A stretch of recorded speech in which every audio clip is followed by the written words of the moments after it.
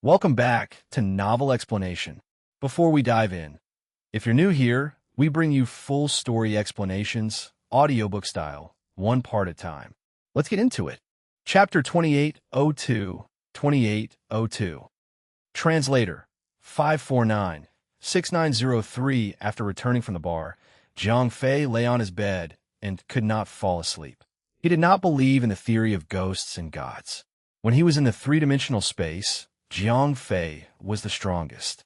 We're just super strong people that ordinary people could not understand. On the other hand, a simple ghost, or rather, a soul, was nothing to be afraid of. It was just a ball of pure, conscious, spiritual energy. As a top-tier spiritual master, Jiang Fei was naturally not afraid of ghosts or souls. However, the strange night on the top floor seemed to be very strange. Jiang Fei was very confused about it. Since Nicole refused to transfer him, he was not willing to give up this job. Then, Jiang Fei could only pretend to be a famous detective. At 5 in the afternoon, Jiang Fei took the elevator and returned to the top floor. Eddie said anxiously when he saw Jiang Fei, "I offended Nicole. She refused to transfer me," Jiang Fei said. Eddie sighed. Then, he said to Jiang Fei, "The first half of the night is generally fine. Just hold on a little longer. Just sit here and don't go anywhere. Wait for me to replace you, okay?" Jiang Fei nodded. Although this Eddie was timid, he seemed to be quite warm-hearted. "Then, I'll be leaving first. I'll try to come earlier tonight. After you make do with it, hurry up and tell Nicole about the transfer tomorrow." Eddie said, "Okay." Jiang Fei nodded. Then, Eddie took the elevator and left. Because it was 5 o'clock in the afternoon, when the shift was over, the sky was still bright at this time. Naturally, there was no problem. As time passed, the sky gradually darkened. Although the top floor could enjoy more than 10 minutes of sunlight, it still won the night. When the sky completely darkened, Jiang Fei sat on the chair and muttered to himself. Time passed by slowly. Everything was normal. Nothing had happened until midnight. When the needle pointed to 12 o'clock, Jiang Fei's heart skipped a beat. At the same time, there seemed to be a slight sound at the end of the corridor. However, at that moment, the elevator door opened and Eddie walked out. "Phew! Thank God you're okay," Eddie said to Jiang Fei. "Why are you here so early?" "There's still an hour before the shift ends," Jiang Fei said to Eddie. "I'm just worried about you. I didn't even eat when I went back. I took a nap and came up," Eddie said. "I'm fine here," Jiang Fei said with a smile. "Forget it. Leave now while you're free. Just come and replace me at 9 o'clock tomorrow," Eddie said. "Okay." Jiang Fei nodded. It was already the middle of the night. Nicole had already gotten off work. She was a manager. It was impossible for her to stay in the office all day. On the other hand, Jiang Fei had to go work at 9 a.m. tomorrow morning. At that time, it would be another story whether Nicole would come or not. Therefore, he could only wait until after work in the afternoon to go and look for Nicole. Fortunately, Jiang Fei was working the day shift tomorrow. It did not matter even if he stayed on the top floor. As long as he did not catch the 1 o'clock shift at night, it would be fine. After handing over to Eddie, Jiang Fei took the elevator back to the 7th floor underground. When he returned to his room, Jiang Fei felt a little sleepy. After all, he had worked the night shift yesterday. Moreover, he had not slept during the day. Lying on the bed, Jiang Fei fell into a deep sleep until he was woken up by the sound of the bell outside the door in the morning. After going to the cafeteria for breakfast, Jiang Fei went to the top floor. After all, Eddie had come to replace him early yesterday. Naturally, he could not deliberately delay the handover until 9 o'clock. When he reached the top floor, Jiang Fei found Eddie sleeping on the table. Jiang Fei called out. Eddie was clearly shocked. "Go back to sleep. I'll take your place," Jiang Fei said. Eddie stretched lazily. Then, he said to Jiang Fei, "You just don't listen to me. If you listen to me, other than going around for a few rounds as a routine, you can just lie here and sleep. There's nothing wrong with that." Eddie looked at Jiang Fei and shook his head. Jiang Fei smiled and did not say anything. "After this shift is over, you should hurry and look for Nicole. If you still come to take over at 1 o'clock in the evening, I really won't be able to save you," Eddie said. "Okay, I'll try my best," Jiang Fei nodded and said. Then, I'll take my leave first. Eddie nodded and took the elevator downstairs. Jiang Fei did what he was supposed to do in this shift. Other than his routine patrol, he sat at the elevator entrance. As it was the day's shift, nothing happened. This is strange. Jiang Fei was very confused. He had been on duty on the top floor for 2 days, but he had not seen anyone alive other than Eddie. If the top floor was in a state of desolation, why would there be 2 security guards here? With doubts in his heart, Jiang Fei stayed up until 5 in the afternoon when Eddie came over to take over. Brother, hurry up and request for a transfer. If not, just resign, Eddie said to Jiang Fei. Jiang Fei nodded and took the elevator downstairs. After going to the cafeteria for a meal, Jiang Fei arrived at Nicole's office. Please come in, said Nicole when she heard a knock on the door. Jiang Fei pushed the door open and walked in. Nicole frowned. I request a transfer, said Jiang Fei. I can't arrange it. No one can replace you now, said Nicole. But I'm in danger now, said Jiang Fei. Nicole nodded. She knew that the security guards on the top floor were always in trouble. After thinking for a moment, Nicole took out a pistol from the drawer and placed it on the table. Take this for self-defense, said Nicole to Jiang Fei. Sister, the top floor is haunted. Jiang Fei rolled his eyes. It's tough to fight ghosts, but it's not bad to give you courage, said Nicole as she pushed the pistol over. Jiang Fei did not stand on ceremony. With an extra weapon, he felt more at ease. He picked up the pistol and took a look. This gun was an energy ammunition. The magazine was full and could fire 50 energy beams. After Jiang Fei put away the pistol, he turned around and left Nicole's office. Then, he returned to his own room. After a drowsy sleep, Jiang Fei realized that it was already a little past 12 o'clock. So, he put the pistol on his waist. Then, he covered it with his clothes and took the elevator to the top floor. Chapter 2803, 2803. Translator, 549-6903. As soon as Jiang Fei stepped out of the elevator, he saw Eddie frowning.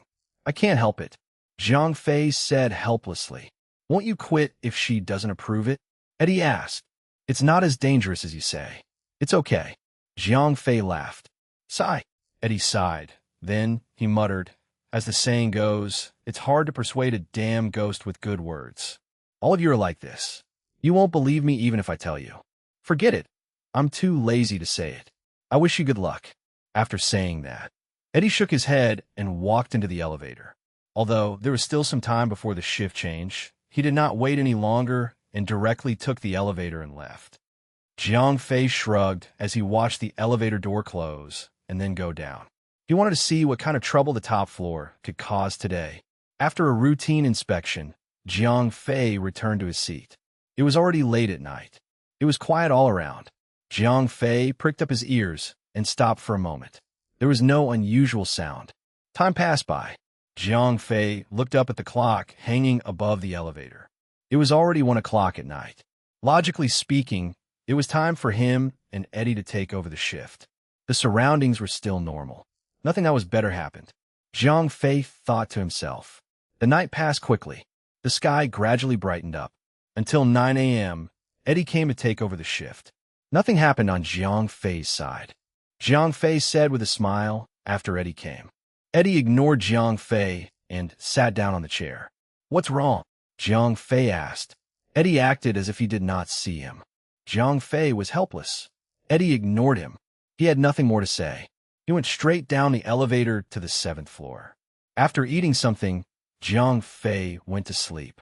At 5 in the afternoon, he came to relieve the shift. Eddie still ignored him. He did not even look at Jiang Fei. Is there a need for that? Jiang Fei rolled his eyes, but Eddie still ignored him. He just left. This time, the night shift was still as usual.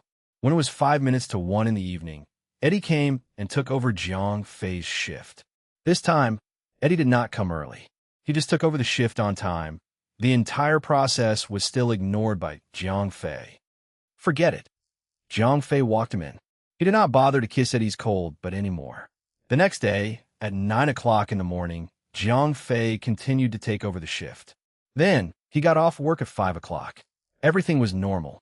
At 1 o'clock in the evening, Jiang Fei came to take over the shift again. Eddie still ignored him and went downstairs to leave. Jiang Fei muttered to himself as he sat on the chair. Very soon, the hour hand passed by a little. However, at that moment, the squeaking sound from the previous room came again. Huh. Jiang Fei's eyebrows immediately stood up. Jiang Fei thought to himself. After 2 days of silence, the voice finally came again. Jiang Fei subconsciously touched the gun by his waist. Ever since it had been in his hands, it had never left his side. Let's go. Jiang Fei was brave after all, although after coming to the Gamma space, most of his presence had been taken away. His courage did not diminish. Jiang Fei took a few steps and arrived outside the room where the sound came from. This time, he did not open the door quietly.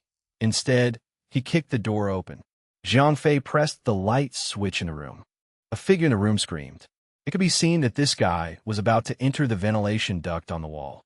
Oh, Jiang Fei suddenly realized. No wonder he did not notice it the last time. The last time he opened the door, he was very careful. Then he stuck his head in and looked inside. He was hesitant again, which gave the guy time to retreat. Today, Jiang Fei directly kicked open the door. However, he did not give the guy time to escape. The guy had just taken down the partition of the ventilation duct. Before he could get in, Jiang Fei turned on the light. The sudden shock made the guy scream. At that moment, Jiang Fei suddenly felt his heart palpitate. He suddenly squatted down, and a figure behind him jumped into the air. Jiang Fei looked up and saw that the person was holding a thin rope.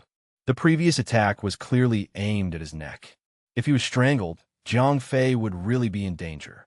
The figure who missed immediately took out a sharp knife and stabbed at Jiang Fei. At the same time, the kid who was originally planning to escape also took out a dagger and pounced on Jiang Fei. Jiang Fei laughed to himself. Since it was not a ghost, but two people, there was nothing to be afraid of.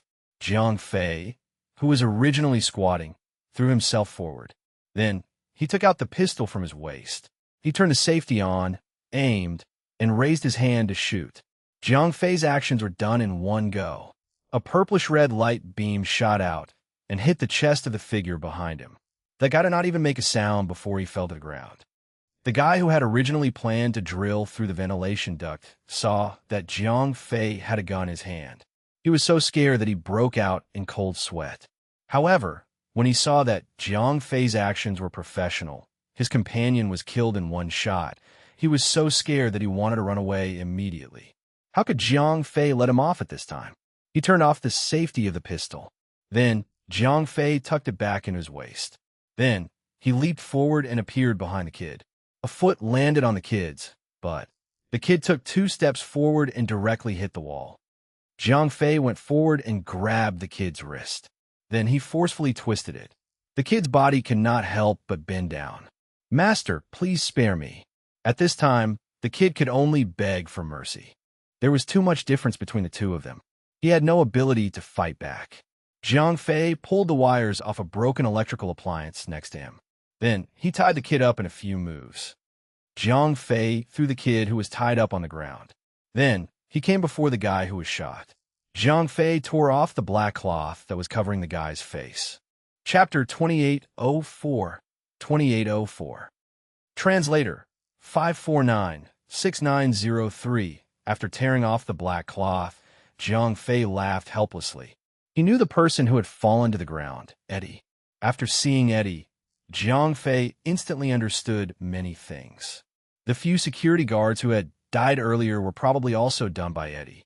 However, he had disguised everything as gods and ghosts. And the security guards who died were all people from slums. For the rich, the death of a poor person was a trivial matter. So whether it was Leviathan or the building of life, no one is deliberately to pursue this matter. They're just going to rehire some guards and fill the positions, which, in their opinion, doesn't matter who they pay, and they're just going to have to replace it. Eddie was already dead. The light beam from the pistol had burned a big hole in his chest. Therefore, Jiang Fei could only ask the remaining kid about the whole thing. As he asked, Jiang Fei walked forward and flipped the kid over. He turned the kid to face him. At this time, the kid's hands and feet were tied together. The stick in the middle was like a roasted pig. What? The kid was already terrified. Jiang Fei asked again. My name is Ruor, the kid said. Ruor, Jiang Fei asked. The kid said. Jiang Fei asked. I.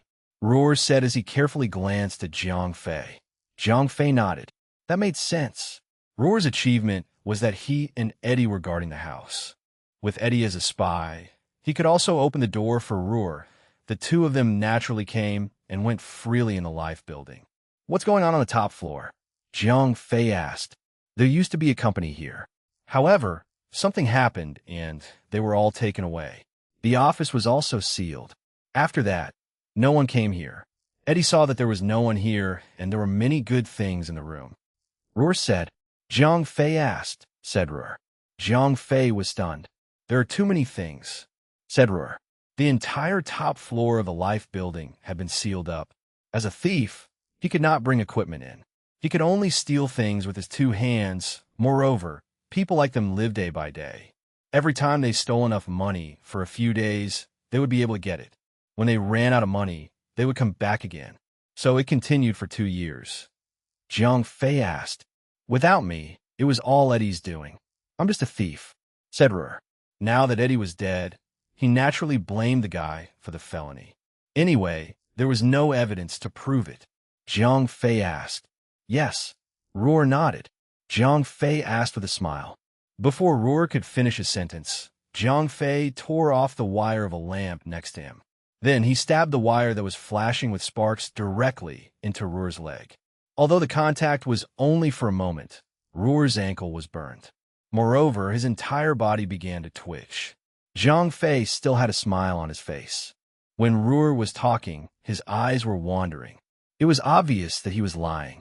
Big brother. After a long while, Ruor finally recovered. At that moment, one of his legs was basically crippled. Ruor knew that he had finally met a true, ruthless person. It's easy to spare you. Tell me everything you know. I just want to work, Jiang Fei said with a smile. I'll tell you. This time, Jiang Fei did not need to ask. Ruor told him everything. Jiang Fei nodded. Other than the top floor, we have also gone to the 3 lower floors. However, other than that, we have not succeeded, especially the sub-top floor. The security there is very tight, Ruor said. Jiang Fei raised his eyebrows. Ruor nodded. Jiang Fei asked. He had noticed before that he could not install the elevator on the sub-top floor. It was probably because his identity card did not have the authority to enter that floor. Moreover, both sides of the stairwell leading to the sub-top floor were also locked from the inside. There was no way to enter from the stairwell. I heard that it is a unit related to the game, said Ruor. Huh? When Jiang Fei heard this, his ears immediately perked up. Did he not come to Gamma Space for the game development team? Big brother, my father. Ruor was extremely afraid of the wire in Jiang Fei's hand. The road to the sub-top level has been blocked, Jiang Fei asked. Ruor pointed at the ventilation pipe. Jiang Fei suddenly understood. Although the sub-top level was already heavily guarded, the development team did not know that people from the 3-dimensional space had entered the Gamma Space. Therefore, they did not have special defenses. Moreover, not everyone could enter the life building. Therefore, this level of defense was considered very strict. From the fact that the other party paid so much attention to the location of the development team, Jiang Fei could tell that this game was definitely not as simple as a game to the Gamma Space. If it was just an ordinary game company, if they developed the game just to make money, they would definitely not have such tight security. When Jiang Fei was on Earth, he had played many games. He had never heard of any game company that was like this. From this, it could be seen that this development team was definitely not ordinary. Even for the Gamma Space, it was very important. Jiang Fei continued to interrogate Ruor. I did not see anything. The vent on the sub-top floor is only one exit. Moreover, it is in the corridor. There are 2 security guards facing the vent. Moreover, there are military police with guns beside it, Ruor said with a sad face. Jiang Fei asked, said Ruor. Jiang Fei said as he stabbed the wire in Ruor's mouth. He had shown that he was too concerned about the sub-top floor. Therefore, he had to kill him to silence him. Chapter 2805, 2805.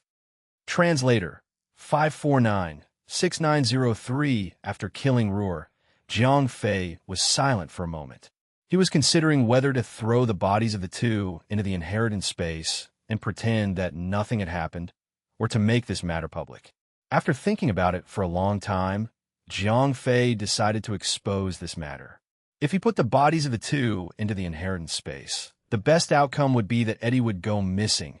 After that, the Leviathan Company and the Life Building did not pay much attention to the matter. In the end, the matter was settled.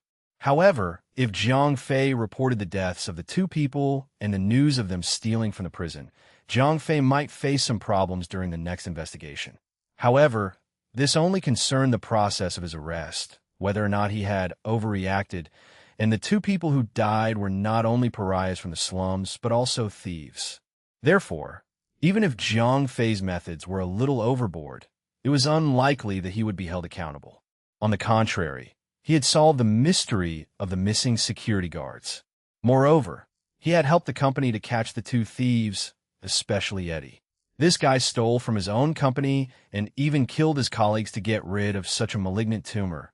It was definitely a good thing for the Leviathan Company.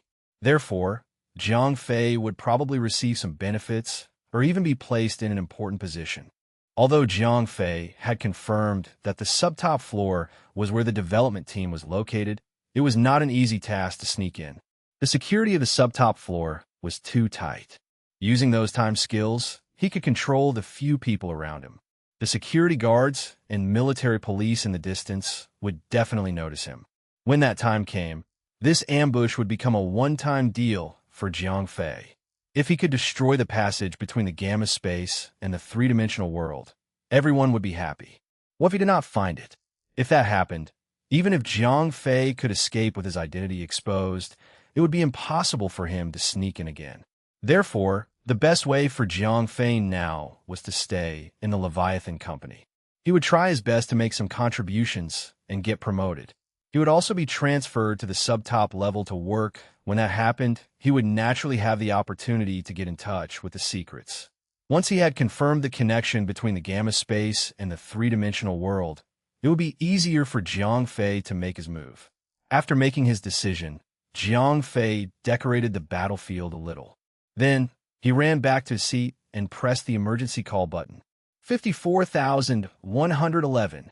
A female voice came from the communicator. 54111 was Jiang Fei's security number in the Leviathan Company. Thieves have been spotted on the top floor. Jiang Fei said, "Casualties? Stay where you are and be careful." The female voice said. Jiang Fei nodded. In just 5 minutes, the elevator came up. As the elevator doors opened, 5 or 6 security guards rushed up. It was obvious that these security guards had been specially trained. They were all big and strong. What happened? The leader of the strong men asked. 2 intruders have been killed, Jiang Fei said. The leader of the strong men was stunned. Then he asked, where are they? Jiang Fei led the people into the room. The strong man led the people to take a simple look at the situation in the room. The room was very messy. It seemed that there had been a very intense fight. However, Jiang Fei had arranged all of this himself. When he had just made his move, it had not taken much effort. However, if he could easily subdue the 2 thieves, there was no reason for Jiang Fei to kill them. Therefore, the scene had to be messy. It was as if Jiang Fei had gone through a life-and-death struggle. Moreover, he had killed the 2 thieves in a critical moment. What happened? The brawny man took the lead to check for a while before Nicole rushed over in a hurry. Nicole was the head of the security department. Although she had already gone home from work, it was impossible for her not to come back after such a big incident. It's Eddie. This kid colluded with the thief to steal from the inside. A few security guards must have found out about his evil deeds, so they were silenced, Jiang Fei said. The brawny man asked. I gave it to him, Nicole said before Jiang Fei could answer. When the brawny man heard that it was Nicole who gave it to him, he stopped talking. Instructor, the crisis on my side has been resolved.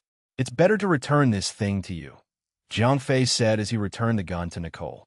Nicole nodded. Without saying anything, she took the gun. The brawny man looked at Nicole and asked. Although Nicole was a young girl, she was the one who had the final say in the security department. Report it, Nicole said after thinking for a moment. Although 2 people had died, these 2 guys were both pariahs from the slums. Moreover, they had brought this upon themselves. Therefore, their deaths were not worth regretting. Moreover, Eddie's death could be considered as an explanation for the deaths of the previous few security guards. A mystery was finally solved.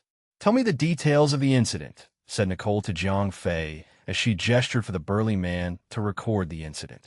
Jiang Fei nodded and explained the entire incident. Other than the process of the battle and the interrogation after the incident, Jiang Fei had told the rest of the story as well. The whole story was true and false. Nicole did not find any flaws after listening to it. "All right, that's it for now. You continue on duty," Nicole said to Jiang Fei. Jiang Fei nodded, and Nicole left with her people. "I don't know what will happen in the end," Jiang Fei muttered, and then continued on duty. Since Eddie had already died, there was naturally no more trouble on the top floor. Jiang Fei waited until around 9 in the morning when an unfamiliar security guard came to take his place. "Brother, I'll take your place. You can leave now," said the new security guard. Jiang Fei smiled. "It's not hard at all. Moreover, I have to thank you, brother. If it weren't for you, no one would dare to come to the top floor. Moreover, those few brothers died in vain," said the security guard. "So I had no choice." Jiang Fei shrugged and said, "Fortunately, Instructor Nicole gave me a pistol to protect myself. Otherwise, I would have really died here." "Yes," the security guard nodded. Chapter 2806, 2806. Translator, 549-6903. Forget it. If they had guns, Eddie would definitely be qualified. Jiang Fei shrugged. The security guard said. Jiang Fei greeted the security guard and went downstairs. After going downstairs, Jiang Fei went to eat, as usual. Then, he went back to his room to catch up on his sleep. Jiang Fei muttered to himself before he went to sleep. After sleeping for a while, Jiang Fei woke up. It was almost 5 o'clock in the afternoon. After tidying himself up, he was ready to go to the top floor to take over his shift. He still had to go to work. Jiang Fei had just opened the door. Before he could leave, he saw Nicole walking over from afar. "Come with me for a moment," Nicole said to Jiang Fei. Jiang Fei nodded and followed Nicole to her office. "Instructor, it's almost 5 o'clock. Jiang Fei asked. "You don't have to worry about that. I've already arranged for someone else to go," Nicole said. Jiang Fei cursed in his heart. Previously, he had wanted to transfer his position, but Nicole had refused no matter what. Now, Eddie had been killed, and the mystery at the top level had been solved. Now, Nicole had helped Jiang Fei transfer his position. Said Nicole without turning her head. Jiang Fei was shocked. Could it be that this girl could read minds? "Don't scold me. I saw that you were so good at fighting, so I purposely let you go to the top floor. I had always suspected that there was something wrong with Eddie. However, he hid it too well. I could not find any evidence. Coincidentally, you came at this time. You were so strong that even the furry bear was no match for you. In addition to the gun that I gave you, I thought that you should be able to catch Eddie. I did not expect that you would kill both of them," said Nicole. Jiang Fei was speechless. He never thought that this young girl in front of him would be so smart. From the beginning to the end, everything was under her control. As they walked forward, Nicole continued to say, "Lord Donner is here. He wants to see you in a while. You should restrain yourself a little. Don't talk nonsense. Do you understand?" Jiang Fei asked. "Just tell the truth." Nicole turned around and rolled her eyes at Jiang Fei. Jiang Fei nodded. At this time, he had already followed Nicole to the door of the office. Nicole did not knock on the door. She just pushed the door open and went in. Nicole said to Donna, who was in the room, "Donna Siga, I don't have anything to be polite with you. Settle your matters and leave this place quickly." "I don't welcome you here," Nicole said calmly. Jiang Fei looked at Nicole and Donna. The relationship between the two of them was clearly not ordinary. Although Jiang Fei was recruited by Donna himself, he was an insignificant person. He was not taken seriously at all. Therefore, Donna did not remember him at all. "Yes, Mr. Donna," Jiang Fei nodded and said. "You have done well this time." Donna first praised Jiang Fei. "Thank you for your praise, sir." Jiang Fei smiled and said. "However, your methods are a little too cruel. You have to be more careful in the future," Donna said. Zhang Fei did not bother to explain because Dona did not intend to punish him at all. It seemed that the matter of him killing 2 people had been settled. Since the matter of killing people would not be pursued, Zhang Fei naturally would not continue to argue that if he did not kill people, he would be killed. I am here to represent the Leviathan Corporation to reward you. This is your reward, Dona said as he took out a stack of money from his pocket. In a Leviathan Corporation, only employees from the slums would be rewarded with money. This was because the employees from the wealthy districts used their credit cards. Only those who came from the slums would be obsessed with cash. Zhang Fei did not stand on ceremony and directly took the stack of money. Other than that, I have one more thing, said Mr. Donner. If it was just to give Zhang Fei a little bonus, he would not have to come personally. Zhang Fei did not speak. He listened quietly. It's like this. The other departments of the Leviathan Company are short of manpower. They want to transfer some people over. Coincidentally, Nicole told me that you want to be transferred, so I plan to bring you over, said Mr. Donner. Zhang Fei was stunned. No, your place of work is elsewhere, said Mr. Donner. Zhang Fei was embarrassed. Although he wanted to be transferred, his goal was to be transferred to the subtop floor of the Life Building. If he was transferred out of the Life Building, wouldn't the development team be even further away from him? Dona saw that Zhang Fei was hesitating. At this time, Zhang Fei could not answer. He said he did not want to? Then, what was his purpose for staying in the Life Building? After all, Zhang Fei's current identity was a security guard who came from the slums. The Life Building did not have any special meaning to him. There was no reason for him to stay here. If others were to suspect him, it would be difficult. That's good. You should pack up. We'll leave now. I'll send you to your new workplace, Dona said. Zhang Fei came out of Nicole's office and returned to his own room. At this moment, Zhang Fei could only pray. He simply packed up his things. There was nothing much. It was just some ID cards and chess cards. After that, there were some personal clothes. When he returned to Nicole's office, Dona was already prepared to leave. However, Zhang Fei saw that his relationship with Nicole seemed to be very awkward. However, Zhang Fei was not in the mood to gossip about the relationship between Mr. Dona and Nicole. He was taken away by Dona from the 7th floor and arrived on the ground. For the next 2 weeks, you will have to work at the Life Extension Center. There are more rules there. You have to be more careful, Dona reminded Zhang Fei as they walked. Zhang Fei's heart skipped a beat. If they were going to this place, it would be a great opportunity for him. Chapter 2807. 2807. Translator 549-6903 today to accompany his daughter-in-law to do a postnatal checkup. The whole process also had to hold the child. Is really tired dog. Take a day off. Chapter 2808. 2808. Translator 549-6903 Initially, Zhang Fei was very resistant to this transfer because he was already very close to the subtop development team. However, when Dona told him that the department he was about to enter was the Life Extension Center, Zhang Fei's thoughts changed. Although at this moment, Zhang Fei was very close to the subtop development team, it was not easy to sneak in. If he was not working at the subtop level, it would be difficult to enter in such a tight security environment. The only way was to force his way in. Forcing his way in was a one-time deal. Whether he succeeded or not, it was a gamble. If he failed, although Zhang Fei was confident that he could escape unscathed, it would be extremely difficult for him to sneak into the Life Building again. Even if Zhang Fei was transferred to the subtop level to work, he was just an ordinary security guard. There were very few areas where he could move about. He relied more on watching and listening to gather information there. Moreover, he could not act too brazenly. Currently, Zhang Fei's understanding of the development team was close to zero. It was too risky to act rashly. Moreover, the benefits were very low. Therefore, it was not wise. It was time to understand the secrets of the Gamma space. Understanding the mysterious Life Extension Center was not necessarily a bad thing for Zhang Fei.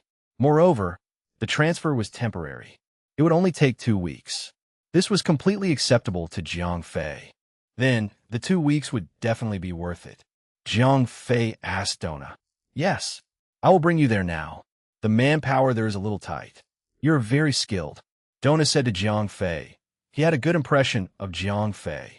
Although this guy was a little ferocious, he had the ability and ability. This kind of talent was exactly what they needed at the moment.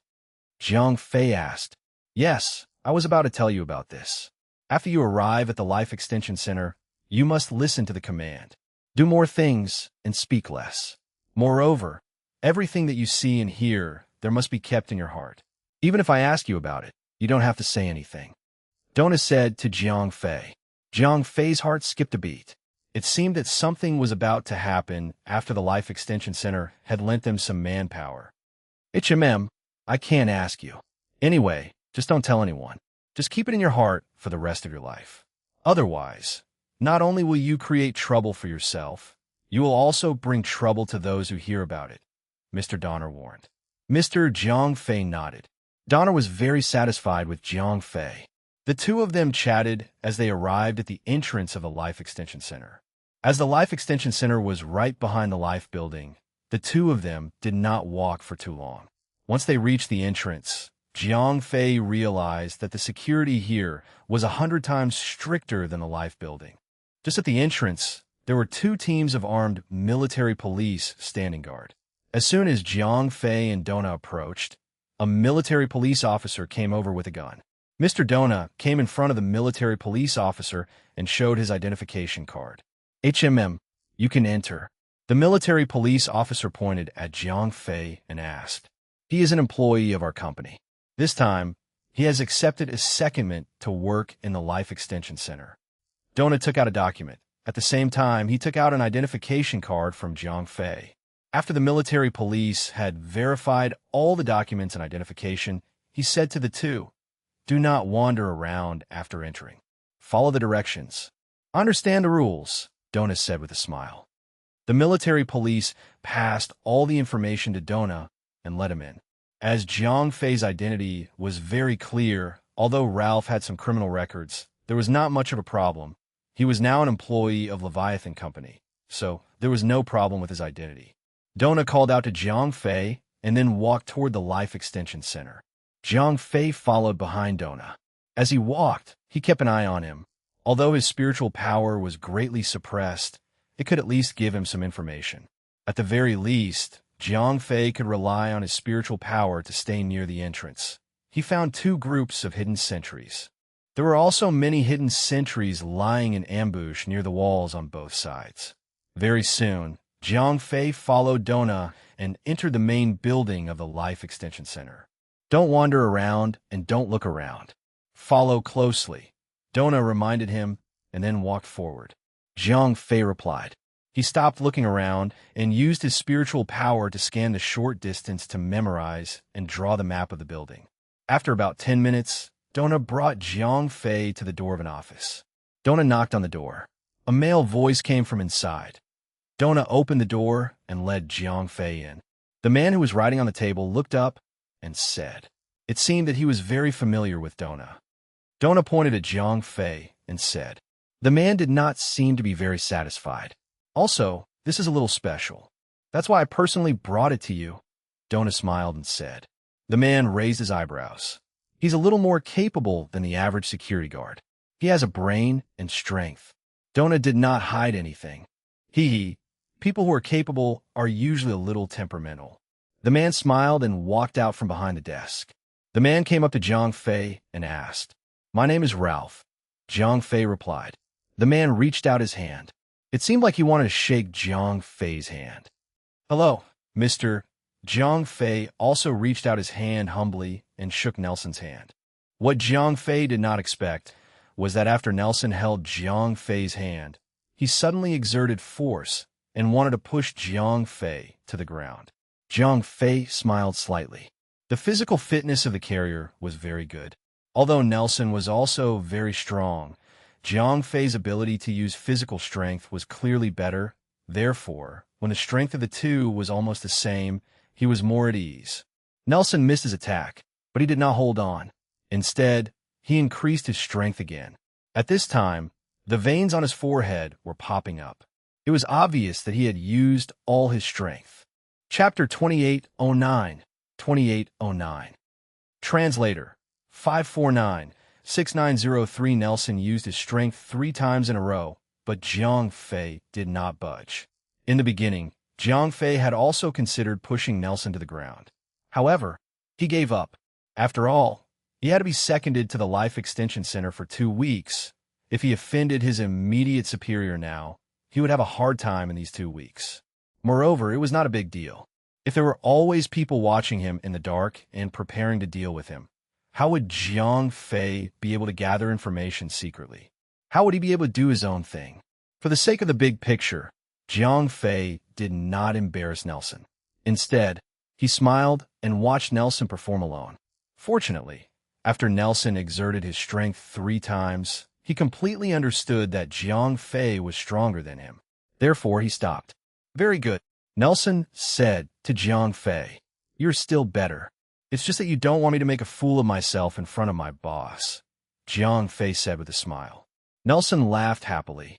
Although he knew that Jiang Fei was complimenting him, Nelson knew Dona too well. This old man's eyesight was very sharp. How could this matter be hidden from him? Even so, Nelson was very satisfied with Jiang Fei's attitude. All right, I will send the remaining security guards to you this afternoon. Dona saw that Jiang Fei was so good at making trouble, so he was relieved. Then, I won't send you off, Nelson said. Dona nodded and walked out. How is it? Said Nelson as he smiled at Jiang Fei. Based on Jiang Fei's performance just now, he had a good impression of Jiang Fei. Mr. Donner told me to follow your orders. Do more things and speak less. Everything that happens here must be kept in my heart. I'm not allowed to say anything to the outside world, said Jiang Fei honestly. Yes, Nelson nodded. Don't worry, Mr. Nelson. I'm a very tight-lipped person. I won't say anything, Jiang Fei said. Yes, Nelson nodded.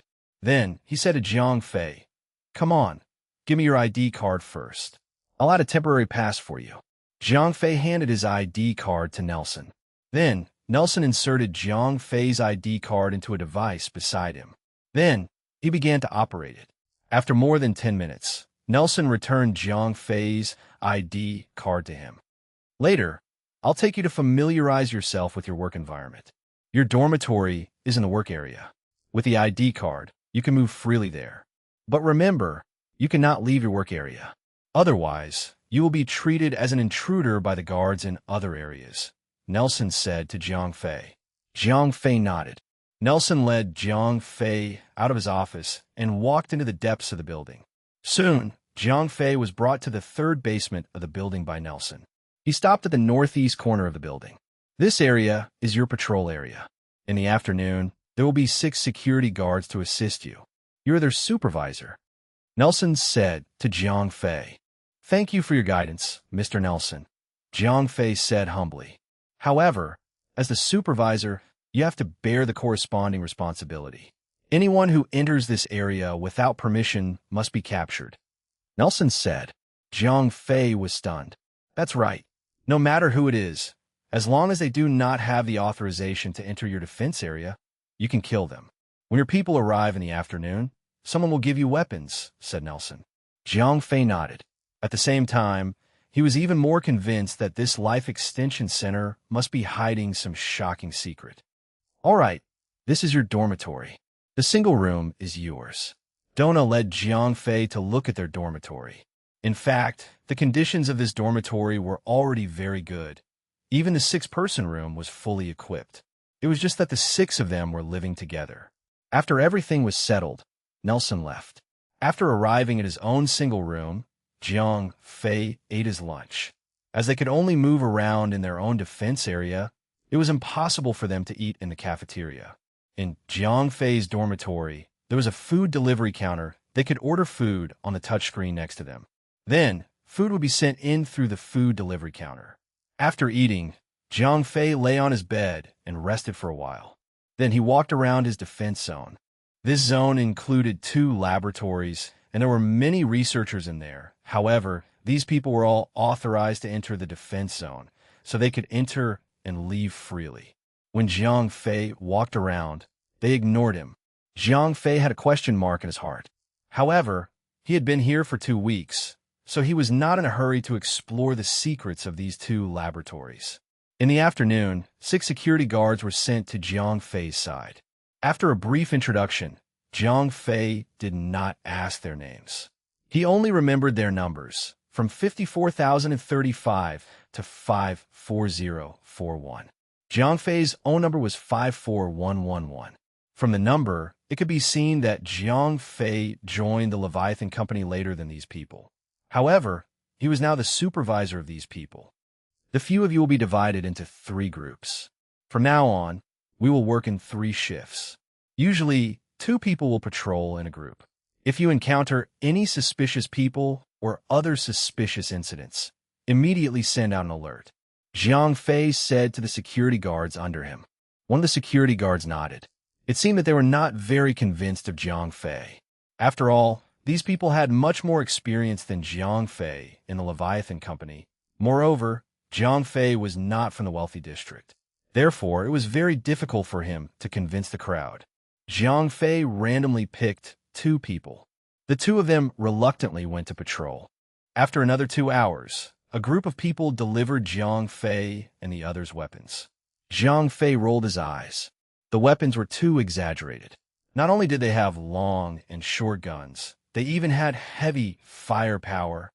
What are they doing? Jiang Fei frowned. These weapons did not look like they were meant for the daily security guards. Instead, they looked like they were meant for the military outposts. Chapter 2810. Translator 549-6903. After the person who delivered the weapons to Jiang Fei and the rest, they also gave them a simple training. As these weapons were all individual equipment, it was not difficult to use them. Jiang Fei and the rest quickly learned how to use and maintain them. One of Jiang Fei's security guards asked, "Why are you asking so much? I'm giving it to you. Just take it." "What?" The person who delivered the weapons rolled his eyes at the security guard. No. The security guard said with a smile, "Isn't that all? Quickly familiarize yourself with the use of these weapons." After saying that, the person who delivered the weapons left. A security guard asked Jiang Fei. Jiang Fei shrugged. However, he had some thoughts in his mind. The Gamma space was only so big. There was only one regime. There was no war between countries. Therefore, the ruler's armed security guards probably had only one purpose. They were going to attack the security officer. Jiang Fei thought. This question puzzled Jiang Fei. Forget it. Let's not worry about it for now. Jiang Fei took a deep breath and began to familiarize himself with these weapons. If a battle really broke out in a few days, these weapons would be his tools for self-defense. In the next few days, everything went as usual. Nothing happened. Jiang Fei played with the weapons in his hands every day in his defense zone. The 6 security guards under him were divided into 3 shifts. They took turns to be on duty in the defense zone. Jiang Fei smiled softly as he wiped the guns in his hands. In the defense zone, although there were no entertainment facilities, the few security guards were able to entertain themselves. After all, they were all from the bottom level. They were all people from slums. Moreover, they were able to work as security guards. They must be people from the slums. Otherwise, normal people would not be able to do so. Therefore, these people naturally had the habit of gambling. When they were not on duty, they would gather together to gamble. However, Jiang Fei never participated in it. Time flew by. Another 3 days passed. One day, Jiang Fei was playing with a gun in his hand. The 4 security guards in the room next to him were also playing with money. At this time, the entire building suddenly flashed with a red alarm light. At the same time, the broadcast in the building also rang. All security personnel, please pay attention. All security personnel, please pay attention. Intruders have been discovered in the main building. Please immediately bring your weapons and set up defenses in your own defense area.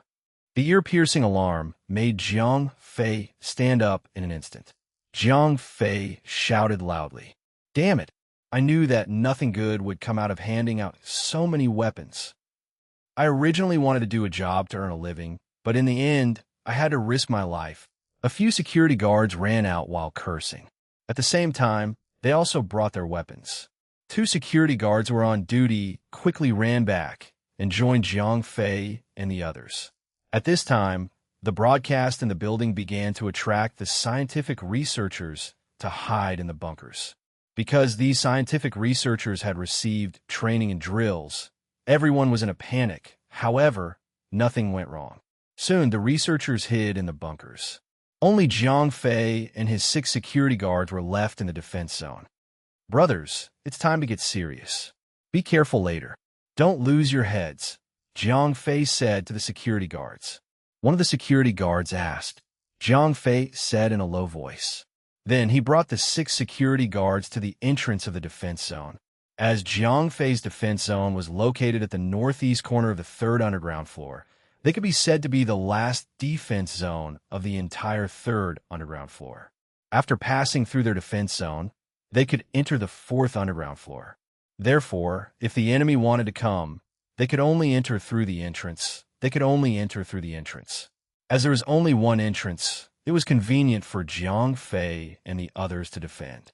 They hid behind the cover and added heavy weapons. Following that, Jiang Fei took out a small communicator from his body. This was the equipment that every security captain was equipped with. Apart from being able to communicate, it could also accept the unified command of the higher-ups. At that moment, Jiang Fei's communicator first displayed the position of the intruder. The large red had already broken through the 1st level of the ground and entered the lower level. Moreover, the intruder was still moving forward at a very fast speed. Jiang Fei muttered to himself. As time passed, the red dot broke through the 1st level of the ground and entered the 2nd level of the ground. Then, it broke through the 2nd level of the ground and entered the 3rd level of the ground. Jiang Fei estimated the time briefly. From the moment the red dot broke through the door of the Life Extension Center to the 3rd underground floor, it took about 2 hours. It would not take long for them to arrive in front of Jiang Fei and the others. Jiang Fei said in a low voice. The few security guards replied. However, Jiang Fei could see that the security guard was sweating.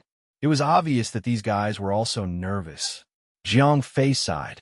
Based on the quality of these security guards, it was impossible for them to survive the next battle. At this time, the faint sound of gunfire could be heard from afar. Jiang Fei tightened his grip on the rifle in his hand. He lowered his body and prepared himself for the upcoming battle. Boom! Boom! As the sound of gunfire approached, the figure of the enemy finally appeared in front of Jiang Fei and the others. The first to rush over were a few warriors holding rifles. These people were all wearing helmets. It was hard to tell what they looked like. However, their tactical movements were very standard. These people should be the clone army under the sheriff's command. Although Jiang Fei did not provide the sheriff with 100,000 souls as promised, he had still bewitched a portion of the people. Although there were not as many as 100,000 souls, there were still hundreds or even thousands of people. These well-trained soldiers advanced very quickly. In the blink of an eye, they had entered the range of Jiang Fei and the others.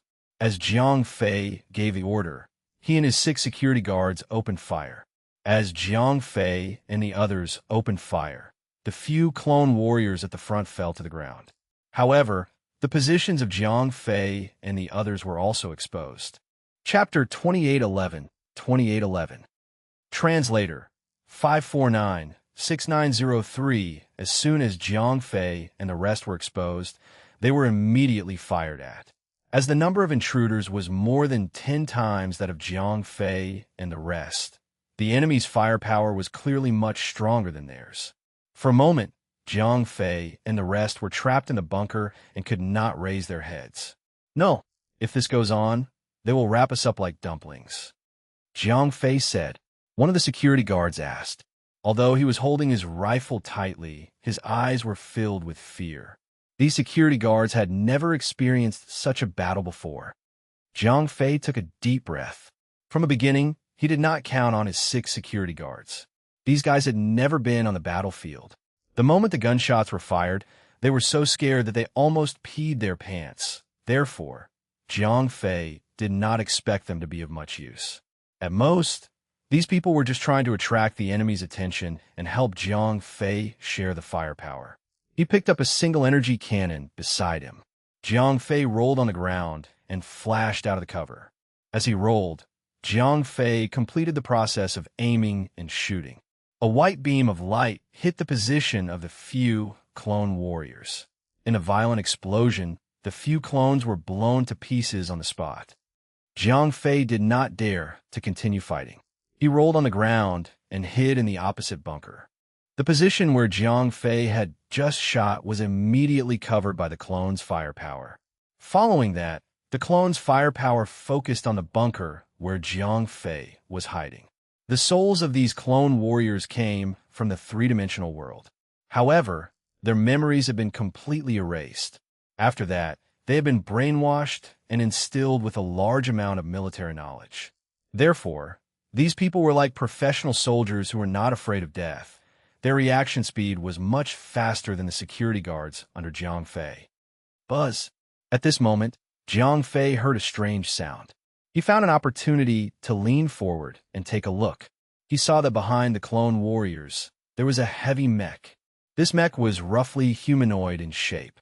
It also had legs and feet. However, it did not have a protruding head. The cockpit was just at the chest area. There was a huge glass window. From the outside, one could see the pilot inside. The mech was equipped with heavy firepower. Its left hand held a heavy energy cannon, while its right hand held a 6-barreled energy cannon. At the same time, there was a missile launcher behind it. It could be said to be a walking arsenal. Damn it!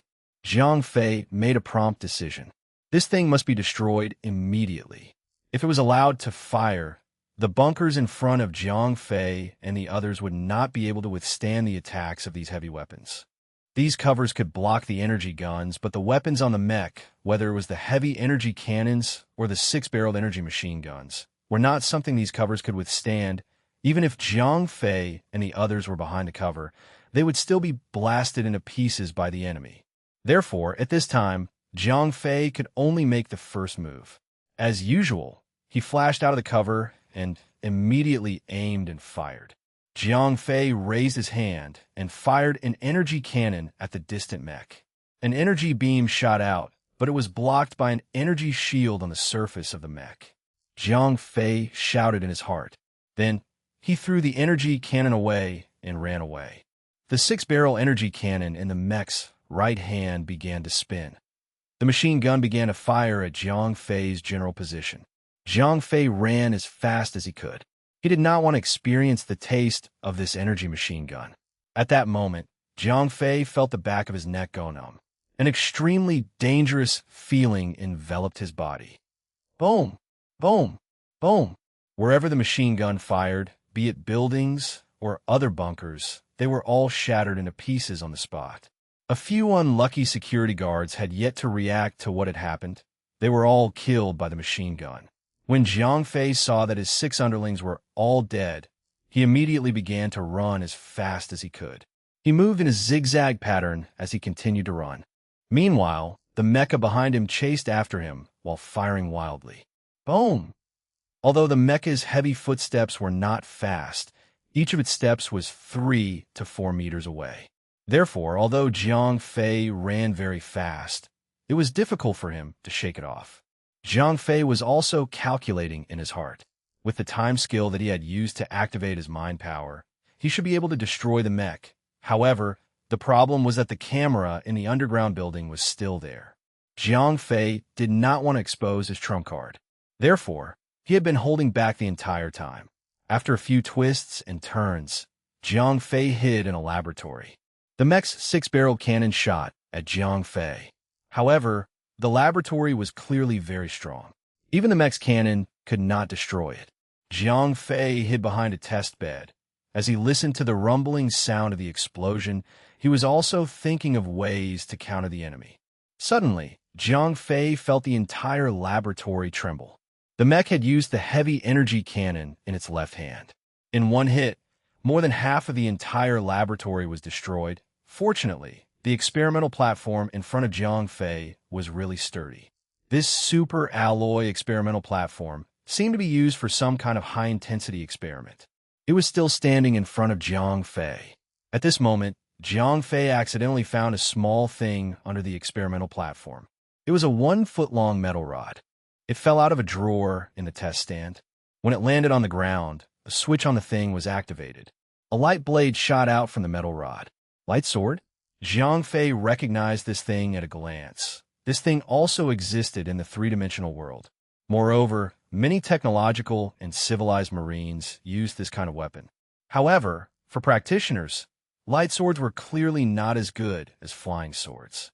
The lightsabers had clearly become Zhang Fei's most handy weapon. Zhang Fei pounced forward and grabbed the lightsabers in his hand. At the same time, he muttered to himself, "Looks like I have to play with my sword today." As the heavy energy cannon had not been able to destroy the experimental platform, the pilot did not waste any more energy bombarding it. Instead, he piloted his mech and circled around in an attempt to find Zhang Fei and kill him. However, at this time, Zhang Fei was already holding the beam saber in his hand. He was ready for battle. Chapter 2812, 2812. Translator, 549-6903. Following a sound that sounded like a whistle, the mech went around to the back of the test bed. The pilot inside the test bed looked over, but he did not find Zhang Fei. However, at that moment, Zhang Fei leaped up from the top of the test bed. At the same time, the beam saber in his hand stabbed straight at the cockpit of the mech. Buzz! The mech's shield automatically activated when it was attacked. The energy shield collided with the beam saber in Zhang Fei's hand. Zhang Fei's sword did not have any effect. Damn it! Zhang Fei took a step back and swung the beam saber in his hand at the mech again. Buzz! The shield flashed once again and canceled out Zhang Fei's attack. A thick mechanical arm came crashing toward Zhang Fei with the sound of the wind. Clearly, the mech's counterattack had hit. Zhang Fei tilted his body slightly to dodge the mech's attack. At the same time, he slid to the back of the mech. Another sword slashed down and hit the shield on the back of the mech. Boom! Following the sound of heavy footsteps, the heavy mech turned around. However, Zhang Fei had already circled to the back of the mech. Zhang Fei's beam saber danced nonstop. He slashed at the mech's shield one sword after another. Although it was not effective, Zhang Fei knew in his heart that his attacks were effective. This was because every attack would deplete the energy of the mech's shield. As long as the energy was depleted, he would be able to harm the mech itself. At this moment, Zhang Fei actually did not have much of a choice. When he was engaged in close combat with the mech's energy weapons were all useless. Neither the energy cannon nor the energy cannon would be effective. However, if he were to pull away from the mech would be able to unleash its full power. At that time, Zhang Fei would be chased like a stray dog. Zhang Fei, who was attacking from the outside, could not feel the shield depletion of the mech. However, the pilot inside was different. At that moment, his ears were filled with alarms. At that moment, the shield strength of the mech was only left with 30%. The beam saber in Zhang Fei's hand was not an ordinary item. This was the latest high-energy beam saber that had been developed. Its power was very terrifying. Even the heavy-duty shield generator on the mech would not be able to withstand it for long. Damn it! What is that thing in its hand? The mech pilot complained as he tried to control the mech to stomp Zhang Fei to death. However, Zhang Fei was just too agile. At that moment, although Zhang Fei's body was only a carrier of the strength of a special forces soldier, he had too much combat experience. With his exquisite footwork, he only needed to move a very small distance to dodge the mech's attack. Under such conditions, he was able to move around the mech continuously. Moreover, he seemed to be able to do it with ease. On the other side, Zhang Fei slashed down a few more times, causing the mech's shield to be lowered to a critical point. No, the mech's pilot made a prompt decision. He immediately opened the hidden button on the handle and took out the red button. Following the 4 flames, the 4 missiles on the back of the mech were fired. Then, they turned around in mid-air and went straight for the mech itself. Zhang Fei did not expect the pilot of the mech to be so ruthless. He actually used the missiles to hit himself. At this moment, if Zhang Fei wanted to run again, it was already too late. He was only a special forces soldier. No matter how fast his reaction speed was, he could not keep up. Even if he ran with all his might, he would not be able to escape the shockwave of the missile explosion. Jiang Fei thought to himself. The missile had already landed. The shockwave of the explosion spread out. At the critical moment, Jiang Fei immediately activated the time barrier. A light blue barrier opened up, freezing everything in the surroundings. At that moment, Jiang Fei quickly ran into the distance. Jiang Fei did not activate time reversal to adjust his position. The main reason was that he had been circling around the mech for 8 seconds. No matter what time he returned to, he was still within the range of the missile's explosion. Therefore, Jiang Fei immediately activated the time barrier, freezing everything around him. After quickly running to a bunker, Jiang Fei canceled the time barrier. Although it was only for a short 2 to 3 seconds, the time barrier consumed a lot of his mental strength. At that moment, Jiang Fei felt that his mental strength was almost half empty. Jiang Fei thought to himself. After removing the time barrier, the explosion continued.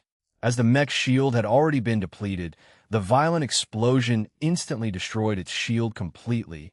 Moreover, the mech itself had also suffered some damage from the explosion. The energy cannon on its left arm had already been disabled. Sparks were flashing on it. Although the energy cannon on its right arm was still fine, the movement of its arm was not very flexible. The pilot heaved a sigh of relief.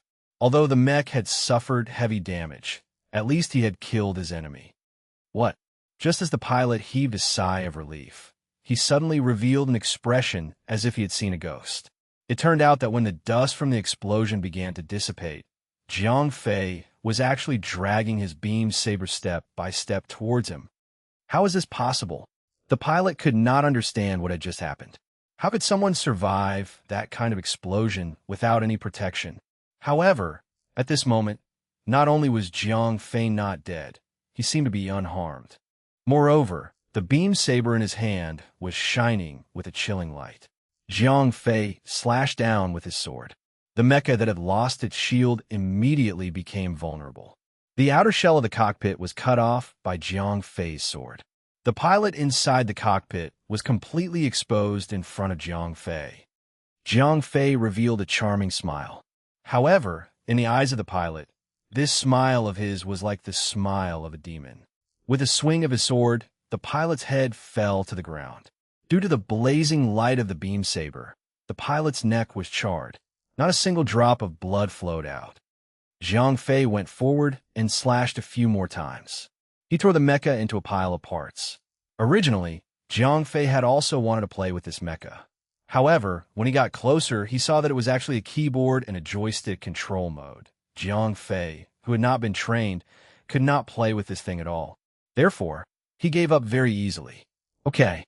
Chapter 2813, 2813. Translator, 549-6903. After destroying the mech, Jiang Fei quickly returned to his own defense area. At that time, the security guards under him had all died. Other than the mech, the intruders had already entered the 4th underground floor. Jiang Fei wondered. The intruders had all rushed down. There was no one guarding the entrance at all. This meant that the intruders had no intention of retreating. Suddenly, Jiang Fei rolled his eyes. Since the intruders had already entered the 4th underground level, why did he not follow them down? Perhaps he could even discover the secret of the Life Extension Center. Thinking of this, Jiang Fei temporarily turned off the beam saber in his hand. Then, he leaped and entered the 4th underground level. Da-da-da-da. Boom boom. The sound of gunfire and explosions could be heard from afar. One could even vaguely hear the roar of mecha movements. Clearly, these intruders carried more than one mecha. Jiang Fei carefully went over. Fortunately, the intruders did not leave anyone behind to cover the rear. Although he did not know what their goal was, this at least provided Jiang Fei with a convenient way to approach. Because these intruders were in the front, exchanging fire with the security personnel, Jiang Fei's approach was not noticed by anyone. He carefully hid in a corner. He quietly watched the 2 waves of people in front kill each other. Jiang Fei thought to himself. Anyway, these people were fighting each other. To him, it was a dog-eat-dog battle. Whoever won or lost, Jiang Fei did not want to get involved. Through his observation, Zhang Fei found out the true scale of these intruders.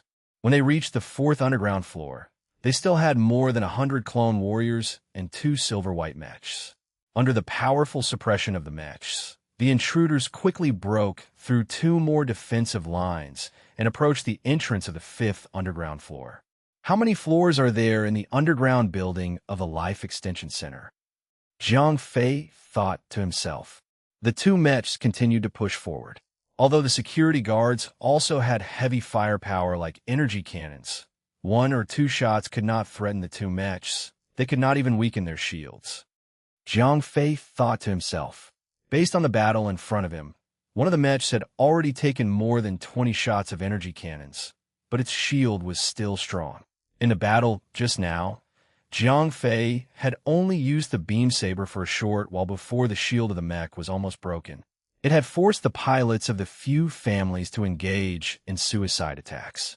From this, it could be seen that the beam saber in Zhang Fei's hand was definitely powerful. Following the bombardment of the mech's energy cannons, soon, the last defense line of the 4th floor was destroyed. The security personnel were all blown to pieces. Quick! Quick! The leading clone warrior shouted loudly. More than 100 clone warriors passed through the tunnel one after another. They entered the 5th underground floor from the 4th underground floor. As soon as these clone warriors went down, they were ambushed. 7 to 8 people were killed on the spot. However, these clone warriors were after all super soldiers who had been instilled with combat skills. Therefore, they quickly steadied themselves. After the mech went down to the 5th underground floor, the intruders' counterattack began. With the powerful firepower of the mecha, the security personnel and military police who were blocking the intruders at the entrance were quickly eliminated. The intruders began to push forward while Zhang Fei quietly descended to the 5th underground level. From the body of a dead clone warrior, Zhang Fei saw a rifle and picked up a few grenades to carry with him. Although the beam saber was a sharp weapon, long-range weapons were also necessary. Quietly following behind the intruders, Zhang Fei continued to push forward with them. Soon, the intruders had penetrated through the 5th underground floor and entered the 6th underground floor. From the 6th underground floor onwards, there were no more guards from Leviathan Company in the Life Extension Center. Instead, there were only military police. Zhang Fei thought to himself. As they were all professionally trained military police officers, and their weapons were more sophisticated than the security guards, the resistance of these people became even more complete. Quick! Quick! The leading clone warrior shouted loudly. 55 minutes? Zhang Fei was confused.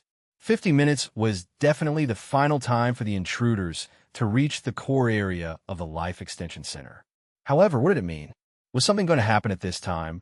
Or would the Archon's reinforcements arrive? Zhang Fei was very confused. If the reinforcements arrived after 55 minutes, it would be easier to understand. However, if something important was going to happen, it would be difficult to guess. Zhang Fei took a deep breath and continued to follow behind the intruders. He followed them forward steadily. The gunfire in front of them became even more intense. Soon, one of the mecha was destroyed on the spot. When Zhang Fei passed by, he could see the thick smoke rolling inside the mecha. The pilot had already been burned into a pile of charcoal. Like the other clone warriors who had died in battle, these dead intruders were not bothered at all. The remaining intruders were still moving forward rapidly. After sacrificing the lives of 1 mech and over 20 clone warriors, these intruders finally broke through the defense of the 6th underground floor and arrived at the entrance to the 7th underground floor. Following the order, the clone warriors opened the way again. At this moment, the only mech had already become the treasure of the invaders. It cannot be easily damaged. As expected, the moment the clone warriors went down, they suffered a violent blow. At the entrance to the 7th floor, they had indeed set up an ambush. Charge! Charge! The clone warriors charged forward without fear of death. Under their powerful attacks, they quickly seized the entrance of the 7th floor, even though they had paid the price of nearly 50 people. At that moment, there were still more than 30 intruders left, as well as a slightly injured mech. Zhang Fei was very confused. With just these people, even if they had made it here, they would not be able to get out alive. They had risked their lives to make it here. It was definitely not for sightseeing. Chapter 2814, 2814. Translator, 549-6903. With all sorts of doubts in his heart, Jiang Fei did not show himself. Instead, he continued to observe in the dark. After these intruders had reached the 7th level underground, they did not stop. Instead, they continued to advance forward. The 7th level underground was already the lowest level of a life extension center. Jiang Fei looked around. There were no more scattered laboratories in the 7th level underground. This place was close to the entrance. There were all kinds of defensive fortifications. It was obvious that the defense of the 7th underground floor was much stronger than the upper floors. The sound of gunfire rang again. The intruders had launched their final attack. Listening to the deafening sound of gunfire, Jiang Fei could clearly tell that the battle on the 7th underground floor was more difficult than before. However, now, the intruders were only left with more than 30 people in a mech. Could they really break in? Jiang Fei asked hesitantly. However, at that moment, a loud sound suddenly rang in Jiang Fei's ears. Following that, a violent shockwave came. If Jiang Fei had not hidden behind the solid cover, he would have been sent flying. Damn it! Jiang Fei cursed himself. The shockwave from a violent explosion earlier had caused him to feel a little sluggish. Just now, these intruders had finally used their ultimate move. They had detonated a super bomb. The power of this bomb was too strong. It had directly destroyed the defense of the military police on the opposite side. More than half of the military police inside had also been killed by the explosion. As for the intruders, although they had done it on purpose, the power of the bomb was too strong. More than 10 clone warriors who had taken cover in advance came out, as well as the mech. The remaining 20 or so clone warriors were also killed on the spot. Just as the shockwave from the explosion had passed, the mech began to fire wildly. The soldiers and policemen who had lost their cover were already heavily injured. At this time, they had no strength to resist at all. In the blink of an eye, they were all annihilated. Wong.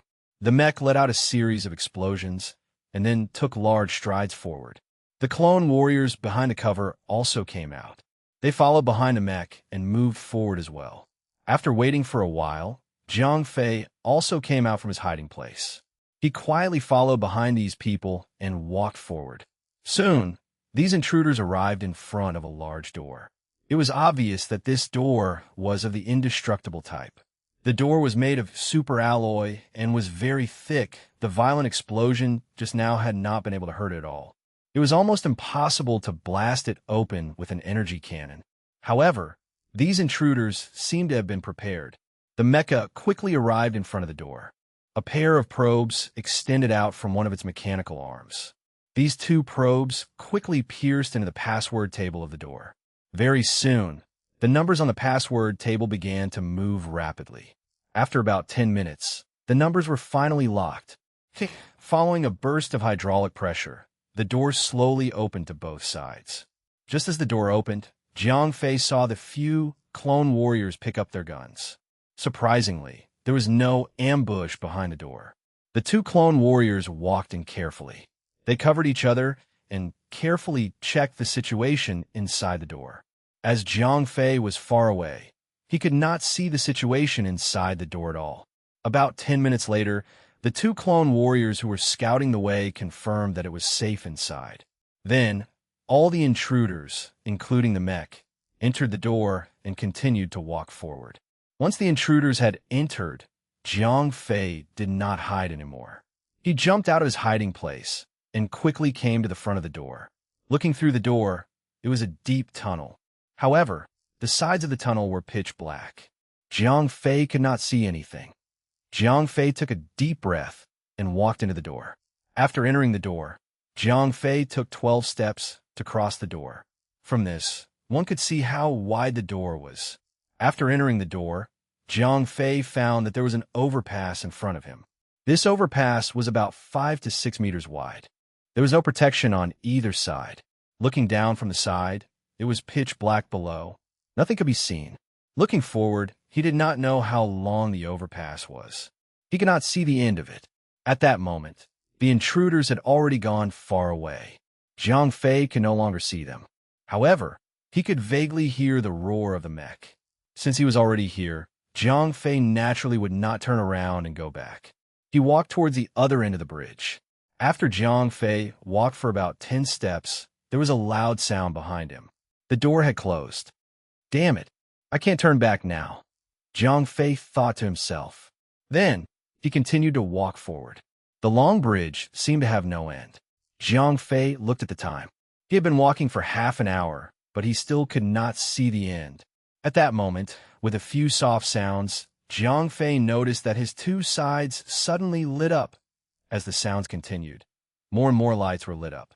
Not only were the two sides lit up, but even Zhang Fei's feet were also lit up. Looking down from the side of the overpass, Zhang Fei was instantly stunned. Zhang Fei's eyes were wide open because there was a huge space under the overpass. It was densely packed with cultivation cabins, and these cultivation cabins were all filled with small babies. There were men and women in these babies. Their eyes were closed. It was obvious that they were in a dormant state. What was going on? Zhang Fei thought to himself. Through his previous understanding, Zhang Fei knew that cloning humans in the gamma space was a serious offense. Anyone who selfishly carried out cloning experiments would be sentenced to death.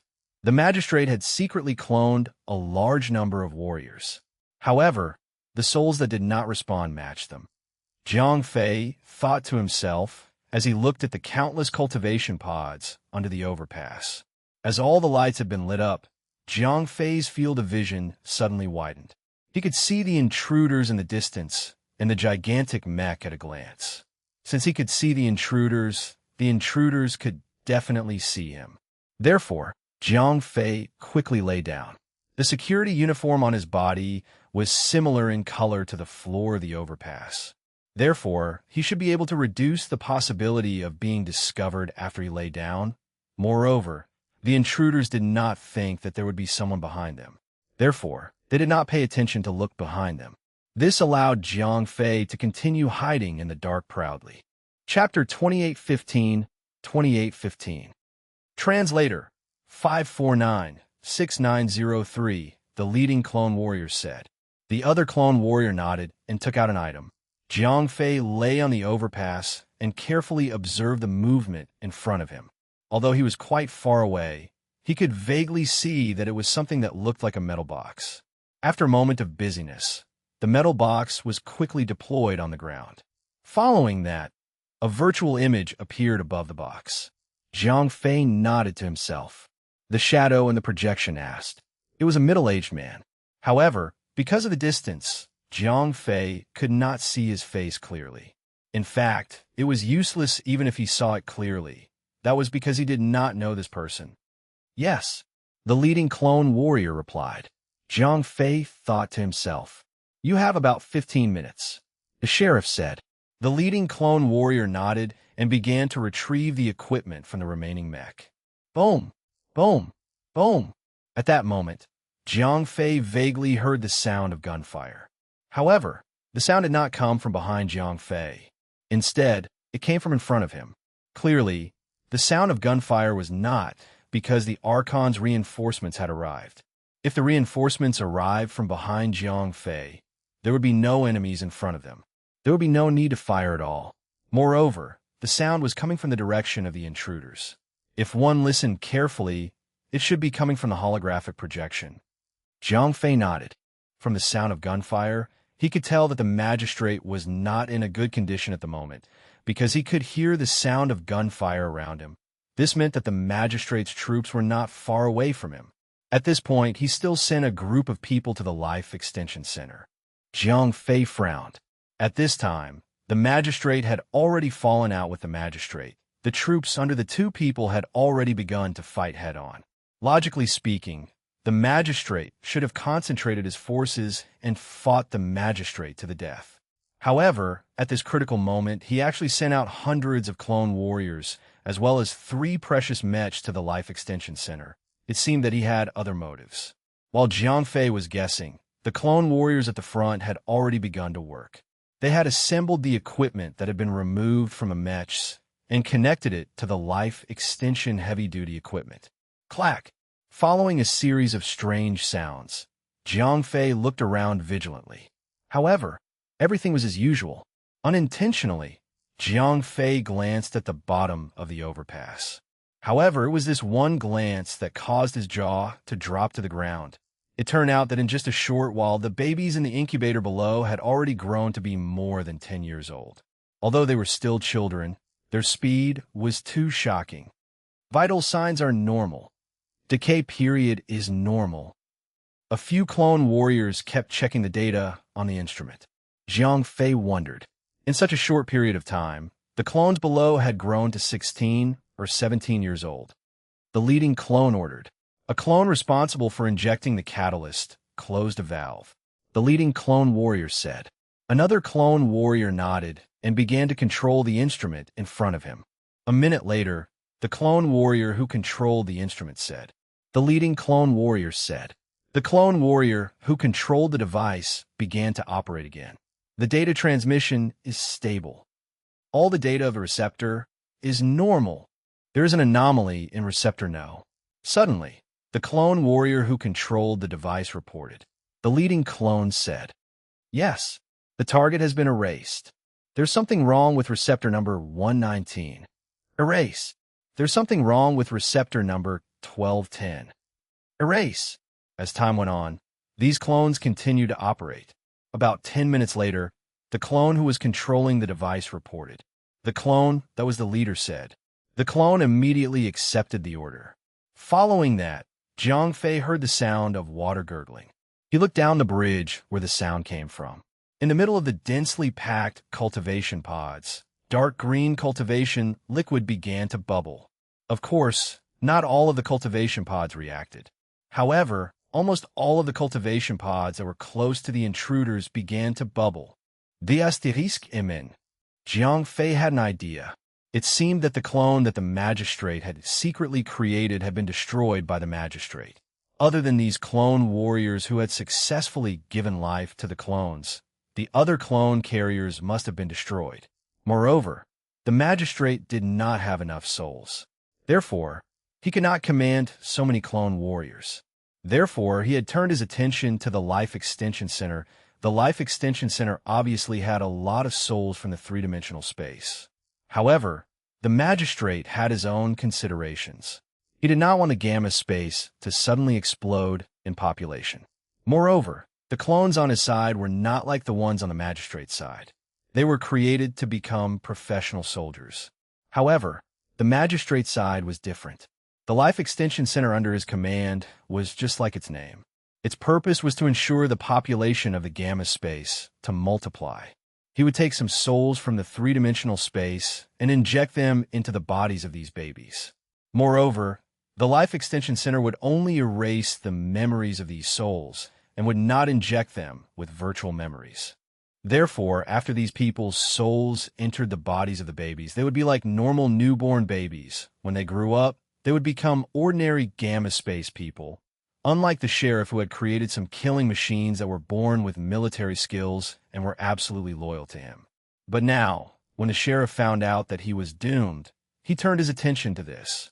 He used the catalyst to quickly catalyze the babies and make them grow up quickly. Then he took the empty souls stored in the Life Extension Center and implanted them with memories.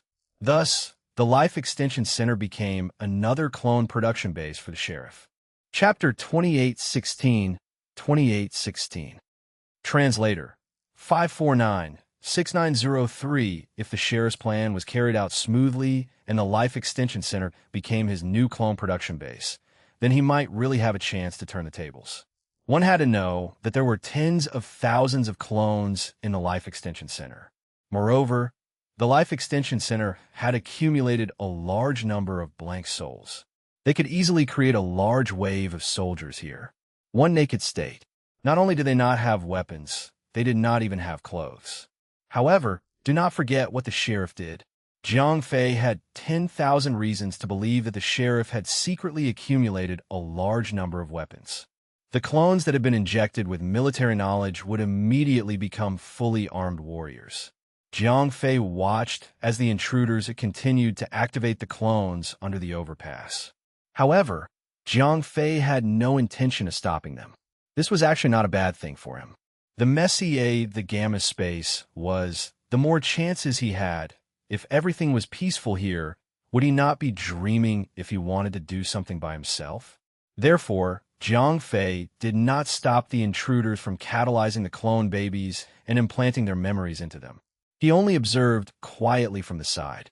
As time passed, Jiang Fei could vaguely hear the noise outside the gate.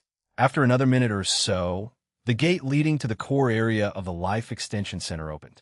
The heavy gate slowly opened with the sound of hydraulic pressure. At the same time, Jiang Fei turned around and rolled down the overpass.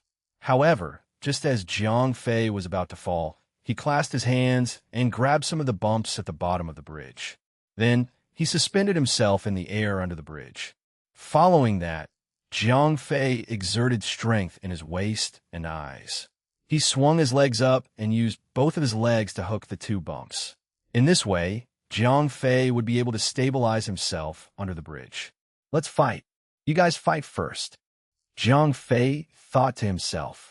He did not want to be sandwiched between these two groups of people. If that happened, even if he had great abilities, he would still be the first to suffer. On the other side, Jiang Fei had just reached the bottom of the overpass when the huge gate was completely opened. With a roar, a group of armed police officers rushed in. But it was indeed a barrage of machine guns that greeted these military police. Long before the door opened, the remaining mecha had already been prepared to attack. Its energy machine guns had already started spinning. The door opened, and the military police had just charged in when they were met with a barrage of machine guns. The dozens of military police did not even have time to react before they were blown to pieces by the machine guns. There was nothing they could do. Although these soldiers and police officers were also well trained, the overpass was so narrow. Where could they hide? When the machine guns were fired at them, these people were instantly killed on the spot. Damn it! The officer outside the gate roared. Just now, he had lost more than 1/3 of his men. Quick, call for reinforcements. The officer immediately shouted. On such a narrow bridge, if a mecha blocked the way, it would definitely be a one-man blockade. It would be impossible to break through with just human strength. As they were unable to break through the blockade of the mechas, both sides were in a stalemate. The military police under the Archon sealed the main doors. In any case, there was only one exit to the core building of the Life Extension Center. Then the intruders would not be able to escape. Very quickly, 20 minutes passed. During this period of time, the intruders had once again catalyzed a large number of clone warriors. Buzz! At this moment, the roar of mechas could be heard from outside the main entrance. It was very obvious that the Archon's troops had also mobilized mechas. The leading clone warrior asked. Around 11:000, another clone replied. The leading clone nodded, then said, "Activate the final plan." The other clone warriors immediately began to fiddle with another instrument. At the same time, the clone warrior piloting the mech began to control the mech to walk towards the direction of the main gate. The machine gun began to fire. However, this time, the mech did not want to fire at the main gate to suppress the soldiers who were about to attack. This time, its target was the overpass near the main gate. Jiang Fei could vaguely hear the sound of braking. Although the overpass was very strong, one must not forget how exaggerated its span was. The bridge itself had to bear a huge amount of power. Therefore, under the constant bombardment of the energy machine guns, the bridge was soon damaged and cracks began to appear on the bridge. The asterisk emin. What are these guys doing? Jiang Fei was also dumbfounded. Could it be that these guys wanted to play the game of mutual destruction? Jiang Fei did not want to die with them. Just as Jiang Fei was about to move, the military police outside the door began to attack. The one at the front was also a mech. This mech was brand new. Not only was its shield intact, but both of its arms were also fully equipped. Unlike the clone's mech, which had already lost an arm, the heavy energy cannon was no longer able to fire. The clone's mech began to shoot forward in an attempt to suppress the opponent's attack. However, The military police's mech did not care about this at all. It withstood the opponent's attack and took large strides forward. The energy cannon in its hand also began to fire back. Boom! Boom! Boom! The two mecha began to shoot at each other. However, it was clear that the clone's mech was already injured. In such a head-on clash, it was clearly at a disadvantage. Even so, the clone warrior who was piloting the mech did not budge an inch. He stood there firmly and continued to attack the opponent's mech. At that moment, Zhang Fei noticed that a burst of violent light erupted from the side of the clones. Following that, his mind power detected a violent spatial fluctuation. At that moment, Zhang Fei's mind power was greatly suppressed. Even so, he could clearly feel the spatial fluctuation. A teleportation portal? With a slight sense, Zhang Fei discovered that the clones were fiddling with something. Diasteriskemen. No wonder they kept charging in. Zhang Fei suddenly realized he had not thought of this before, because after entering the gamma space, Zhang Fei had not heard of any spatial technology here.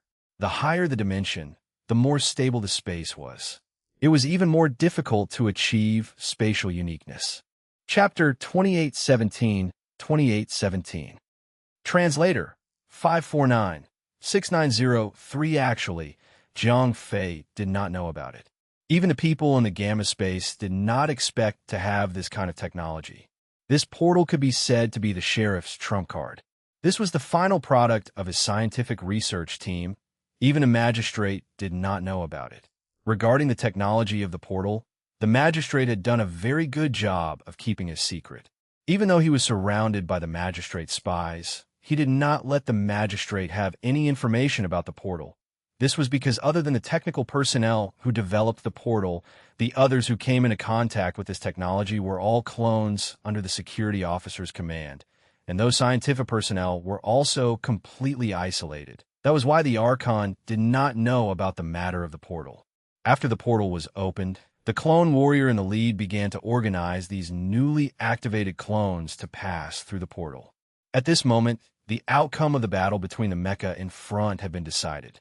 After all, the mecha on the clone side had been heavily injured previously. Hence, after the exchange of shots, it was unable to survive the opponent and was directly destroyed. The pilot in the mecha was also unable to escape. He was directly killed within the mecha. Although the military police's mecha had won, its fate was not much better. Before the joy of victory could be enjoyed for 3 seconds, the trestle under its feet suddenly broke. Long before the military police's mecha attacked, the clone's mecha had already destroyed the trestle near the door. It had just experienced another round of intense artillery fire. The trestle that was already weakened could no longer bear the weight of the mecha. The trestle began to collapse, and the military and police mecha on top were the first to be unlucky. One had to know that the trestle was dozens of meters high from the ground, and this type of mecha did not have the ability to fly. In addition to the fact that the mecha itself was extremely heavy, the outcome could be imagined. With a loud bang, the military police mech was smashed into a discus. The pilot inside attempted to eject, but was smashed down by the debris of the trestle falling from above. The chances of survival were not very high. Crack, crack, crack, crack. Boom, boom, boom. The long trestle did not have a bridge pier in the middle, nor did it have a steel cable pulling it. When it was in good condition, it would be fine. However, once it started to break, there would be a chain reaction. As the trestle continued to collapse and was about to reach him, Zhang Fei had the urge to curse. Who did I offend? I'm just watching the show. Zhang Fei cursed angrily. Then, before the trestle broke in front of him, he took the initiative to let go of his hands and feet and let himself fall. In midair, Zhang Fei used all his strength to turn himself over and face the ground. At a height of tens of meters, although Zhang Fei's body had the strength of a special forces soldier, if he fell like this, no matter what kind of shock absorption and shock absorption skills he used, he would definitely die from the fall. Fortunately, other than experience points, Zhang Fei had also been able to cheat after coming to the gamma space. Although his mental strength was greatly restricted, he still had at least 4 skills to use. When Jiang Fei was about to fall to the ground, he activated this skill and teleported himself back to half a second ago. As such, Jiang Fei's height from the ground was reset to about 3 meters. Moreover, after the reset, his downward speed was not preserved. Therefore, he fell from a height of 3 meters in an instant. A height of 3 meters was not a problem for Jiang Fei, who had the body strength of a Special Forces soldier and extremely high experience in martial arts. He squatted down slightly and rolled on the ground. Jiang Fei had removed his strength. Although he had landed safely, the bridge was still collapsing. If he continued to stand there, Jiang Fei would be smashed to death even if he did not fall to his death. Jiang Fei was slightly hesitant. He had 2 options now. The first was to run in the direction of the main entrance. He would definitely be able to reach the base of the wall smoothly. It should be safe there. Once the military and police forces had completely taken control of the place, he would only need to reveal his identity as a security guard. Then, he would be considered safe. The other way was to follow the clones and sneak into the portal. Whatever happened after that would be up to him. As time was running out, Jiang Fei did not have time to think about it carefully. He could only rely on his intuition. Wealth comes with risk. Jiang Fei immediately decided to sneak into the portal with the clones. However, if he wanted to enter the portal, he would have to pay a price. F***CK. Jiang Fei cursed and quickly took off his clothes. There was nothing he could do. The clones that had just been activated were all naked. If Jiang Fei was wearing his clothes, he would not be able to fool them. After taking off his clothes, Jiang Fei covered his arms and blended into the crowd of clones. After all, there were more than 10,000 clones that needed to go through the portal. It was impossible to check with just a dozen clone warriors. In addition to the limited time, they only needed to maintain order. Jiang Fei was able to blend in easily. When he passed through the portal, Jiang Fei felt as if the world was spinning. As the portal technology had just been developed, its stability was not very good. Jiang Fei found that he was surrounded by clones that were vomiting. As the Life Extension Center only produced clones to maintain the population of the Gamma space, the clones produced here would eventually be released into society. Therefore, their physiques were all random. They were not like the clones produced by the sheriff. Each of them was a strong warrior. Therefore, after passing through the portal, the clones could not stand still like Jiang Fei. Each of them looked very weak. All right, when you're done puking, go over there. A few clone warriors stood on the containers around them to maintain order. Jiang Fei looked around. This was a small open-air square. There was a pool next to it. The water in the pool was about waist deep. Some of the clone warriors were driving the clones who had just passed through the portal into the pool. Regardless of whether they were men or women, they were all washing up together. Then, they rushed to the other end of the pool. There was a large number of battle uniforms there. It was obvious that they had been prepared beforehand. Jiang Fei followed the crowd into the pool. After a simple cleaning, he came to the opposite bank and put on his clothes. Chapter 2818. Translator 549-6903. The clone warrior beside him urged the newly activated clones. Jiang Fei followed the crowd to the small square on the west side. There were already thousands of newly activated clones gathered there. As Jiang Fei had already put on his combat gear, his arm was completely covered. Therefore, he did not have to worry about his identity being exposed. Jiang Fei mingled among the crowd. Like the other clones, he was expressionless. He stood there without looking away. Then, the clone warriors came to distribute the weapons. As it was the last troop, the sheriff had invested a lot this time. He took out all the weapons that he had hidden all these years to arm the newly activated clones. However, these clones' physical attributes were relatively average. If he could use the clone warriors that he had created back then, the effect would definitely be better. Unfortunately, the sheriff's clone factory had already been destroyed by the military police. Moreover, because he lacked a soul back then, he had a large number of clone bodies, but he was unable to activate them. Very quickly, Jiang Fei obtained his own weapon. It included a pistol, a rifle, 2 grenades, and several energy magazines. It was obvious that Jiang Fei and the newly activated clones were all used as cannon fodder. As for the original clone warriors, they would pilot mechs or become commanders to lead these ordinary clones in battle. As the batch of clones that had been cleaned put on their battle uniforms and walked into the square, they all received their weapons and lined up in formation. As they had been instilled with military knowledge when they were activated, although these clones had just been activated, they all looked well-trained. These newly activated clones were still quite different from the real clone warriors. The leading clone commander asked. A clone warrior reported. The clone commander nodded. These clones were all the results of their raid on the Life Extension Center. It was all worth it. More than 10,000 warriors. This was a very powerful army. It was enough for the sheriff to have the power to fight against the magistrate. The clone commander ordered. The clone warriors below had already become basic officers. They immediately divided the 10,000 clones into several combat teams. These newly activated clones could quickly form a fighting force. About 20 minutes later, Jiang Fei set off with this clone army. He was divided into the 432nd Commando Team. There were a total of 22 members in the team. Then, he was led by a clone warrior. Other than these 500 commandos, there were more than 30 mechs and more than 100 combat vehicles in the entire clone army. Such a large-scale army started from a place far away from the city and headed straight for the city. At this moment, the magistrate was in a precarious situation. It was also in a precarious situation. If this clone army could not arrive in time, then the magistrate would be in trouble. This time, the consul's retracting action was too sudden. The magistrate who had been under surveillance did not receive any news at all. He was directly blocked by a large number of military police in his official residence. He also received the news that his secret factory had been raided. If it was not for such a trump card, then the magistrate could have basically declared defeat. After all, the consul had been watching him for too long. He had only started retracting the net when he was fully prepared.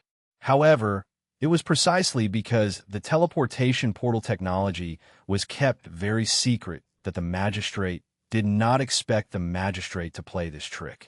Hence, he let down his vigilance towards the Life Extension Center, allowing the magistrate to make a comeback at the critical moment. Another sentence. The magistrate, who once again had a huge army in his hands, now undoubtedly had the qualifications to fight back.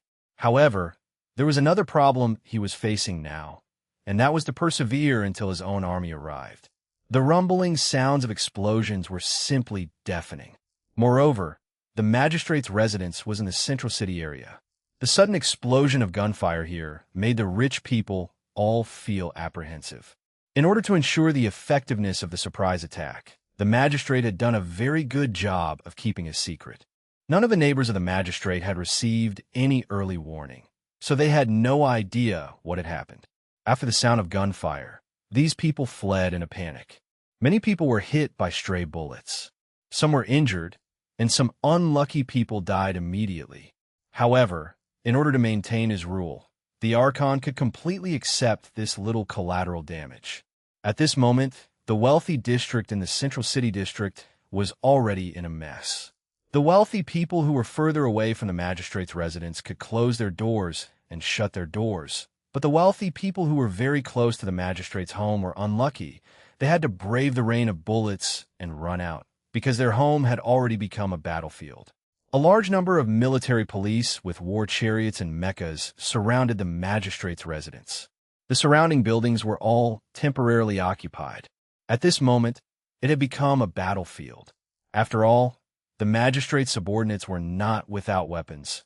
His home even had 2 mechas, so the energy cannons were constantly retaliating. The surrounding buildings were soon destroyed beyond recognition. The battle at the magistrate's house was very intense. At this moment, Nina was hiding in the basement with her father. Nina asked worriedly. The magistrate said as he looked at the ceiling. At this moment, he had no other choice. Once he fell into the hands of the magistrate, he would die without a doubt. No matter which world or which dynasty, treason was a capital crime. Subverting the regime was an extremely risky move. If you succeeded, you would be the new king. The original ruler had 10,000 reasonable reasons. There were 10,000 laws that could tear you into pieces. Since ancient times, treason had been a heinous crime. The rest, including murder and arson, were negotiable. However, if you wanted to overthrow me and kill me to become the ruler, there was no room for negotiation.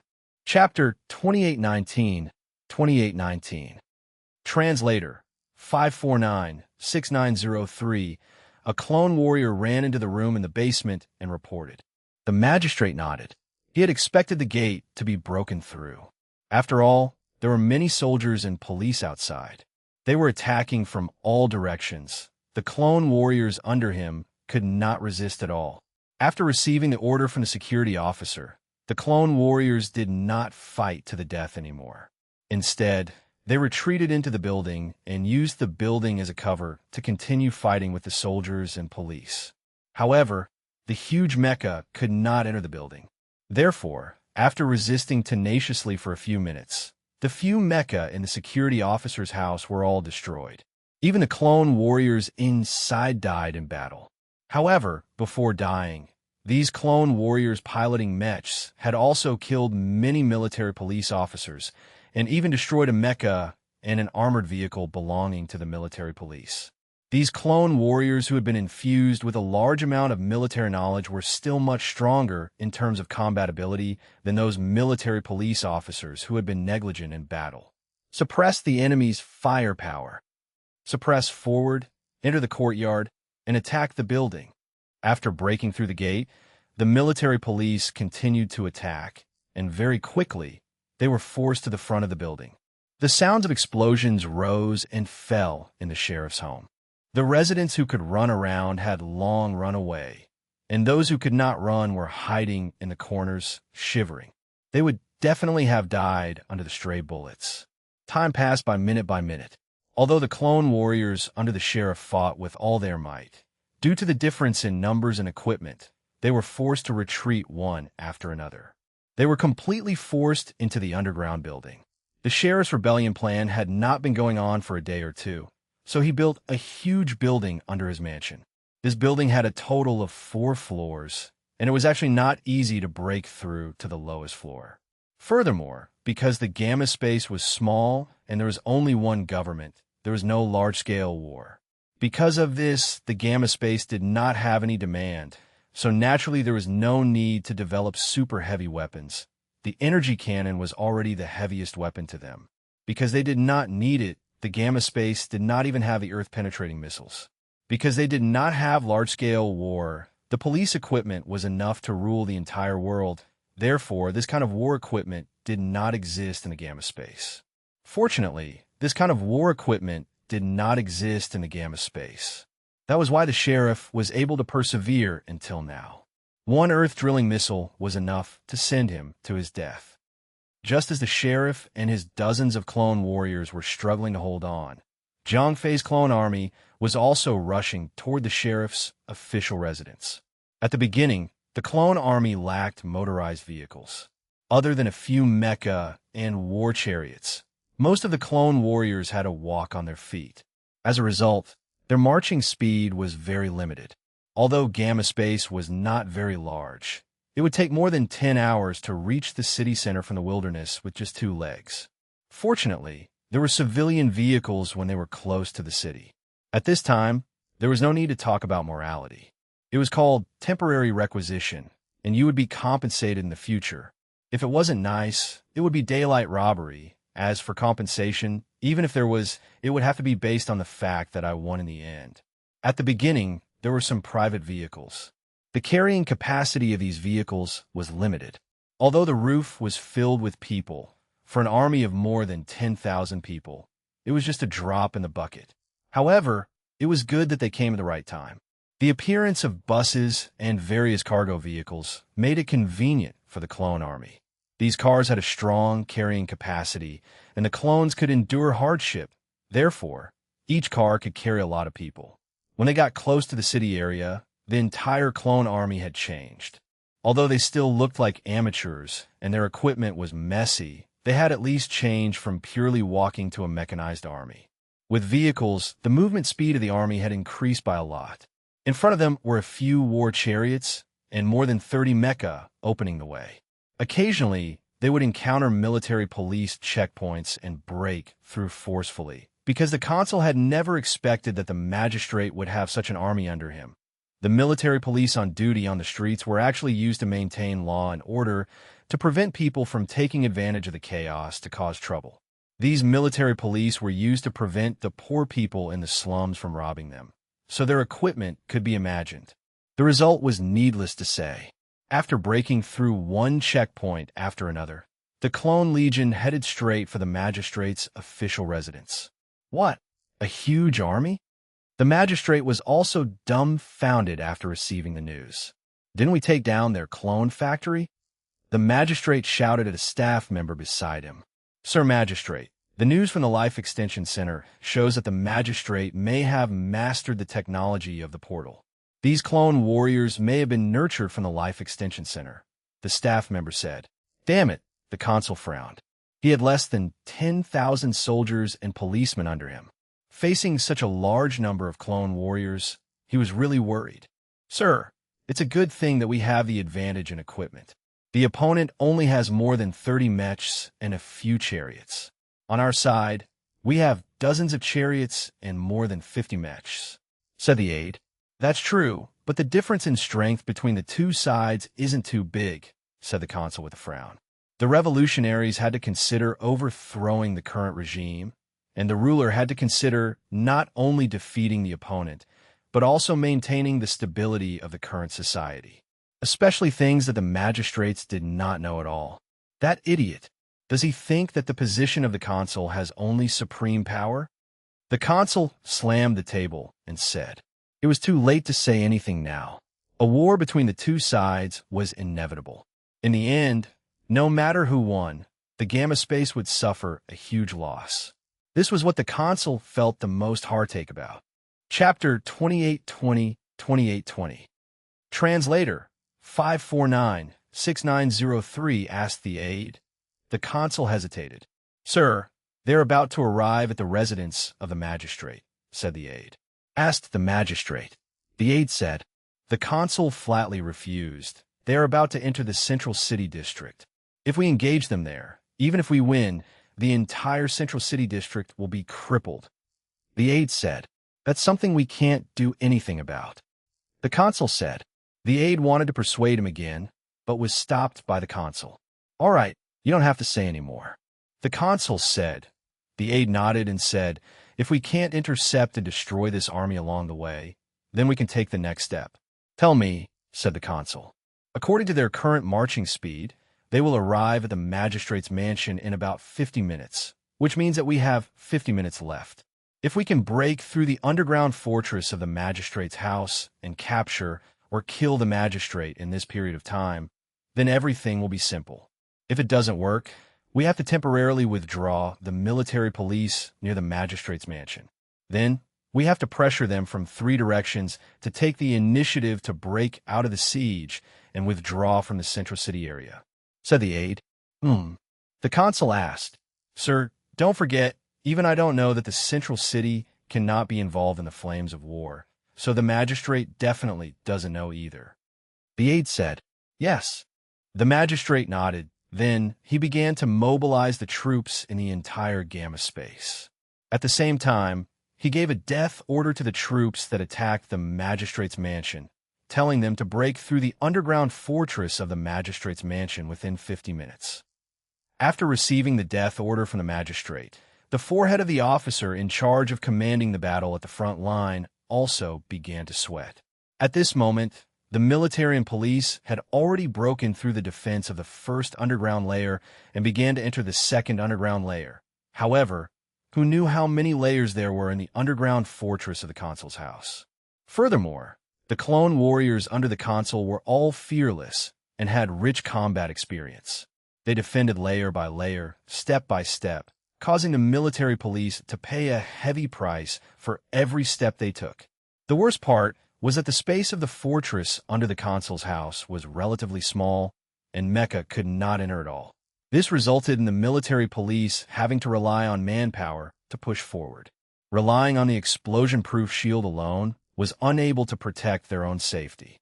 Thus, in the process of pushing forward, the casualties of the military police were actually very heavy. Colonel Lamov, the magistrate has only given you 45 minutes. Please end the battle as soon as possible, the secretary of the magistrate said to the officer in charge of commanding the battle. I understand. You can retreat to the back first. Lamov wiped the sweat off his forehead, then asked a staff officer beside him, how was the underground battle now? Reporting, Colonel, we have advanced to the middle section of the second floor, but the casualties of the troops are a little serious. The warriors at the front request to send more energy cannons over to suppress the enemy's firepower, the staff officer reported. Lamov nodded and then ordered, send the third echelon into the underground building. At the same time, send 5 individual energy cannons over. Make sure to break through the defense of the second floor within 10 minutes. The staff officer nodded and went to give the order. Soon, a pair of military police officers brought their equipment into the official residence of the security officer and entered the underground building.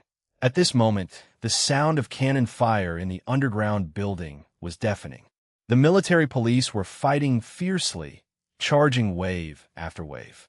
Relying on the suppression of the energy cannons, they created no less than 10 chances to charge. But the clone warriors of the other side were also fighting tenaciously. They braved the bombardment of the energy cannons and continued to fire, pushing the soldiers and police's charge back again and again. In order to break through the central defense of the second floor of the basement, the soldiers and police had already lost nearly 50 people. Although only a small part of them had died in battle, the remaining people were mostly seriously injured. These people were carried to the rear. They were either buried or sent to the hospital, and then more reserves were sent up. Lena's expression was a little flustered. Although she was hiding in the sturdy underground fortress, the sound of cannon fire was getting closer and closer to her ears. The sheriff looked calm at this moment, but if one observed carefully, his fingernails had already turned white from pressing. In fact, the sheriff was also very nervous. After all, if he fell into the hands of the consul, he would definitely not have a good ending. But the sheriff knew that he could not show his nervousness because he was the backbone of everyone present. If he panicked, then everyone would panic. Then his clone warriors would lose a lot of combat power, and then they would not be able to hold on. Accompanied by the sounds of explosions, the reinforcements sent by Ramov arrived. After these new soldiers joined the battle, the morale of the military and police attacking at the front line was greatly boosted. Most importantly, these new reinforcements brought 10 individual energy cannons. The power of these cannons was extremely terrifying, and they were especially suitable for fighting in such a narrow space. With the addition of these energy cannons, the firepower of the military and police became even more intense. Even though the clone warriors had been through hundreds of battles, they were all suppressed behind the cover, not daring to show their heads. The clone warriors were suppressed behind the cover, which gave the military and police the best conditions to charge. Following the command of the frontline officer, a large number of military and police rushed out from behind the cover, and then they held their rifles and charged towards the front line of defense. Chapter 2821, 2821. Translator 549-6903. The battle in the underground building was in full swing. Under the cover of the fierce artillery fire, the military police finally rushed to the front of the cover where the clones were hiding. Once they got close, it was useless to say anything else. What awaited both sides next was the cruelest hand-to-hand combat. Because the enemies and allies in front had already mixed together, it would be difficult for the artillery support at the back to bombard. Because if that happened, the military police's own people would also be unlucky. The two sides didn't have anything to say and directly engaged in a battle. Whoosh whoosh, puff puff, ah! The battle was abnormally fierce. At this time, the main characters on a battlefield had already switched from rifles and energy cannons to pistols and daggers. Because the two sides had already engaged in a battle, the slightly longer rifles weren't very nimble. The pistols and daggers displayed their astonishing lethality at this moment. Although the military and police had a slight advantage in numbers, the clone warriors were obviously stronger. They were stronger and had more combat techniques. The most fatal thing was that these people were even more fearless. They had the courage to fight.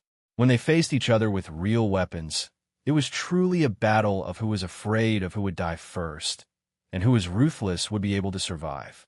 The clone warriors had lost some of their fear, and had also been given powerful combat skills and experience.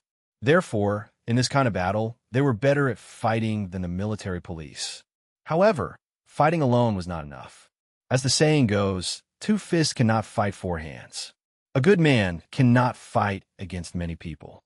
When a military police faced a clone warrior, they would definitely be crushed. However, what about 2 against 1? What about 3 against 1? Or even 4 against 1?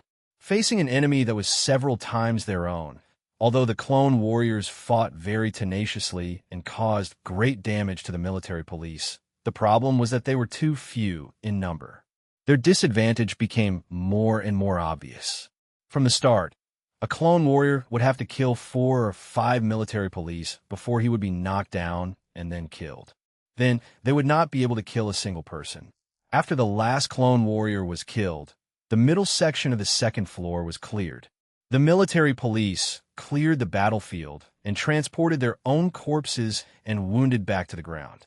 Then, they once again advanced towards the end of the second floor. Soon, the sound of gunfire rang out again. Time passed by minute. While the military police paid a huge price, they also continued to advance. Soon, half an hour had passed. The military police had already broken through the defense of the third song and entered the 4th floor. On the 4th underground floor, which was the last floor of the underground building of the magistrate's residence, the magistrate, his daughter, and some of his important subordinates were hiding in a secret room here. The consul's troops have broken through to the 4th floor, and they are advancing toward us, a clone warrior reported to the magistrate through the video. The sheriff nodded lightly. It seemed that the tide had really turned. Although he had planned for so long, he did not expect that all his efforts would come to naught in the end. Lena asked. Perhaps. The sheriff asked with a smile. Lena sighed with self-blame. Then, she said to herself, if I could have gotten that Jiang Fei earlier, we might have succeeded now. The sheriff laughed. There were no ifs in this world. Things had already come to this.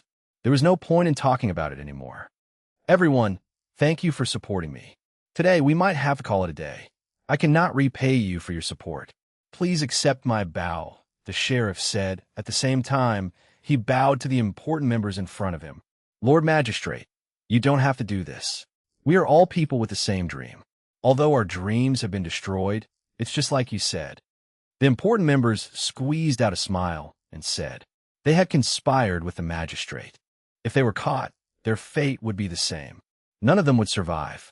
At this moment, the entire secret chamber shook with the explosion. Needless to say, the military police had already broken through the door. At this moment, the 20 clone warriors outside were still resisting. However, the energy magazines in their hands were about to be emptied. Attack! The frontline officer shouted. The energy cannons began to suppress them. As the orders from above did not require them to capture them alive, they did not have much scruples when they attacked. At this moment, a ray of light shot over from afar. The frontline commander from earlier was immediately shot. There was a deep red mark left on his forehead, but he was already dead. There's a sniper. The energy cannons are suppressing him.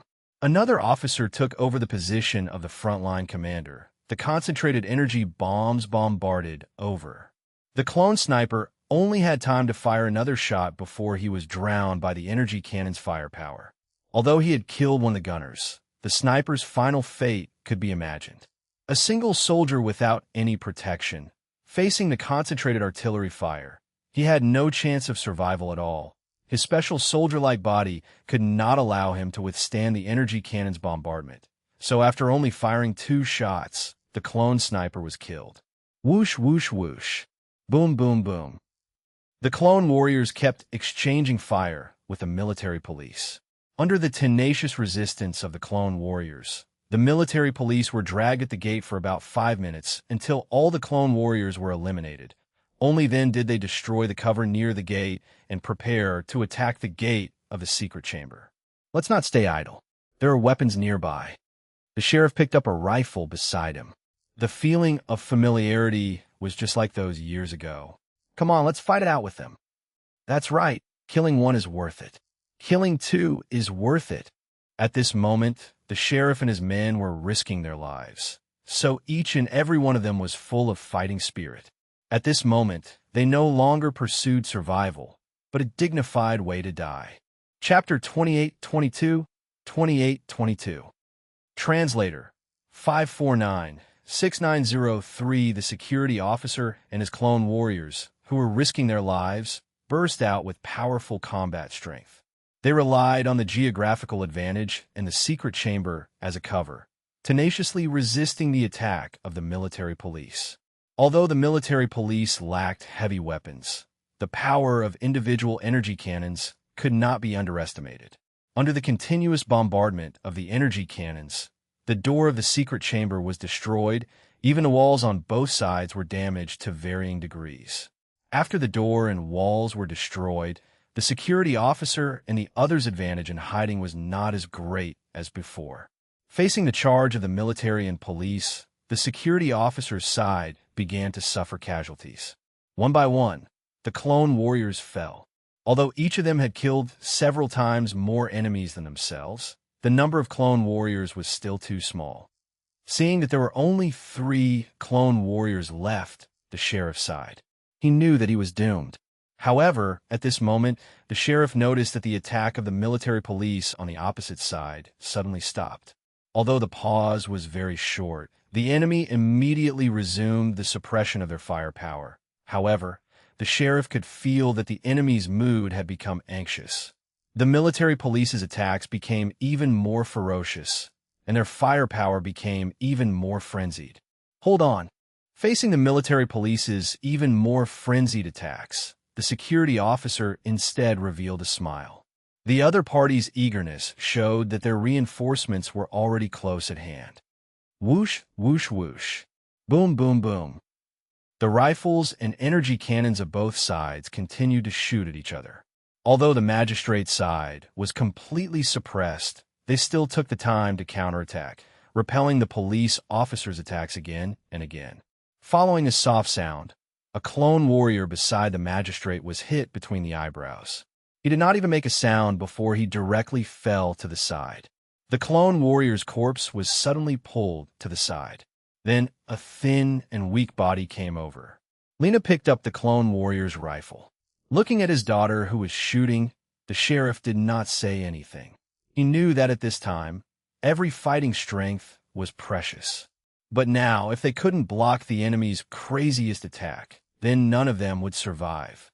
The military police's energy cannons kept firing, as if to express their anxiety and unwillingness to lose the victory that was within their grasp. At this moment, the sheriff heard the sound of gunshots coming from afar.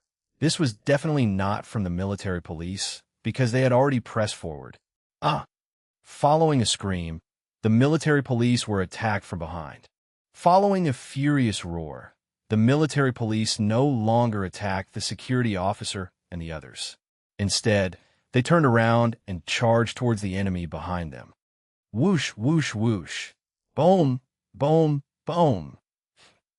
The sound of gunfire became more intense once again. However, this time, the security officer and the others were safe. The two sides engaged in battle became the military police and clone reinforcements. Very quickly, the dozens of military police were all eliminated. After all, faced with hundreds of clone reinforcements, not only were their numbers small, but their condition was also not very good. Therefore, failure was inevitable. As early as 10 minutes ago, the military police on the ground had already evacuated. The military police on the ground had also received the order to evacuate. However, they were unwilling. At this moment, they had already forced the sheriff and the rest into a corner. They were about to be annihilated. If they were to evacuate now, wouldn't that be the same as giving up a duck in their mouth? Thus, the military police ignored the order to evacuate. They felt that they could eliminate the sheriff before the other party's reinforcements arrived. Unfortunately, things backfired. The sheriff and his clone warriors were too tenacious. They persisted until the reinforcements arrived. Previously, the troops on the ground had received the order, so they had already retreated. Their outcome could be imagined. After eliminating the military police, a clone warrior brought his recruits to the front of the secret room. "Sir," the clone warrior saluted the magistrate. The magistrate smiled and nodded. Although most of the people around him had died, including the military and government officials under him, at least he and his daughter were still alive. This made him very satisfied. The clone warrior said, "At this time, the underground structure had already been beaten to a pulp." The magistrate nodded. At this time, there was no way to stay underground. Moreover, his reinforcements had arrived. Whether it was a decisive battle with the magistrate or moving to another place, he could no longer stay in the basement. Very soon, the magistrate brought his men and returned to the surface from underground. At that moment, Jiang Fei saw the magistrate and Lena's real faces for the first time. Although he had dealt with Lena a few times before in the three-dimensional world, Lena used Yu Wanchio's body as a carrier. In this place, she appeared with her real face. To be honest, from Jiang Fei's perspective, Lena's true appearance could not be considered ugly. She could not be considered beautiful. However, she appeared to be very intelligent and capable. Although the sheriff was in a sorry state, Jiang Fei could tell from his eyes that he was a very ambitious person. Long live the sheriff! Long live the sheriff! As soon as the sheriff appeared, the clones cheered.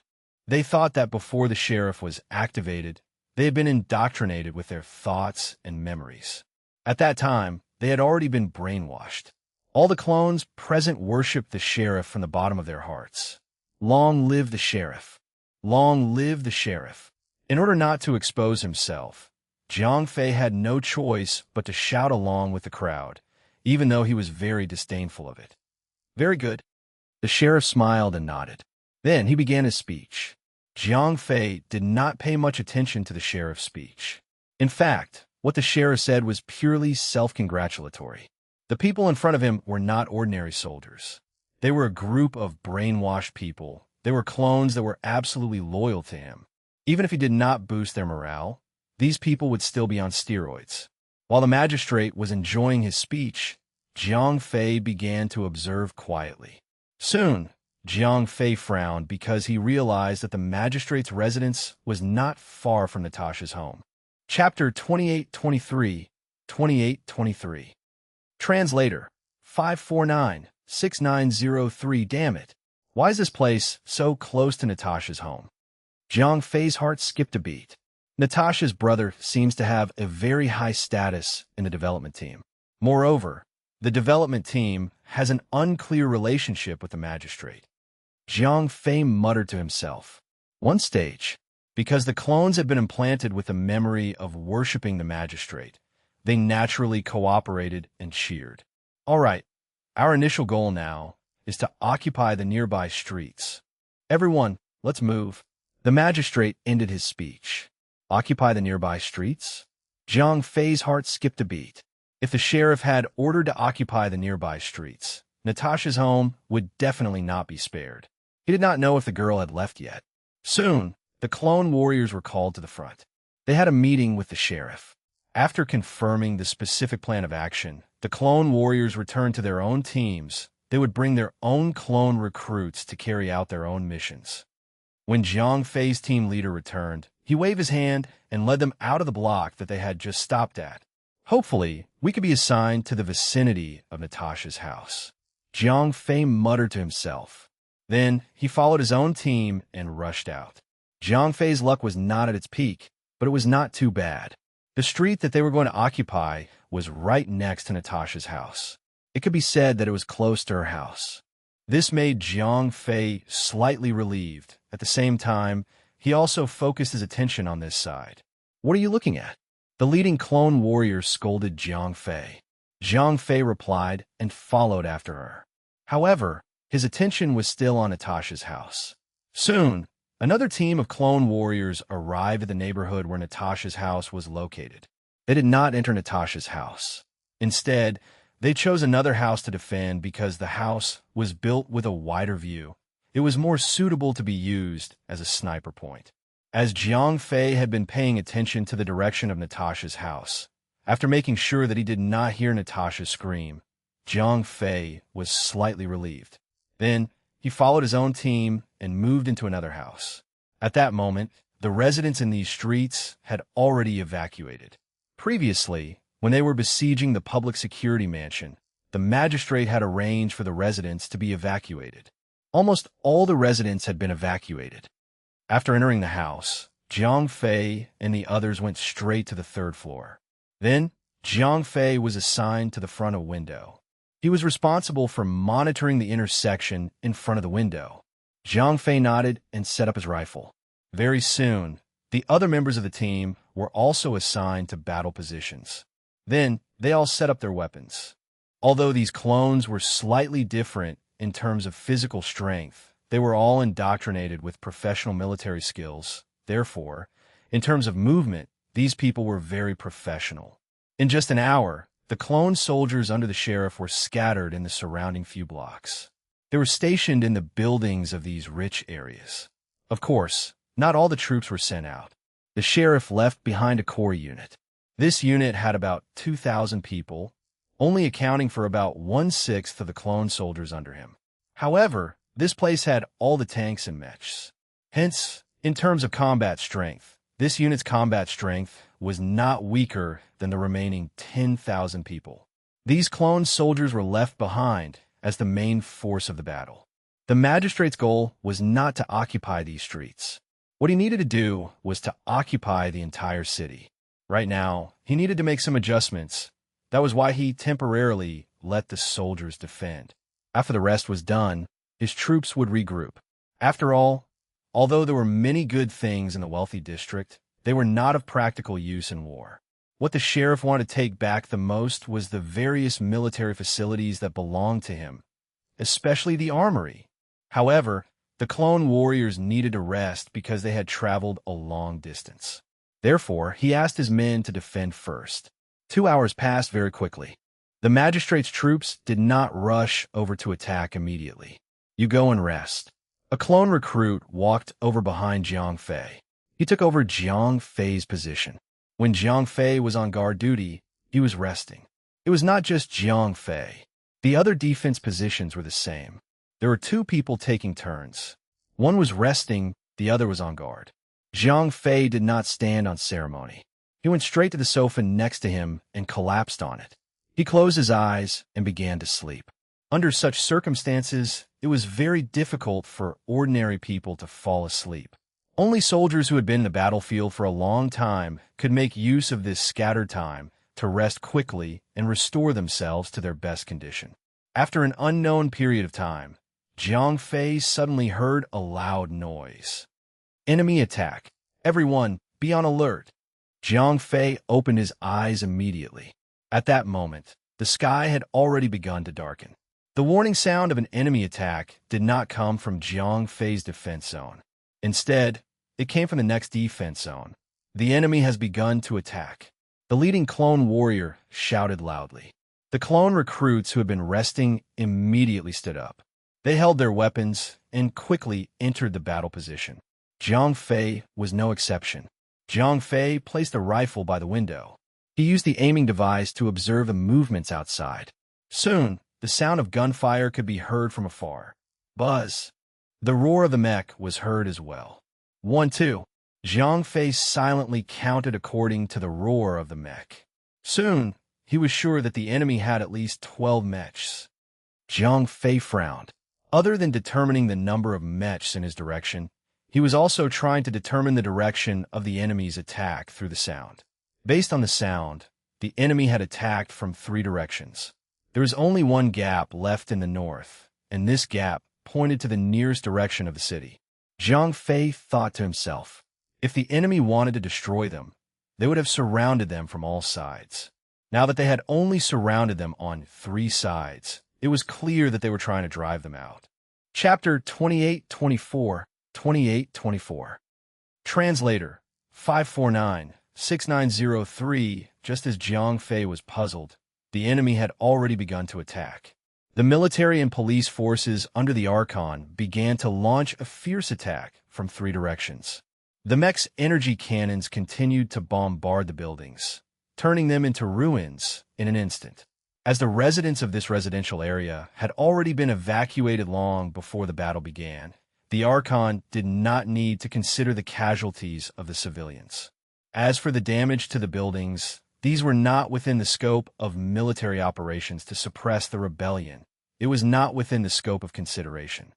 Very soon, military police and mechs entered Jiang Fei's defense area. Under the command of the clone warrior, Jiang Fei and the others began to attack. Boom! Boom! Boom! Boom! As the leader of the team, the clone warrior held a single-unit energy cannon in his arms. He directly locked onto a mecha that had entered the block and fired. Under the continuous firing of the single-unit energy cannon, the clone warrior fired 5 shots in a row. Out of these 5 shots, 3 of them accurately hit the mecha that had entered the street. In just 2 shots, the mecha's shield was shattered. Following that, another energy cannon hit the mecha.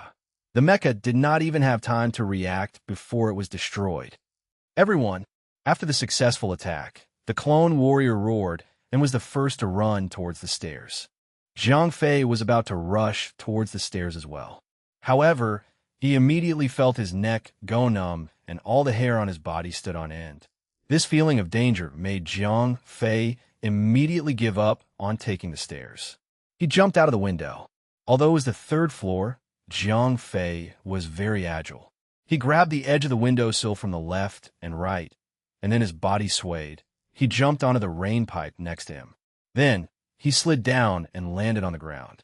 Immediately after, Jiang Fei saw 3 energy bombs hit the 3rd floor where he was just now. Jiang Fei did not have time to think about anything else. He rolled on the ground and ran desperately to the back of a rockery in the corner of the small courtyard. Then, he jumped behind the rockery. Boom! Boom! The small building was directly destroyed by the explosion. Broken stones flew everywhere and shattered tiles flew everywhere. A lot of broken tiles and bricks fell beside Jiang Fei. At the same time, there was a foot wearing combat boots. Sigh. Jiang Fei sighed. He had no time to investigate who this foot belonged to. At this moment, Jiang Fei's team leader rushed out from the dilapidated building. It seemed that other than him, Jiang Fei's team was almost completely wiped out. The clone warrior was stunned when he saw Jiang Fei. He did not expect his subordinates to be able to escape. In fact, when he was shooting, the clone warrior had already regretted it. That was because when he was shooting, he realized that there were not 1, but 2 mecha that had entered this block. After all, there was only 1 mech entering the other blocks. Therefore, after killing it, he could easily clear out the military police. However, he did not expect that there were actually 2 mechas in this block. In this way, although the clone warrior destroyed 1 mech, it also revealed their own position. The other mech immediately retaliated. The small building was immediately reduced to ruins. The clone warrior called out to Jiang Fei and quickly rushed out of the small courtyard. This place would soon be occupied by the military police and the mech. They had to move. Of course, Jiang Fei did not want to risk his life here. He followed the clone warrior and ran out of the small courtyard. In less than 3 minutes, there were 7 to 8 military police in the small courtyard. These fully armed military police had thoroughly searched the small courtyard. More than a dozen bodies have been found. A military police officer reported. Yes, the leader of the team nodded. Then, he led the team members behind him to continue to push forward. Whoosh, whoosh, whoosh. Boom, boom, boom. Jiang Fei's ears were filled with the sound of gunshots. Street battles were undoubtedly the most difficult of all battles. The dense gunshots and the roar of the energy cannons had become the main melody at this moment. Jiang Fei's captain was not bad. He even called out to Jiang Fei, the new recruit, in case he fell behind. Soon, the clone warrior brought Jiang Fei to a new house. This time, they did not enter the building. Instead, they stood against the wall at the entrance. At this time, the clone warrior realized that Jiang Fei's hand was empty. In order to escape, Jiang Fei threw his gun away and jumped out of the window. Oomph! Jiang Fei rolled his eyes at the clone warrior. This guy only had a rifle in his hand. He had also thrown away his energy cannon. The clone warrior glared at Jiang Fei. However, he could not say anything. This was a battlefield. He wanted to punish Jiang Fei, but it was not very realistic. Come on, don't bother about it. Jiang Fei pulled out his pistol from his waist. Previously, when they had distributed the weapons, everyone had received quite a complete set of equipment. Oomph! The clone warrior snorted coldly. In his opinion, a trash soldier like Jiang Fei would not survive for more than 5 minutes. The clone warrior thought to himself, as excellent clone soldiers, they were actually quite proud. Therefore, in their hearts, these veteran clone warriors looked down on the new clones that were cloned from the Life Extension Center, who had poor physiques and incomplete military memories. At that moment, the sound of heavy footsteps came from the street. The clone warriors and Jiang Fei held their breaths and waited quietly for the military police to approach. There are no mechs, the clone warrior whispered. Jiang Fei nodded. Soon, the military police arrived outside the courtyard where Jiang Fei and the others were hiding. At that moment, the clone warrior suddenly poked his head out from the tip of the gun. Then, he raised his gun and started shooting at the military police. The clone warrior's attack caught the soldiers and police off guard. Before they could react, they were all shot and fell to the ground.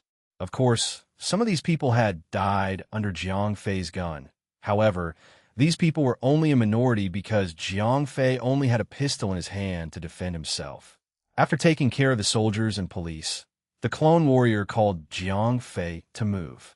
After all, without heavy weapons, they would not be able to fight against mechs. Chapter 2825, 2825. Translator 549-6903. When he rushed out of the small courtyard, Jiang Fei bent down and picked up a rifle from a military policeman. As everyone was in a civil war, their weapons were all common. After picking up the weapon, Jiang Fei ran along with the clone warrior. They had just crossed a junction when they heard an explosion behind them. Clearly, the mech had arrived. As they were running forward, Jiang Fei suddenly heard a scream. Jiang Fei stopped in his tracks. Brother. Another scream. Jiang Fei's eyes turned red. He originally thought that the civilians in this residential area had already evacuated. He did not expect Natasha to still be here. Moreover, she seemed to be in danger. Follow me, the clone warrior roared. Jiang Fei ignored the clone warrior. He immediately ran toward Natasha's home. Stop! The clone warrior blocked Jiang Fei's way. Jiang Fei did not have time to waste with this guy. The clone warrior was immediately angry. The recruit in front of him actually did not listen to the command. This was not good. However, before the clone warrior could teach Jiang Fei a lesson, Jiang Fei's gun rang. An energy beam hit the clone warrior between the eyebrows and killed him. Until his death, the clone warrior's eyes were filled with confusion. Because all the clones had been implanted with a memory of being loyal to the sheriff, they were essentially one family. Even if the clone warriors looked down on these new clones, they only wanted to make things difficult for them. They only wanted to teach them a lesson, but they had never thought of killing them. And even if the clone recruits were abused, they would never want to kill anyone. Because deep in their memories, they had been implanted with the deep memory of being loyal to the sheriff. Was clearly against this subconscious. Therefore, under normal circumstances, it was impossible for the clones under the sheriff to have internal strife. However, the bad thing was that Jiang Fei had snuck in. Although he had used the clone's body as a carrier, he had not been brainwashed, he had not been implanted with a program of loyalty to the sheriff. So he was not affected at all. Now that Jiang Fei was in a hurry to save Natasha, the clone warrior insisted on stopping him. Jiang Fei, who had no time to waste, could only use a simple and crude method to solve the problem. Therefore, the unlucky clone warrior was directly killed on the spot. Until his death, he did not understand why. After dealing with the troublesome clone warrior, Jiang Fei immediately ran away like Natasha's home. Along the way, Jiang Fei could hear Natasha's screams. He was anxious, but also glad. He was anxious because Natasha was in danger. He was glad because Natasha was still screaming. That meant that her life was not in danger yet. Because the block where Jiang Fei and the others were stationed was next to Natasha's house. In just a few seconds, Jiang Fei arrived near Natasha's house. Because of the urgency of the situation, Jiang Fei did not have time to walk through the door. He held a rifle in his mouth and leaped up. Then, he followed the drainage pipe and quickly climbed to the second floor. After breaking the glass, Jiang Fei entered a room on the second floor. There was another scream. Based on the figure, Jiang Fei guessed that Natasha was hiding in her room. Jiang Fei heard the sound of a collision. After holding the gun in his hand and turning on the safety, Jiang Fei leaned out of the room. After going around the corridor, Jiang Fei came to the door of Natasha's room. Then, he saw 2 clones banging on the door. There were only 5 clones left. 2 upstairs were pounding on the door, while 3 downstairs were on guard. They were the same as Jiang Fei's team. They had exchanged fire with the military police. Although they had killed their opponents, they had suffered heavy losses. Now, there were only 5 of them left. Then, the clones moved from the original building to Natasha's house. They actually did not intend to kill Natasha. However, the little girl's room was in a good position. She could observe the street next door from the window. Therefore, the clones wanted to occupy Natasha's room. Jiang Fei did not say anything. He directly shot the 2 clones from behind and killed them. Then, he went down to the next floor and killed the 3 unlucky people. After that, Jiang Fei turned around and returned to Natasha's room upstairs. "Natasha, open the door." Jiang Fei shouted at Natasha. "Go away," Natasha screamed. "Natasha, don't be afraid." Jiang Fei shouted again. "Handsome." "Natasha, stop crying." Jiang Fei replied. "WU." Natasha cried out loud. "Natasha, open the door quickly. I'm coming to pick you up," Jiang Fei said. Natasha said. Jiang Fei asked. Natasha cried as she told Jiang Fei what had happened. It turned out that in the morning, Natasha's brother had called back and asked Natasha to look for him at the Life building. He could not leave because he had something to do. However, Natasha didn't know that it was her brother's warning to her to leave this place. It was because Natasha's brother couldn't say too much on the phone. He couldn't bear the responsibility. So he just asked Natasha to go to the Life building to have dinner with him. However, Natasha was just a child. How could she understand so much? Therefore, she didn't take it to heart. She planned to leave when it was almost time for dinner. In the end, when she was watching TV at home, Natasha was so engrossed that she lost track of time and missed the best opportunity to evacuate. When the military and police besieged the magistrate's mansion, the sound of gunfire was heard. Natasha was scared out of her wits. As a young girl in her teens, she was so scared that she hid at home and didn't dare to go out. As Natasha's brother was a key figure in the development team, he would be strictly protected at this time. The so-called protection would naturally lose his personal freedom, and he would not even be able to communicate with the outside world. Therefore, Natasha was trapped at home. Later, before the clone army rushed back, the nearby residents evacuated again. But at that time, Natasha was tired from crying, so she fell asleep. Therefore, she missed her last chance to escape. When she was woken up by the sound of gunfire again, it was already dark. At this time, the military and police started a second attack. Chapter 2826, 2826. Translator 549-6903. Listening to the dense gunfire outside the house, even an adult man would be terrified, let alone a little girl like Natasha. Natasha instinctively hid back in her room and blocked the door with the cabinet and small bed in the room. The clone warriors who did not choose to garrison Natasha's house at the beginning were beaten out of the original garrison building. When they chose again, they valued Natasha's house.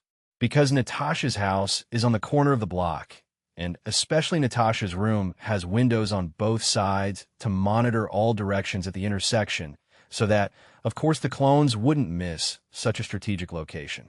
At once they forced their way through Natasha's door and rushed into the house. These clones came straight for Natasha's room. Therefore, they went straight to Natasha's room. Fortunately, Natasha had blocked the door with all the heavy objects in the room. This prevented the clones from breaking through the door. Because these clones also lost heavy weapons, such as energy cannons, they could only rely on their strength to break open the door. Although these clones were proficient in military knowledge, their body strength was only at the level of ordinary people. This caused them to waste half a day's effort. In the end, when Jiang Fei arrived, they were unable to enter Natasha's room. Although these people were unable to enter, the little girl inside was also frightened. It was not until she heard Jiang Fei's voice that the little girl finally calmed down a little. However, the problem now came again. Previously, Natasha had tried her best to stack all the heavy objects at the door. Now, these heavy objects were stuck together under the impact of external forces. She could not move anymore. Natasha cried. Natasha, don't be afraid. Now, stay away from the door. Don't face the door directly. Jiang Fei shouted into the room. Natasha agreed and then hid in a corner. Jiang Fei put the weapon in his hand aside and took a few steps back. After a few steps, Jiang Fei slammed into Natasha's door. There was a loud sound from the door. The cabinet and bed inside shook violently, but Jiang Fei still did not manage to open the door. Jiang Fei took a few steps back again. Jiang Fei hit the door 7 or 8 times in a row. Finally, the door was loosened. At the same time, the cabinet and bed inside were also knocked back by him for a short distance. Jiang Fei rubbed his shoulder. This kind of brute force that did not have any tools would also hurt his shoulder. Jiang Fei suddenly took 2 steps back and then rushed forward. When he reached the door, he suddenly raised his right foot and kicked the door. Following a loud sound, the hinge of the door was torn apart by Jiang Fei's kick. Jiang Fei had knocked for a long time just now because there was a cabinet and a bed in front of him. The power had been absorbed by these sundries. Now, the cabinet and the bed had been knocked away by Jiang Fei. This gave the door space to bear the force. Therefore, when Jiang Fei suddenly exerted force, the door lost the cabinet and the bed that helped it absorb the power. The hinge could not withstand the explosive force and immediately broke. Jiang Fei grabbed both sides of the door and shook it hard twice. Then, he removed the door from the door frame.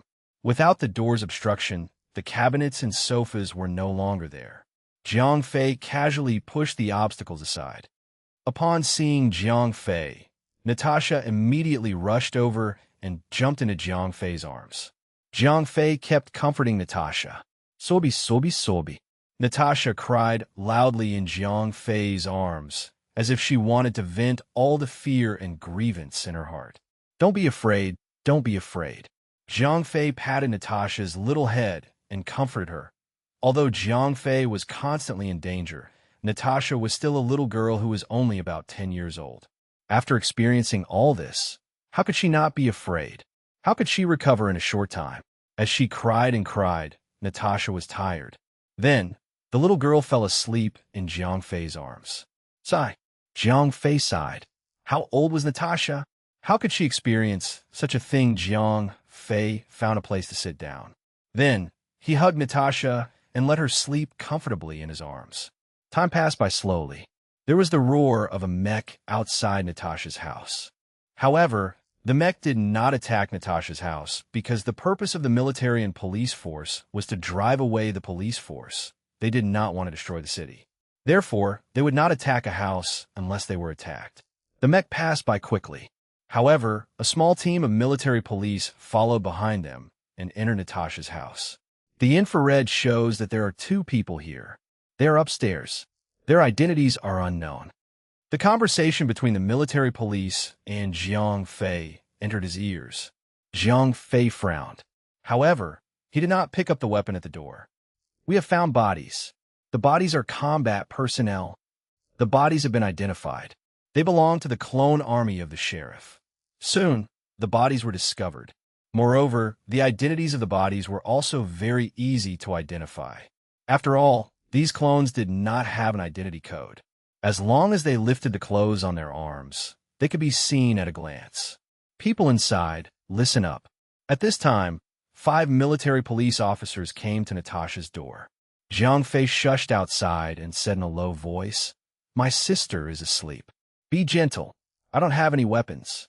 The two of us will go in. After the military police officers heard Jiang Fei's words, two people came in.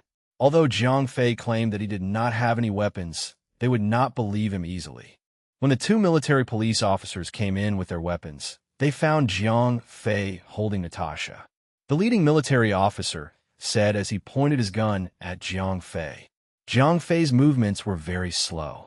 He slowly lifted up the combat uniform on his left arm, revealing the identity code inside. Go! The military officer waved at the military police officers beside him. Chapter 2827, 2827. Translator, 549-6903. Another military police officer nodded. Then, he put away his weapon and took out a device. This was the identity verification device that every military police unit was equipped with. This device could effectively distinguish between civilians and criminals. Identity confirmed, the military police officer said. The military officer was stunned. Shoo, keep your voice down. I'll tell you slowly, Jiang Fei said to the few military officers in a low voice. The leading military officer nodded. Then, he signaled his other companions to be on guard. He squatted down and asked, "Were you the one who killed those people at the door?" "Yes." Jiang Fei did not hide anything and continued to say, "I am an employee of Leviathan Company. My job is to be a security guard. A few days ago, I was seconded to the Life Extension Center to provide security assistance." The officer was clearly stunned. Were the military police were all killed in battle? Jiang Fei nodded. Then, he said, "Today, the Life Extension Center was attacked. My men and I were on duty on the third underground floor. However, the enemy's firepower was too strong. My men were quickly killed one after another. I was lucky enough to escape. At that time, a mech was chasing me. The remaining intruders entered the fourth underground floor." Then, Jiang Fei told him everything that he had experienced. As he did not know if the Life Extension Center surveillance system had been destroyed, he did not lie. Everything was the truth, other than the fact that he had used a time barrier and did not mention it. Everything else was the truth. Later, I followed them into the Life Extension Center. Then Jiang Fei told them how he fell off the bridge and how he had cleverly taken off his clothes. He told them about how he had mixed in with the clones and mixed in with the sheriff's men. The asterisk emin. The few military police officers were dumbfounded. How was this a security guard? This was clearly AF King secret agent. TSK. Did I have a choice at that time? Jiang Fei shrugged. Then he continued. After that, I mixed in with the clones and followed them here. I was assigned to garrison duty. The officer asked. No, I'm in the next block. I heard a little girl crying, so I rushed over, Jiang Fei said. The officer asked. A part of them were killed by a mech, and a part of them were killed by me, Jiang Fei said. You're really good. You're really like an agent. I have to take credit for this, the officer said with a smile. They did not suspect Jiang Fei's identity because the identity code on Jiang Fei's body could not be fake. Soon, the officer reported the situation to the higher-ups. After all, there was a little civilian girl here. Although Jiang Fei was a fighter hired by Leviathan Company, he was not among the military police. Now, the battle had been completely handed over to the military police. Therefore, his current identity was actually a civilian. Therefore, Jiang Fei and Natasha were going to be transferred to the rear. Someone will come and pick you up very soon. However, I have a feeling that you will be asked by the higher-ups to assist in the investigation. After all, you know something about the clone army, the officer said to Jiang Fei. Yes, Jiang Fei nodded. Not long after, a car arrived at the door of Natasha's house. A few military police escorts Jiang Fei and Natasha got into the car. Then the car drove away from the battlefield to the rear. Soon, Jiang Fei and Natasha were moved away from the battlefield. Even though it was so torturous, Natasha did not wake up. From this, it could be seen that the little girl was really tired. More than 20 minutes later, the car stopped. Then a few military police and a few medical staff came up to them. They picked up Natasha and Jiang Fei and began to do a simple checkup on the two. Both of them are fine. The little girl might have been scared, said the doctor. Sir, the little girl's identity is a little special. She is the relative of a special person, said a military police officer in a low voice after confirming Natasha's identity number. Okay, I got it. Send her to a safe place and take good care of her, said the senior military officer. A few military police officers came over and took Natasha away. A low-ranking officer came up to Jiang Fei. Jiang Fei nodded. The officer said to Jiang Fei. Jiang Fei nodded and followed the officer's footsteps. Soon, Jiang Fei followed the officer into a building and arrived at the door of a conference room. The low-ranking officer shouted. A voice came from the conference room. The low-ranking officer pushed the door open and walked in. About 2 minutes later, the low-ranking officer came out and said to Jiang Fei, "Follow me." Jiang Fei nodded and followed the officer into the conference room. The conference room was not very big, but there were many people in it. Jiang Fei roughly counted. There were 7 or 8 of them. "I am Colonel Kono, the commander of this battle," a senior officer who looked to be in his 40s or 50s said to Jiang Fei. "Hello, Colonel. My name is Ralph. I am an employee of Leviathan Company," Jiang Fei said. "Yes," Colonel Kono said. Jiang Fei nodded and then described what happened again. Kono asked. "Yes." Jiang Fei nodded. Colonel Kono asked. "That's all I know," Jiang Fei said. "Then go to the door and wait for a moment," Colonel Kono said. Jiang Fei walked to the door and closed it. After about half an hour, the low-ranking officer came out and said to Jiang Fei, "Come in." Jiang Fei nodded and entered the meeting room. "Ralph, we have an important task for you. This task is very dangerous," Colonel Kono said. Jiang Fei asked. "Of course. We hope that you can return to the sheriff's army and serve as a spy to provide us with the necessary information," Colonel Kono said. Chapter 2828, 2828. Translator 549-6903 Jiang Fei said. Colonel Kono did not deny it. Then he continued. "That's why we let you make any conditions." Jiang Fei rolled his eyes. At the same time, he thought to himself, "I'm already dead. What's the point of making any conditions? We're not discussing this with you. You have to accept this quest.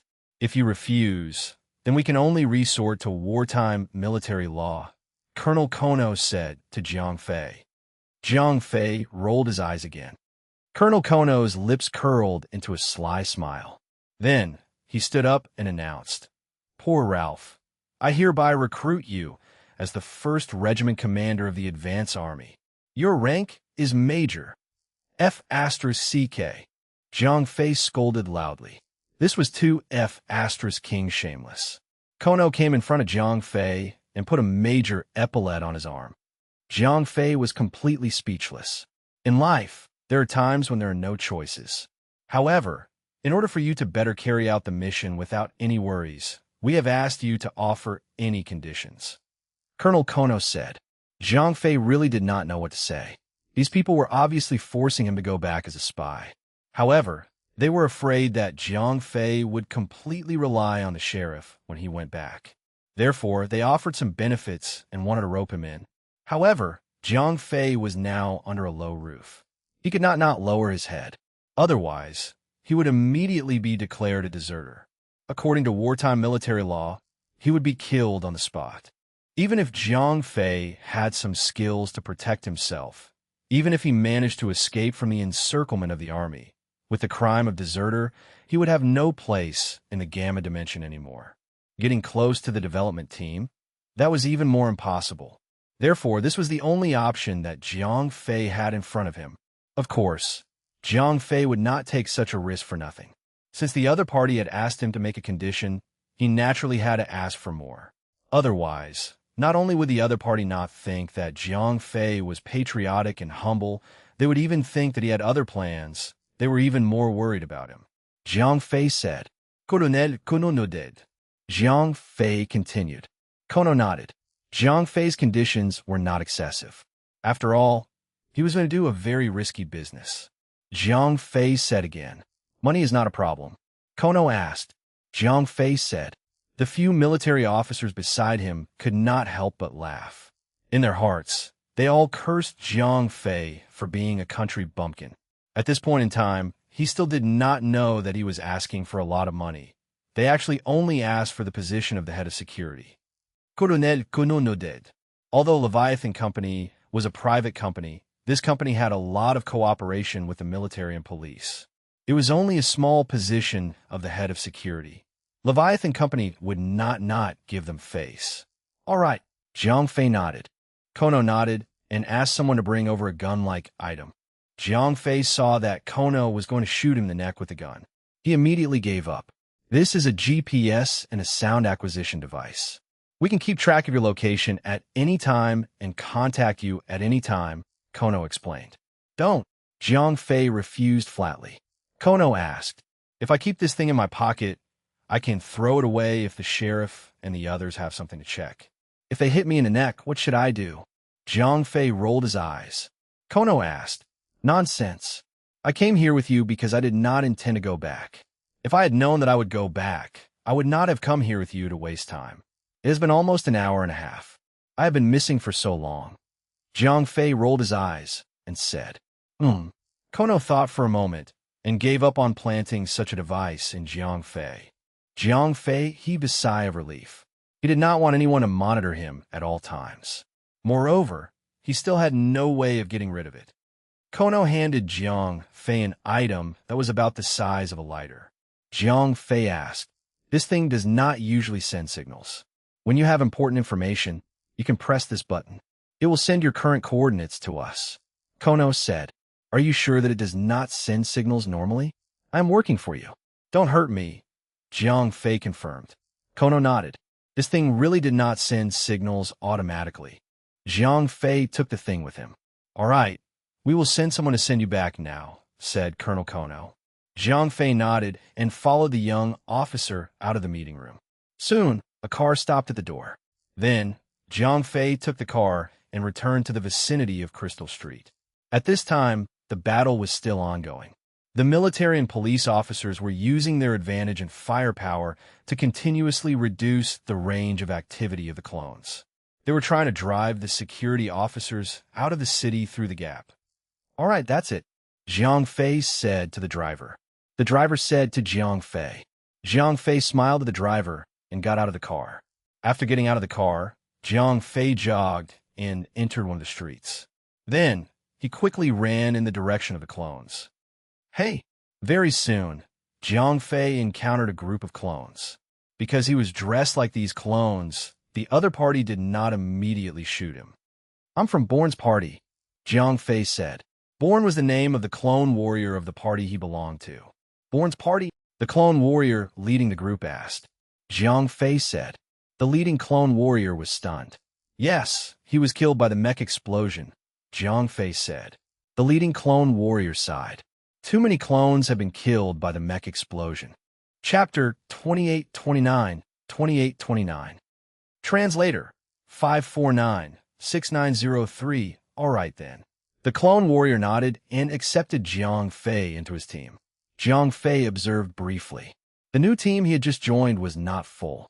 Including him, there were only 7 people in total. It was obvious that they had suffered heavy losses in the battle just now. Jiang Fei asked, My name is Neo, said the clone warrior in the lead. Jiang Fei did not say his name because he was currently playing the role of the newly activated new clones. They did not have a name. Neo asked. Jiang Fei replied. This was the code that he had obtained when he took a shower and changed into his combat uniform. During this time, Neo was also quietly verifying Jiang Fei's identity. Although these new clones did not have the time to register their identities, they were all given a code when they were collecting their clothes. Moreover, they had been photographed at that time. Therefore, based on the code that Jiang Fei had provided, Neo quickly pulled out the photo and compared it with Jiang Fei. After confirming that it was a person, there was no problem. After verifying the photo, Neo nodded. Although Jiang Fei was indeed fake, he had blended into the clones when he was in the Life Extension Center. It was him. Naturally, such verification would not prove anything wrong. After confirming Jiang Fei's identity, Neo was relieved. Neo asked, I still have 1 energy magazine, Jiang Fei said. Give him 2 magazines, Neo said to one of his subordinates. The clone immediately threw 2 energy magazines to Jiang Fei. Speaking of which, After confirming Jiang Fei's identity, Neo still liked Jiang Fei. The reason was very simple. Jiang Fei's body was very strong. This was not common among the new clones. Jiang Fei was almost as strong as the clone warriors. In fact, Jiang Fei's body was originally from the same batch as the clone warriors. Therefore, his physical fitness was naturally as good. After obtaining the new energy magazine, Jiang Fei followed behind Neo and began to fight with the military police. Although Jiang Fei was a spy, he was not a member of the military police. Therefore, when he killed the military police, he was not lenient at all.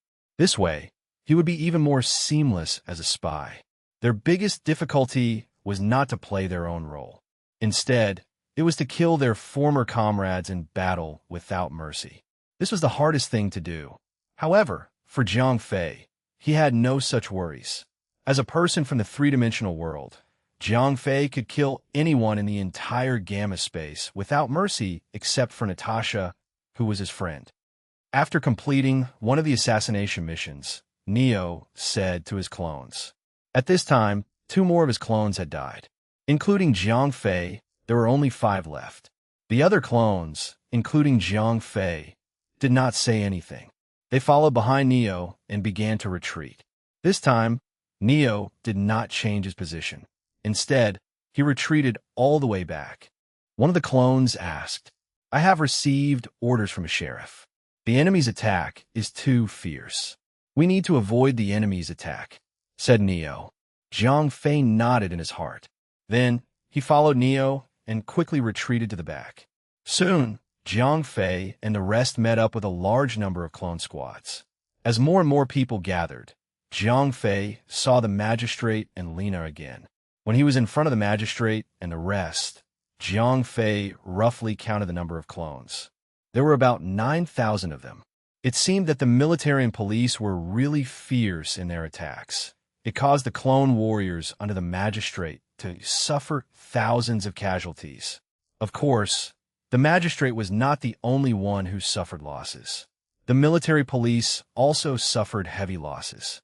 They also suffered thousands of casualties. At the same time, many of their mechs were destroyed. The magistrate was much better. Because the magistrate did not send any mechs to defend, his mecha troops did not suffer any losses. This time, the security officer did not give a long speech. However, after thinking about it, it made sense, since they were about to escape. What else was there to say? Very quickly, the clone army began to retreat out of the city in an orderly manner. When the military and police saw that the clone army was preparing to retreat out of the city, they also began to slow down their attack speed. In fact, in the battle just now, the military and police had suffered heavy losses. Although with the assistance of mechas, the number of deaths of the military and police was slightly less than the clone army, there were still quite a number of injuries. After all, the clone army had the geographical advantage. During the process of searching, the military and police were almost always caught in the ambush of the enemy. The military and police, who had also suffered heavy losses, were also unable to continue fighting. Now that they saw the clone army beginning to retreat, they naturally would not pursue an attack. As such, the military police troops followed behind the clone army from afar. They only maintained pressure on the clone army, but there were already very few substantive attacks. On this side, the clone army withdrew from the city area in an orderly manner. After the clone army left the city area, the military police did not pursue anymore. They also needed to lick their wounds. Barker Farm is right in front, a clone officer said to the security officer. The security officer nodded. The geographical location was very good. It was very suitable for defense. Soon, the clone army that Jiang Fei was in charge into the farm. There was a family of 7 living in the farm. These unlucky farmers were all killed mercilessly. No one else could be trusted. Only by killing them could safety be guaranteed. As for the magistrate, he wanted to protect the city. As for the farmhouse outside the city, he had long given up. The magistrate had already expected the fate of the farmers in the farmhouse. However, he did not inform these people to evacuate. These farmers were clearly abandoned by the magistrate. That was because they were nothing in the consul's eyes. Soon, the clone army took over the manor. Then, the consul father and daughter were escorted to the manor to rest. Meanwhile, Jiang Fei and the others began to set up defenses outside the manor. Chapter 2830. Translator 549-6903. Jiang Fei and the others were stationed in a good position. They were not at the outermost part of the farm, but in the middle.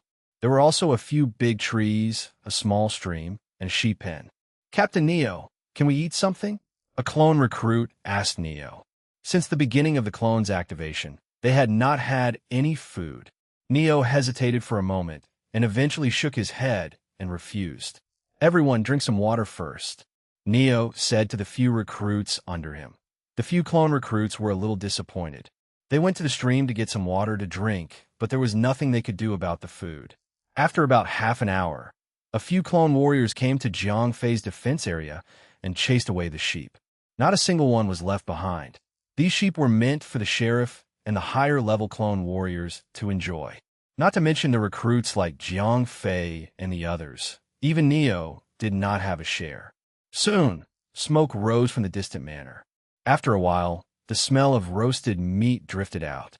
Jiang Fei could clearly hear the few clone recruits beside him swallowing their saliva. When the sheriff and his closest subordinates were eating the roasted meat, they did not forget about the thousands of clone warriors outside. Soon, someone from Jiang Fei's side came to deliver the food. Presumably, the clones stationed in other places had also received the food.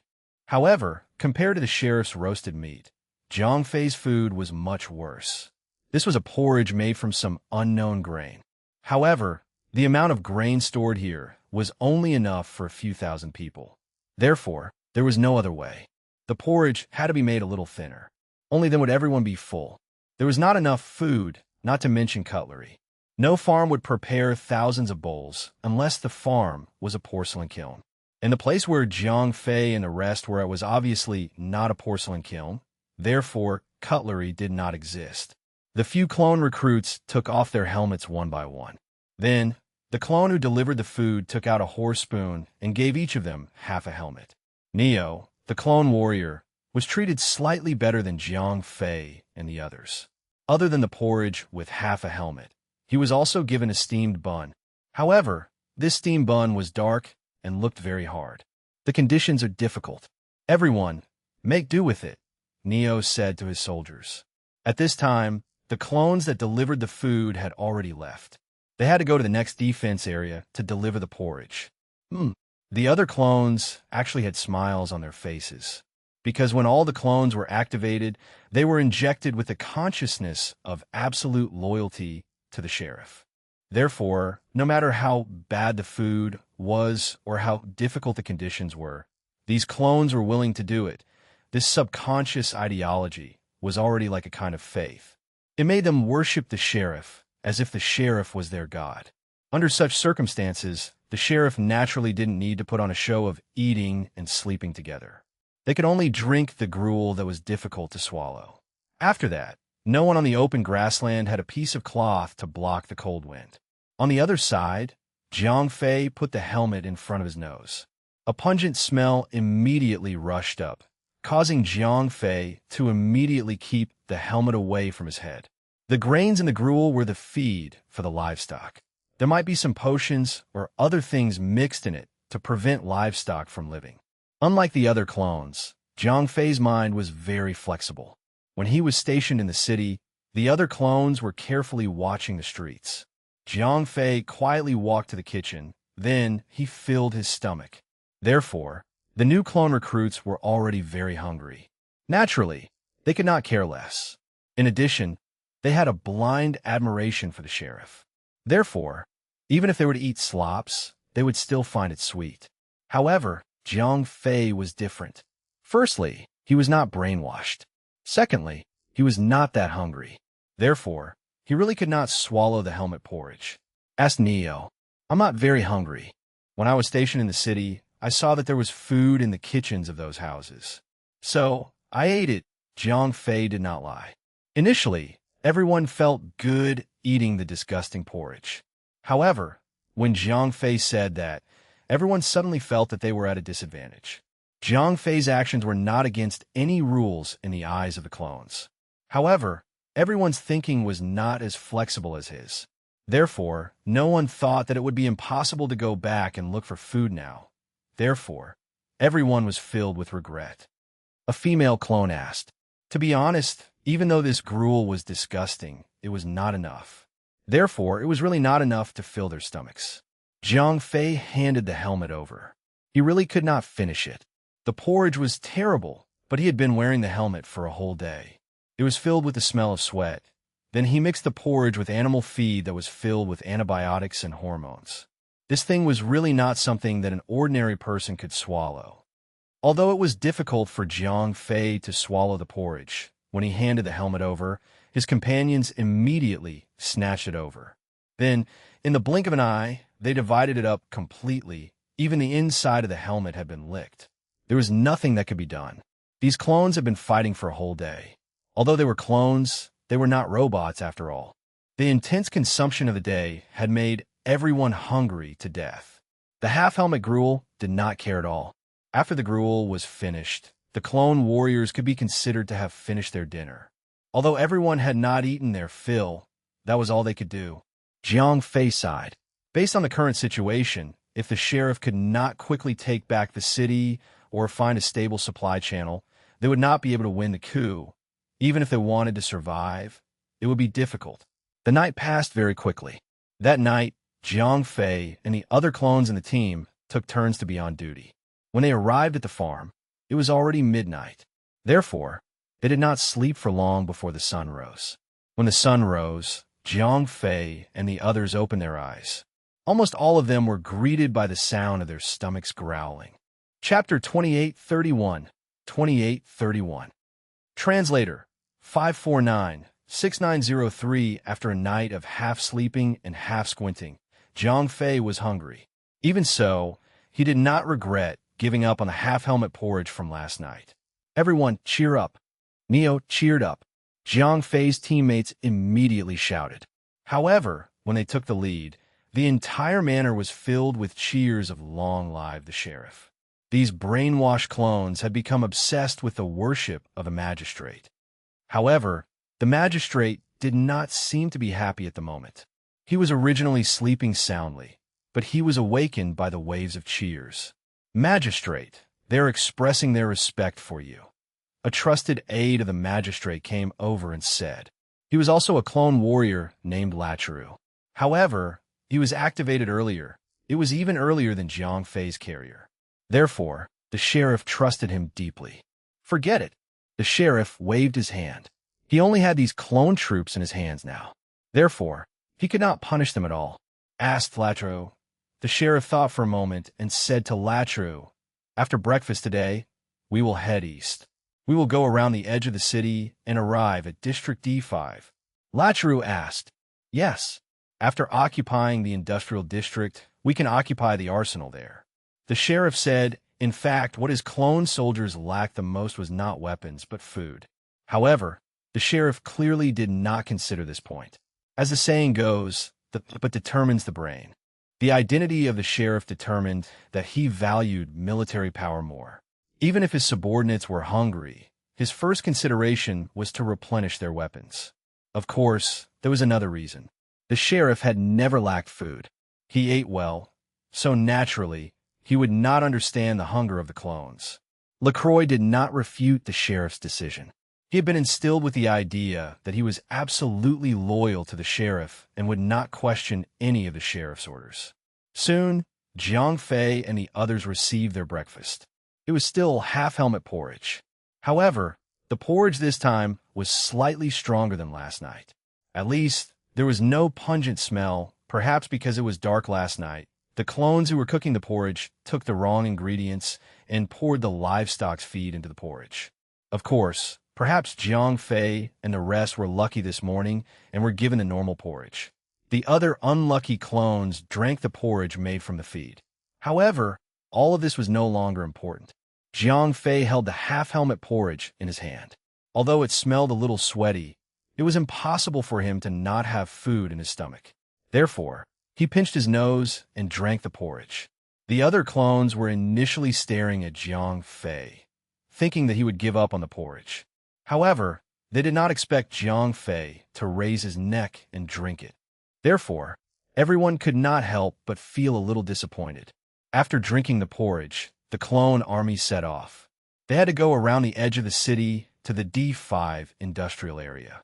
As they had to go around the outer edge of the city, the journey was not close. Although the clone army had some vehicles, they were gradually abandoned due to the exhaustion of fuel. In the end, most of the clones could only move on their feet. Jiang Fei was no exception.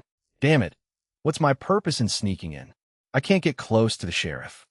Jiang Fei was also worried. He had to think of a way to attract the sheriff's attention in order to get close to him. Otherwise, he would not be able to complete the mission given to him by Colonel Kono if he was just a small soldier. Moreover, he also wanted to learn some secrets about the Gamma space from the magistrate. Although the magistrate did not know as much as the magistrate, he was still the core of the upper echelons of the Gamma space. Therefore, he would more or less know some secrets. Jiang Fei had traveled for about 6 to 7 hours in the clone army. At this time, the orders from the higher-ups finally came. They could finally rest. Jiang Fei let out a sigh of relief. Although his physique was strong, he could not bear to walk for half a day, especially when there was only a little gruel in his stomach. If a strong person like Jiang Fei was already so tired, the other clones would be even more tired. Each and every one of them was extremely tired. However, because of the endless worship of the sheriff in their hearts, they persevered. Some of the weaker ones even died halfway through the journey. Phew, I'm so tired.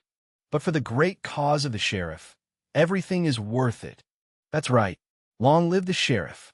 Long live the sheriff. Once the head was raised, there was no end to it. Everywhere was filled with cheers. It was as if shouting "Long live the sheriff" could relieve the fatigue of these clones and restore their strength, even if they did not have any food in their stomachs. Looking at the few fellow clones around him as if they were on steroids, Jiang Fei could not help but feel a sense of pity for them. These guys did not really believe in the sheriff. Instead, they had been indoctrinated with their memories. That was why they were like this. Jiang Fei thought to himself. However, even if he was feeling disdain in his heart, Jiang Fei had to shout along with these guys. Otherwise, he would appear especially out of place among the crazy crowd alone. After about 20 minutes, the cheers finally stopped. During this period of time, the clones who were responsible for cooking had already set up the big pot. The sheriff had ordered the remaining food in the farm to be loaded onto the truck. Therefore, Jiang Fei and the others could still have 1 or 2 more servings of porridge during the march. As the old saying went, when one was hungry, eating bran was as sweet as honey. Jiang Fei was like that at the moment. The semi-helmeted porridge was already a very precious delicacy to him. He knew very well that he could feel the grains decomposing in his stomach and continuously releasing energy to supply his entire body. Although he knew that this was not really true and was just an illusion that he had made up in his mind, Jiang Fei still enjoyed the feeling when he was extremely hungry. After eating the porridge, the clone warriors took a simple rest. Then, they set off on their journey again. This time, they would march for 7 to 8 hours and then attack the D5 industrial area. Chapter 2832, 2832. Translator, 549-6903. Ever since the last time they ate porridge, Jiang Fei and the rest had traveled for another 6 to 7 hours. The D5 industrial zone was already in sight. However, most of the clone warriors were already at their limits. Lord Sheriff, let the warriors rest for a while. If they continue on like this, they will not have much combat power left, said LaCroix to the sheriff. The sheriff asked. LaCroix reported, walk further ahead. There is a small river ahead. We will bury the pot by the river to make rice. The sheriff said after thinking for a moment. Because after entering the D5 industrial area, the clone corps under the sheriff would have to fight with the military and police forces. If they fought on an empty stomach, their combat power would definitely be damaged. They would have to fill their stomachs first. Yes, Lord Sheriff, I've already sent people to get the roots and bark. When the time comes, we will put these things in the porridge. Although there is not much nutrition, it will at least increase the feeling of fullness, said LaCroix. Your idea is not bad. The sheriff nodded. LaCroix nodded. After walking for about half an hour, Jiang Fei felt that his legs were numb. If a person with his physical fitness was like this, there was no need to mention the other clones. More than 100 people had already died on the road. The remaining clones also showed signs of exhaustion. Most of them had relied on their faith in the magistrate to survive until this point. They might have died along the way, just like the hundreds of people. Finally, the team arrived at the small river. Then, LaCroix ordered the team to stop. Plop! Almost all of the clone warriors sat down on the ground, including Jiang Fei. Kulme, Kulme, Kulme. Jiang Fei and a few of the stronger clones were called together by the warriors. The few of you, go to the river and get some grass, the leading clone warrior ordered. The few clones immediately jumped into the river and began to fish for grass. Jiang Fei saw that his companions had all jumped in. Of course, he was no exception. Therefore, he jumped in as well. Soon, one after another, the grass was carried to the river bank. Then, someone carried the grass to the back. While they were fishing for grass, Jiang Fei observed briefly. There were more than 100 clones in the river. Everyone carried the grass up again and again. From this, it could be seen that the food in the magistrate's hands was extremely short.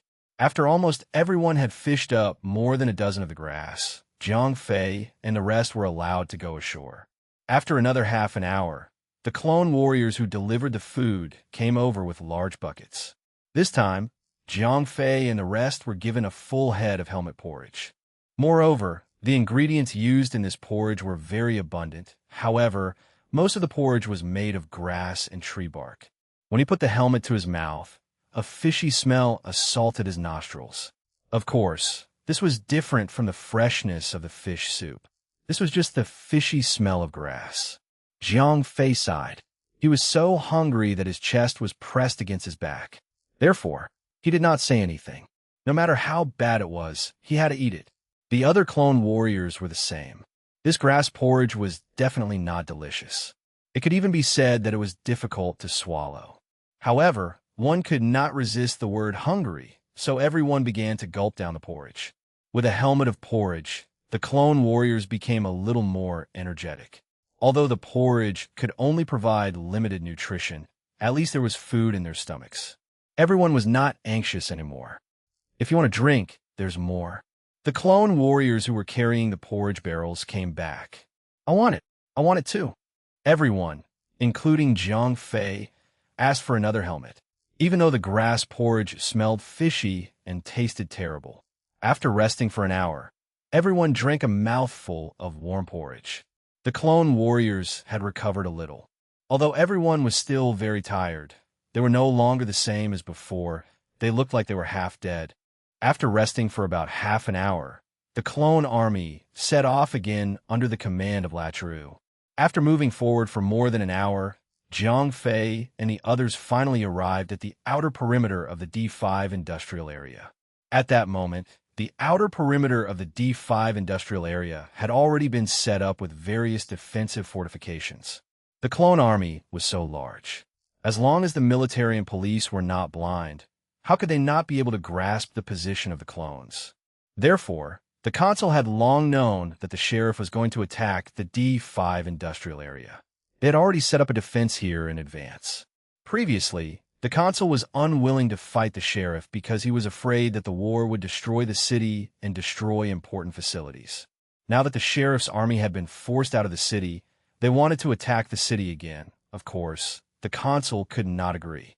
At this moment, almost all the military and police forces were gathered at the D5 industrial area. They were obviously prepared to fight the clone army under the consul. LaCroix asked, "There's no rush." The consul said. LaCroix immediately passed down the order, and then the clone army immediately took up a charging formation. "Lena," the sheriff turned around and asked. Lena said to the sheriff. The sheriff nodded. Lena got out of the car and went to the clone army. You. Lena continued to choose among the clones. Moreover, she chose very strong clones. Soon, Lena came to Jiang Fei's party. She would not let a clone, with Jiang Fei's body size go. Therefore, Jiang Fei was also selected.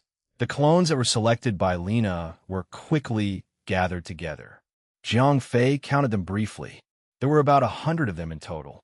Your next mission is to escort me to a place. You must ensure my safety and the safety of my belongings, Lina said to Jiang Fei and the others. The clones roared loudly. These brainwashed fellows were beyond redemption. Chapter 2833, 2833. Translator 549-6903. Very soon, Jiang Fei and his party quietly left the main group and escorted Lina into the jungle next to them. The party traveled through the jungle. Lina was carried on the back of a strong clone warrior. Her things were carried by another clone warrior. In Jiang Fei's party, there were a total of 8 clone warriors. The remaining 100 or so people were clone recruits like them. Jiang Fei was among the clones. He did not know where he was going. He just followed the group. After Jiang Fei and the others left the group for half an hour, there was the faint sound of gunfire behind them. It was very obvious that the clone army under the sheriff had begun to attack. Jiang Fei followed behind those people. He kept moving through the jungle. Because he had food in his stomach, his stamina was still able to keep up. However, Jiang Fei knew that the food he ate was just to occupy his stomach. It did not provide much energy at all. Therefore, as he passed through the jungle, he was also looking for something to eat. A clone beside Jiang Fei asked curiously. Jiang Fei said. The clone was stunned. The knowledge that they had been taught did not include survival in the wild. Jiang Fei nodded as he continued to search. However, very soon, Jiang Fei frowned because he suddenly realized that the wild creatures in the gamma space were not quite the same as the creatures that he was familiar with. However, Jiang Fei did not know if these things were poisonous. The clone beside Jiang Fei asked. 341, Jiang Fei replied. I am 625, the clone said with a smile. Jiang Fei nodded. 625 asked as he looked at the fruits that Jiang Fei had collected. Jiang Fei was not sure. 625's genes seemed to come from some foodie. Therefore, he took a fruit from Jiang Fei's hand and bit into it. The asterisk emin.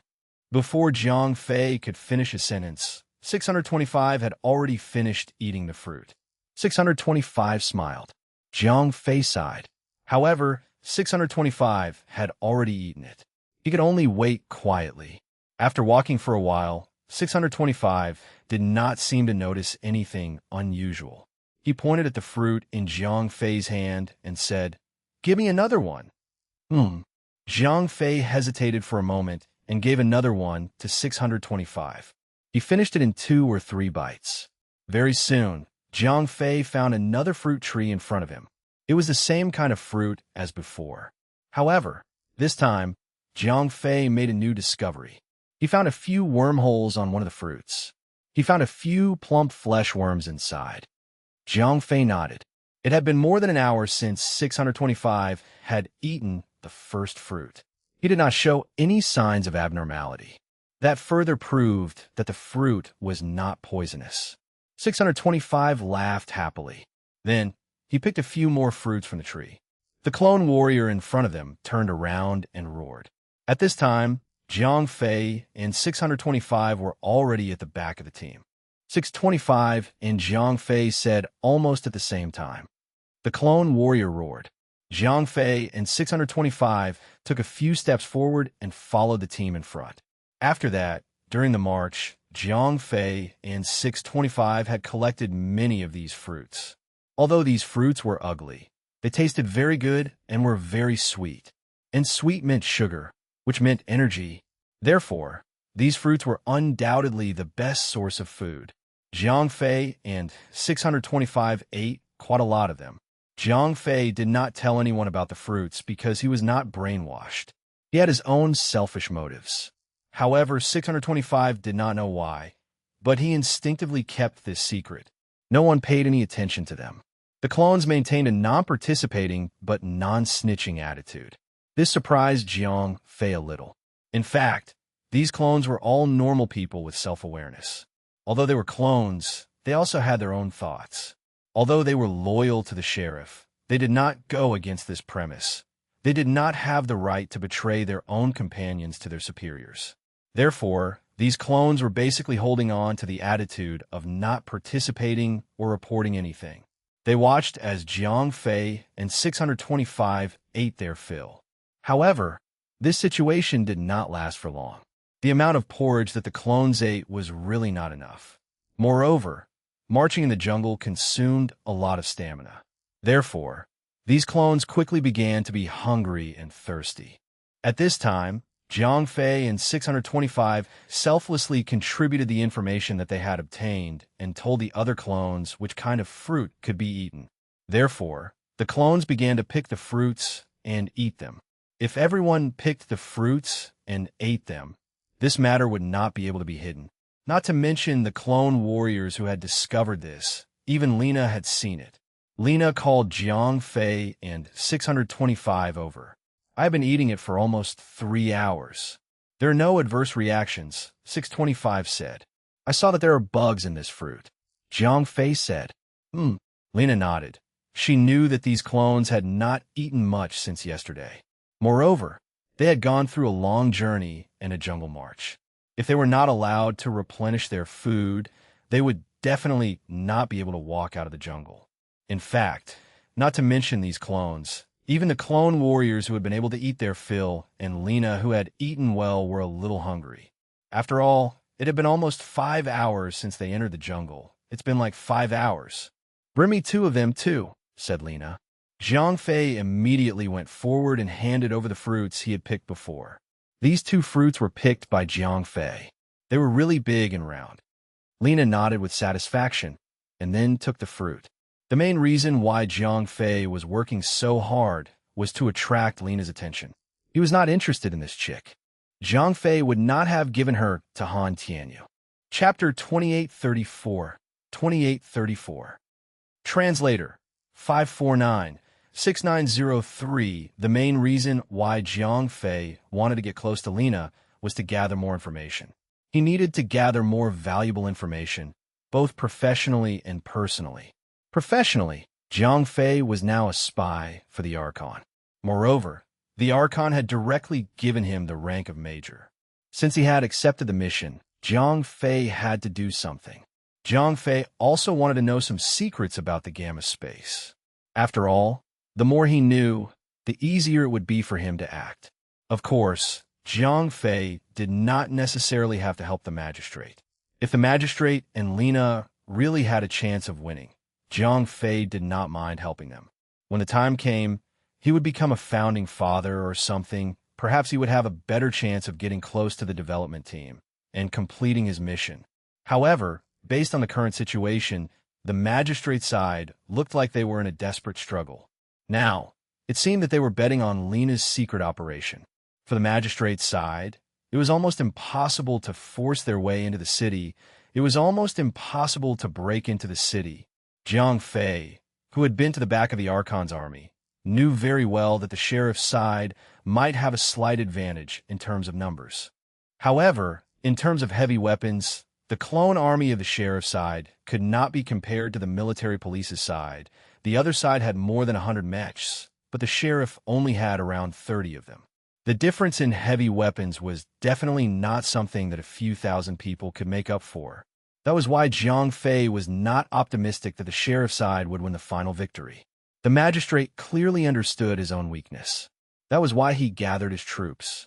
While the clone soldiers on his side were still maintaining a high level of combat power, he wanted to take down D5 Industrial District in one fell swoop. He wanted to gain the support of the arsenal. However, the magistrate was not stupid. The other party had also gathered their heavy troops here. After 2 rounds of hard fighting, the magistrate could not gain any advantage at all. Lena was really hungry. She ate 2 fruits in one go. Then, she said to Jiang Fei with satisfaction, "What's your name?" "I don't have a name. I only have a number. 341, Jiang Fei replied. 341, huh? All right, just stay by my side. Lena nodded and said Jiang Fei immediately. Was he not trying to get close to the people who had the real information? If he were to stay with the ordinary clones, he would not be able to hear any news. After the 100 people ate some fruits, everyone's condition improved a lot. The fruits were very sweet and full of water. In an instant, everyone's needs for food and water were solved. They set off on their journey again. Lena used the compass-like thing in her hand to constantly adjust the direction. Then, she guided the 100 people through the jungle. When Jiang Fei and the others were tired, they would rest in the jungle for a while. When they were thirsty and hungry, they would eat the fruits to satisfy their hunger. Just like that, they walked for half a day. The sky gradually darkened. "We will rest here for a night," Lena said to the few trusted aides beside her. Other than the few clone warriors, these trusted aides were Jiang Fei. The other clone warriors nodded. Although Jiang Fei was curious about the destination, the others did not ask. He did not dare to speak rashly. By following Lena, Jiang Fei enjoyed a special privilege. He did not need to take turns keeping watch. These tasks were for the new clone warriors. However, even if he did not have to keep watch, Jiang Fei would sleep well tonight. After all, it was in the humid jungle. It was not easy to find a dry place. If he wanted to sleep well, he could forget about it. Only Lena could enjoy a temporary bed. However, in order to find dry grass to pave the way for her, the more than 100 clones worked for more than half an hour. The next morning, everyone got up one after another. After eating a few fruits for breakfast, the group continued their journey. After walking for another hour or so, Jiang Fei and the rest finally walked out of the jungle. Jiang Fei looked into the distance. At that moment, they were already a little far from the city. From afar, they could only see the faint outline of the city. "Asked Lena," said a clone warrior. "Yes, as the saying goes, a horse dies when it sees the mountain. Although we can see the outline of the city from here, the distance in a straight line is about tens of kilometers. If we only use our 2 legs, it will be very difficult for us to reach the city before noon." Jiang Fei began to interrupt. The purpose of his actions was to make himself appear in front of Lena. He needed to blend in with the core circle. Only then would he be able to obtain more information. "If that's the case, then we have to speed up," Lena said. A clone warrior said, "Okay, no problem." The other clone warriors followed. Jiang Fei asked. Lena looked at Jiang Fei. "It's like this." Jiang Fei asked. "If it's normal, it shouldn't be necessary. However, if there's an accident, we might really have to fight," Lena said after thinking for a moment. "Miss, if we do not need to engage in a high-intensity battle at all, it would not be a problem for us to march at full speed. However, if there's a risk of battle, I suggest that we try our best to preserve the stamina of the warriors to prevent them from not being able to display their combat strength during the battle," said Jiang Fei. Said Lena, "Time is of the essence." Jiang Fei said, as he pointed into the distance, he said, "Miss, look, there's a farm over there. Although it's not on our route, I think we could take a detour. Didn't you say that we have to conserve our energy?" A clone warrior said, unhappily, this guy with the code name 341 was just a newbie. He actually dared to steal the limelight of veterans like them. This was something that even his uncle and aunt could not tolerate. "Although that place is not on our route, we might need to expend some extra energy to go there. However, that farm looks like it is inhabited, and there's a high possibility that there's a truck in the farm. If we can get a truck, not only will our marching speed be greatly increased, we will be able to reach the city before noon." Jiang Fei said. Chapter 2835, 2835. Translator, 549-6903. Your suggestion is very good. After listening to Jiang Fei's reason, Lena immediately made the decision. A clone warrior questioned. "Usually, there will be trucks in the farm. Even if there are no trucks, we can get some other means of transportation." Jiang Fei took the initiative to say. "Other means of transportation?" said the clone warrior unwillingly. "Miss, it's best if we hurry. I'll explain the specific reason to you on the way," said Jiang Fei as he turned around and spoke to Lena. Lena nodded. Then, she said to her trusted aide beside her, "Pass down the order to set off immediately." The clone warrior nodded and passed down the order. Soon, the 100 or so people set off towards a farm in the distance. Although this farm was much closer than the city, it was actually quite far from the jungle. Jiang Fei and the others walked for nearly 2 hours before they finally reached the entrance of the farm. As the leading clone warrior gave the order, the clone recruits charged into the farm. At first, the owner of the farm wanted to fight back with guns. However, when he saw that there were more than 100 intruders and that they were all equipped with weapons, the owner of the farm gave up resisting. However, he soon regretted his decision. "We can't let the news get out." Lena waved her hand. Then there was a burst of gunshots. There were a total of 13 people, young and old, in the farm. All of them died in a pool of blood. "Miss, we found 2 small trucks. Each truck can hold about 20 people. There are also 2 cars." The leading clone warrior ran over and reported the results of the search. "I told you it was not enough. There are not enough vehicles now." The clone warrior who had doubted Jiang Fei previously said. The other clone warriors also looked at Jiang Fei. Lena also looked at Jiang Fei. "Miss, don't worry." Jiang Fei smiled slightly. Then he called out about 10 people from the clone recruits. After that, Jiang Fei brought them to the garage of the farm. There were 2 small cars parked in the garage. Jiang Fei had people drive the cars out. Then, under Jiang Fei's orders, the clone recruits tore down the garage. The walls of the garage were made of a simple board.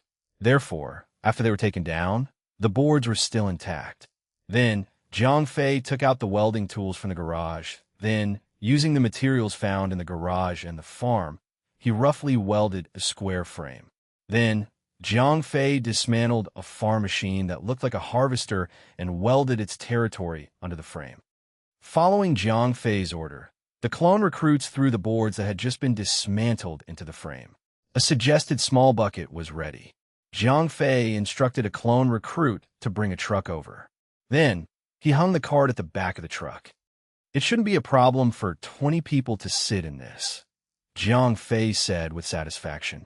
Lena looked at the cart and nodded in satisfaction. She had already understood Jiang Fei's intention. The 2 trucks could carry about 20 people. If they squeezed together, 30 people would be enough. The 2 trucks could carry 60 people.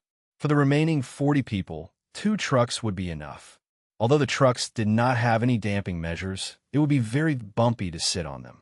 However, it was enough to transport soldiers temporarily. Lena said, "Miss, there is only 1 farming machine in our farm. There is no other territory," a clone warrior reported. "Aren't there 2 small cars?" Lena said. Following Lena's order, the outer shell of the small car was quickly removed. Then, Jiang Fei brought some people and welded a car bucket onto it. When the new car bucket was ready, Lena called out to Jiang Fei and sat in one of the cars. Jiang Fei was very happy. It was not that he felt comfortable in a small car, but he knew that he had finally won Lena's approval. Following Lena's command, the more than 100 people set off. The convoy set off from the farm. Although the road was bumpy, the sturdiness of the 2 simple car compartments was still sufficient. Their marching speed had indeed increased significantly. After about 2 hours, Jiang Fei and the rest arrived at the edge of the city. The cars also drove onto the wide and flat road. This made the clones sitting in the buckets feel a lot more comfortable. Lena gave a new coordinate. The leading clone warrior nodded. He was now Lena's driver. At the same time, he was also the guide of the entire convoy. The 3 cars sped along the road and soon entered the city. However, Lena did not let the convoy approach the city center. They only stayed close to the outer edge of the city. They continued forward until they reached an abandoned factory. Jiang Fei muttered to himself, this place was indeed a sugar factory before. However, this sugar factory only operated for a few weeks. Then it was abandoned. Until today, it has been abandoned for almost 100 years, said Lena. Jiang Fei raised his eyebrows. Lena gestured for the car to stop. Then she walked down. When they saw Lena getting out of the car, Jiang Fei and the rest quickly followed her out. The 2 trucks behind them and the clone soldiers in the back bucket jumped out one after another. At that moment, the 40 or so people in the back bucket could not even walk anymore. Although they had only walked for more than 2 hours, they were exhausted. If someone told these clone warriors to take a bus, they would definitely prefer to walk on 2 legs. The door of the sugar factory warehouse was opened. During the opening process, many rusts fell from the door. At the same time, a musty smell came from the warehouse. It was obvious that this warehouse hadn't been used for a long time. Lena waved her hand, and the two clone warriors led their recruits into the warehouse. Soon, the warehouse was checked, and a safe message came out. If you're enjoying this story, don't forget to like the video and subscribe. It really helps this channel keep growing. Alright, let's continue. Chapter 2836. 2836. Translator 549-6903. Following Lena's orders, teams of clones entered the warehouse. Zhang Fei was no exception. After entering the warehouse, Zhang Fei carefully observed his surroundings. This warehouse had clearly been abandoned for a long time. The machinery around had long been rusted. All sorts of miscellaneous items have been covered in dust. It seems that this place has been abandoned for a long time. It has been a long time since anyone has come here, Zhang Fei thought to himself. Then, Zhang Fei followed the others into the depths of the warehouse. Zhang Fei's position was neither near the front nor behind. As he had become Lena's trusted aide, he followed Lena's side and was also protected in the middle of the team. 341, go to the front and see if there's a large press there, Lena said to Zhang Fei at that moment. Yes, miss, Zhang Fei replied and walked forward. After walking for about 5 minutes, Zhang Fei arrived at the front of the team. How is it? Zhang Fei asked. Nothing special, the leading clone warrior replied. Although Zhang Fei was only a clone recruit, he did not know that this recruit with the codename 341 was Miss Lena's trusted aide. Zhang Fei frowned and went forward to investigate. This was the end of the warehouse. There was nothing suspicious around. However, Zhang Fei quickly noticed a bunch of things in the corner. However, these things were covered by a tarpaulin. The tarpaulin was already covered with dust. Zhang Fei asked, a bunch of abandoned machinery. Its purpose is unknown, the leading clone warrior replied. Open it and let me take a look, Zhang Fei said. The leading clone warrior did not waste any time. He directly brought 2 people and came to the front of the machinery. 1, 2. As the clone warrior shouted, the few clones exerted their strength and pulled the tarpaulin off. After the tarpaulin was pulled off, the machinery inside was revealed. Zhang Fei took a closer look. It was indeed a punching machine. Watch this thing carefully, Zhang Fei said to the clones. As the clone warrior gave the order, the clones surrounded the large punching machine. On the other side, Zhang Fei turned around and returned to Lena's side. Miss, I have found the punching machine, Zhang Fei said. Lena nodded and walked forward. Zhang Fei followed behind Lena and returned to the position of the punching machine. Along with them were a few of Lena's trusted aides and personal bodyguards. Lena's voice was not very loud, but the clone warriors and their subordinates immediately spread out to the sides, giving up the position near the punching machine. 341, go and look for it. See if there are any plum blossom-shaped marks on the press, Lena said to Zhang Fei. Zhang Fei nodded. Then, he began to look around the press carefully. The press was very big. It was about 3 meters tall, 5 meters long, and 5 meters wide. Moreover, it needed to be searched carefully. Therefore, after 10 minutes, Zhang Fei still did not find anything. You guys go and help too, Lena said to the few trusted aides beside her. The few clone warriors also came to the side of the machine and began to search carefully. As time passed, Zhang Fei and the others were dizzy. However, they still could not find the symbol of the plum blossom. After another 10 minutes or so, Zhang Fei suddenly found a plum blossom mark that was only the size of a fingernail in a corner. Zhang Fei shouted loudly. Lena walked to Zhang Fei's side in 2 steps. Zhang Fei pointed the plum blossom imprint to Lena. Lena's lips curled into a smile. Then, Lena waved her hand. One of her trusted aides immediately stepped forward and handed the small box that Lena carried with her to her young man. After receiving the box, Lena immediately placed the box on the ground and opened it. Zhang Fei took the opportunity to look into the box. It was filled with all kinds of delicate instruments. After opening the box, Lena very quickly took out something that looked like a triangular plate. Then, she took this thing to the plum blossom imprint on the punching machine and began to measure and calculate. Soon, Lena got the data she wanted and began to look for it on the stamping machine. About 5 minutes later, Lena found what she wanted. Creak. Lena found a valve based on the data and began to rotate. Lena rotated the valve at a very strange rhythm, and the number of circles also had a specific pattern. Very soon, the sound of gears turning could be heard from under the press. Lena shouted and took the initiative to retreat. When Zhang Fei saw this, he did not dare to be careless. He followed Lena and quickly left the press. Gala. Following a series of mechanical sounds, the ground gradually cracked open, revealing a tunnel that led underground for a day. Lena nodded and took the lead to enter the tunnel. Zhang Fei followed closely behind and followed. After that, the clone warriors also led their subordinates into the tunnel. After entering the tunnel, it was not as dark as Zhang Fei had imagined. On the contrary, this place was much brighter than the dim warehouse outside. On the walls on both sides of the tunnel, there was a light fixture that lit up the place. Zhang Fei followed Lena and soon arrived at a gate. Lena said. A clone warrior once again handed the small box to Lena. Then, Lena quickly picked out the things that she needed and went to the gate. After some operation, the gate opened. Lena was the first to enter. There are no defense mechanisms.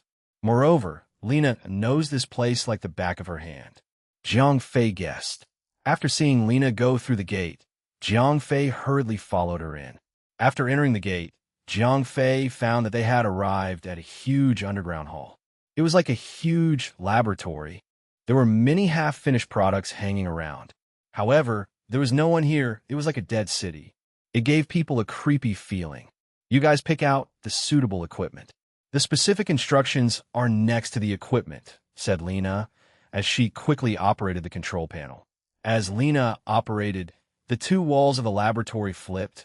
A large amount of weapons and equipment were revealed. Chapter 2837, 2837. Translator, 549-6903. Everyone, pick whatever weapon you can get your hands on. Take as many as you can, Lena said to the clones. The clones agreed and went to pick their weapons. The strong clone warriors were more inclined towards heavy weapons, such as individual energy cannons. The weaker clone recruits were more inclined towards rifles and submachine guns. Moreover, they had a lot of energy magazines. Zhang Fei browsed through these weapons. He was not in a hurry to make a move. Instead, he chose the weapon that was most suitable for him. Very quickly, Zhang Fei found something that made his eyes light up. It was a silver-white cylinder. It was not very thick. One of it was just right for him to hold. Zhang Fei had previously found a lightsaber in the Life Extension Center's laboratory. He had used it to defeat a mech. However, that lightsaber was later discarded by Zhang Fei. Otherwise, he would not have been able to blend in with the clones with the lightsaber. Although he could not continue to possess the lightsaber, Zhang Fei still remembered the power of the lightsaber very clearly. Therefore, when he saw the lightsaber, he immediately fell in love with this weapon. After he picked up the lightsaber, Zhang Fei took 2 steps back and activated the lightsaber. With a soft sound, the lightsaber's blade appeared. Its stability was even better than the one that Zhang Fei had used previously. Zhang Fei put away the lightsaber in satisfaction. After putting away the lightsaber, Zhang Fei was not satisfied. Lena had already said that he could take as much as he wanted. What was there to be polite about? After that, Zhang Fei picked out an energy sniper rifle and a single-unit energy cannon from the weapon rack. With his good physique, Zhang Fei even packed a bag of energy magazines on him. After taking everything, Zhang Fei looked around. The clones were also carrying a lot of weapons. Everyone knew that there was going to be a tough battle ahead. Weapons were the soldiers' only means of survival. They were both offensive weapons and the best defensive equipment. On the battlefield, only weapons could protect themselves. Therefore, the clones who had been instilled with military theories carried as many weapons as possible. After everyone had almost picked their weapons, Lena said, "Since you have already picked your weapons, gather in the middle of the laboratory." The clones replied and gathered in the middle of the laboratory. Jiang Fei was no exception. Following that, Lena began to operate again. Following that, the sound of gears grinding could be heard again. Then, Jiang Fei and the others moved towards the wall that they were facing. The wall that had just flipped over was on both sides of the laboratory. There were all kinds of weapons inside. This time, when the wall that was facing Jiang Fei and the others flipped over, a huge shadow was revealed. More than 10 spotlights were lit up at the same time. The shadow was instantly illuminated. Jiang Fei was stunned. This mech was clearly larger than the other mechs that Jiang Fei had seen before. Although they were all silver white in color, the shape of this mech was completely different from the previous ones. This is a shrimp-powered mech. The latest research results. Lena took the initiative to introduce it. One of Lena's trusted aides asked. Just as this question was asked, all of Lena's trusted aides turned their gazes to her, because these guys all wanted to become the pilots of the shrimp-powered mech. I'll pilot the mech myself. Lena's words surprised everyone. Many clone warriors advised. Although the shrimp-powered mech used the latest technology, it was not invincible after all. Once it was on the battlefield, it would definitely become the target of the enemy's concentrated fire or even sneak attacks. Under the enemy's focused attacks, even if the shrimp-powered mech's combat strength was strong, it would be heavily injured by the enemy's concentrated fire or even destroyed. If that happened, Lena would be putting herself in danger. You don't have to say anymore. This war is not just about you. Once we fail, we will also suffer a fate worse than death, so it's not a big deal to fight alongside you, Lena said. Long live the Lord Sheriff. Long live Miss Lena. The cheers immediately rose. These brainwashed clones were easy to fool. All right, let's save the cheers for when we win, Lena said to the crowd. At this moment, the sheriff was leading the clone army in a battle with the military and police. Because they had obtained information in advance, they had long been prepared for battle. It was not that easy for the sheriff's clone army to conquer the D5 industrial zone. Therefore, the importance of Lena as a surprise soldier was shown. Lena was going to lead this small team to assassinate the magistrate and end the war from another angle. Assassinating the magistrate was no joke. The difficulty was no less than the magistrate leading the team to conquer the D5 industrial zone. A clone warrior asked. These clones had been implanted with memories, so loyalty was definitely not a problem. As Lena spoke, the last wall of the laboratory moved. In the end, the wall only rotated 45 degrees. Everyone, take your weapons. Lena waved her hand and took the lead to walk into the wall. Jiang Fei and the others followed closely behind. When they entered the back of the wall, Jiang Fei realized that this was actually a subway station. However, this place looked like it had been abandoned for a long time. An old train was parked on the track. The body of the train was already covered in rust. Lena ordered. All the clones were on stimulants. They quickly got on the train. Jiang Fei was no exception. After getting on the train, Lena installed a small thing at the front of the train. Immediately, the train started moving. Everyone get ready. We still have 15 minutes to reach the core of the city. We will arrive at the magistrate's mansion in 17 minutes, Lena said loudly. The clones were excited. If they knew that they were going to carry out a crucial mission, they would be able to help the magistrate realize his dream. Although this mission was very difficult and they would die if they were not careful, the clones did not care at all. The brainwashed clones were not afraid of death at all. They only wanted to do something for their idol. Jiang Fei was also hesitating. History had placed the heavy responsibility in the hands of a small soldier like him. Now, Jiang Fei could choose to help Lena to assassinate the consul. If they could successfully reach the consul's mansion, the success rate would be quite high. Chapter 2838, 2838. Translator 549-6903. Jiang Fei did not rush to make a decision. In Jiang Fei's opinion, whether it was the consul or the sheriff, there was no fundamental difference between the two. He himself did not have any preferences. It was fine for either of the two to win. In order to decide who to help, it would have to depend on which side had the higher profits. Currently, it was obvious that helping the magistrate and Lena to assassinate the magistrate had the higher profits. If he could successfully assassinate the magistrate, then after the magistrate was promoted, Jiang Fei would undoubtedly have the merit of being a dragon. Moreover, Jiang Fei had become Lena's trusted aide. Therefore, once the magistrate succeeded, Jiang Fei's status would naturally rise. When that time came, he might be able to take over a certain department. After all, the magistrate trusted his clones the most. After the battle in the D5 industrial zone, Jiang Fei believed that there would be very few clones left under the magistrate.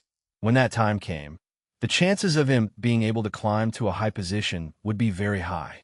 Then, Jiang Fei would be very easy to get close to the development team. He could even complete his own mission under the guise of official business. In terms of profit, choosing the sheriff and Lena's side was undoubtedly beneficial to Jiang Fei. However, the problem was that the risk of this choice was too high. Once Jiang Fei gambled on it, he might even lose all his underpants. Therefore, in order to prevent all his previous effort from going to waste, Jiang Fei did not choose to take a side too early. He chose to continue observing. If he saw that there was a chance of success on Lena's side, he would definitely choose to stand on Lena's side and kill the sheriff, assist the magistrate to rise to the throne. If possible, Jiang Fei even wanted to assist Lena in launching a coup after the magistrate rose to the throne. He wanted to kill her father and help her rise to the throne. Then, Jiang Fei would be able to become the second in command. When the time came, it would be much easier for him to control the development team. However, that was just a thought. Based on the current situation, even if Lena and the others managed to touch the magistrate's residence, it would be as difficult as climbing the heavens to assassinate the heavily protected magistrate. Time passed by slowly. The train was moving at high speed in the underground tunnel. As it was moving in a completely sealed underground tunnel, Jiang Fei could not tell how far the train had gone or where it had gone. Gah! As the train slowed down, it finally stopped at a platform. Lena controlled her mech and walked down from the train. Lena called out to the clone warriors behind her. The clone warriors, including Jiang Fei, followed behind Lena and got off the train. The subway station seemed to have been abandoned for a long time. Jiang Fei and the others moved forward and soon arrived in front of a large elevator. Lena managed to activate the elevator through some pretense. Jiang Fei thought to himself. Lena was too familiar with her movements. This was the result of countless practice sessions. Lena said to the clones. All the clones went up the elevator. Then, Lena controlled her mech to go up as well. We will reach the ground in 2 minutes. The exit here is the governor's mansion's spare garage. Generally speaking, we will not be discovered immediately after we leave. She first told everyone about the situation that they were about to face. A clone warrior asked. Lena nodded. Jiang Fei thought to himself. Although Lena and her father had planned everything, they still did not understand the situation in the magistrate's mansion. Anyone who could become the magistrate was not a fool. It was impossible to reveal all of their details to others. Therefore, the magistrate and Lena had no idea about the situation in the magistrate's mansion. Including Lena, she did not know if she could break into the residence and kill the magistrate before the arrival of the magistrate's reinforcements. If she could not, the scene inside the magistrate's residence would repeat itself. However, this time, the ones to be eliminated would be Lena and her clone warriors. We'll be counting on you this time, Lena said to the crowd. The clones were as if they were on steroids. Jiang Fei thought for a moment and quietly took out the communicator. At this time, Lena opened the elevator. At the same time, Jiang Fei began to send a message to Colonel Kono. He said that they had arrived at the magistrate's mansion and were ready to assassinate him. What? Assassinate the Archon? And all of them have arrived at his mansion? That's impossible. There are no troops under the sheriff in the city. Could it be a secret agent? Could it be that a traitor has appeared beside the Archon? That's impossible. In an instant, the battle staff around Colonel Kono were in an uproar. At this moment, the adjutant beside him shouted, "What? There's a secret tunnel underground?" After seeing the second message, everyone understood. Quick, give the consul a warning. Send someone back immediately. Colonel Kono kept giving orders, but at this moment, the military and police had been sent to the front line of the D5 industrial zone. It would take at least 30 minutes to retreat. During this period of time, they could only rely on the security personnel in the consul's residence to protect the consul's safety. With a loud bang, the door of the spare garage was blasted open. More than 100 clones rushed out with guns in their hands. They fired at the front, but did not knock down any security personnel. What's the situation? The few clone warriors were stunned. Don't worry about it, Lena ordered. In fact, the consul had already received the warning a minute ago. Because the number of security personnel in the official residence was seriously insufficient, the consul did not arrange for them to ambush in the courtyard. Instead, he withdrew them all into the buildings, hoping to rely on the buildings to defend. The consul's idea was very simple. He did not expect to be able to wipe out the invading land. As long as he could buy time, when the reinforcements arrived, this lone assassin team would be quickly eliminated. Chapter 2839, 2839. Translator 549-6903.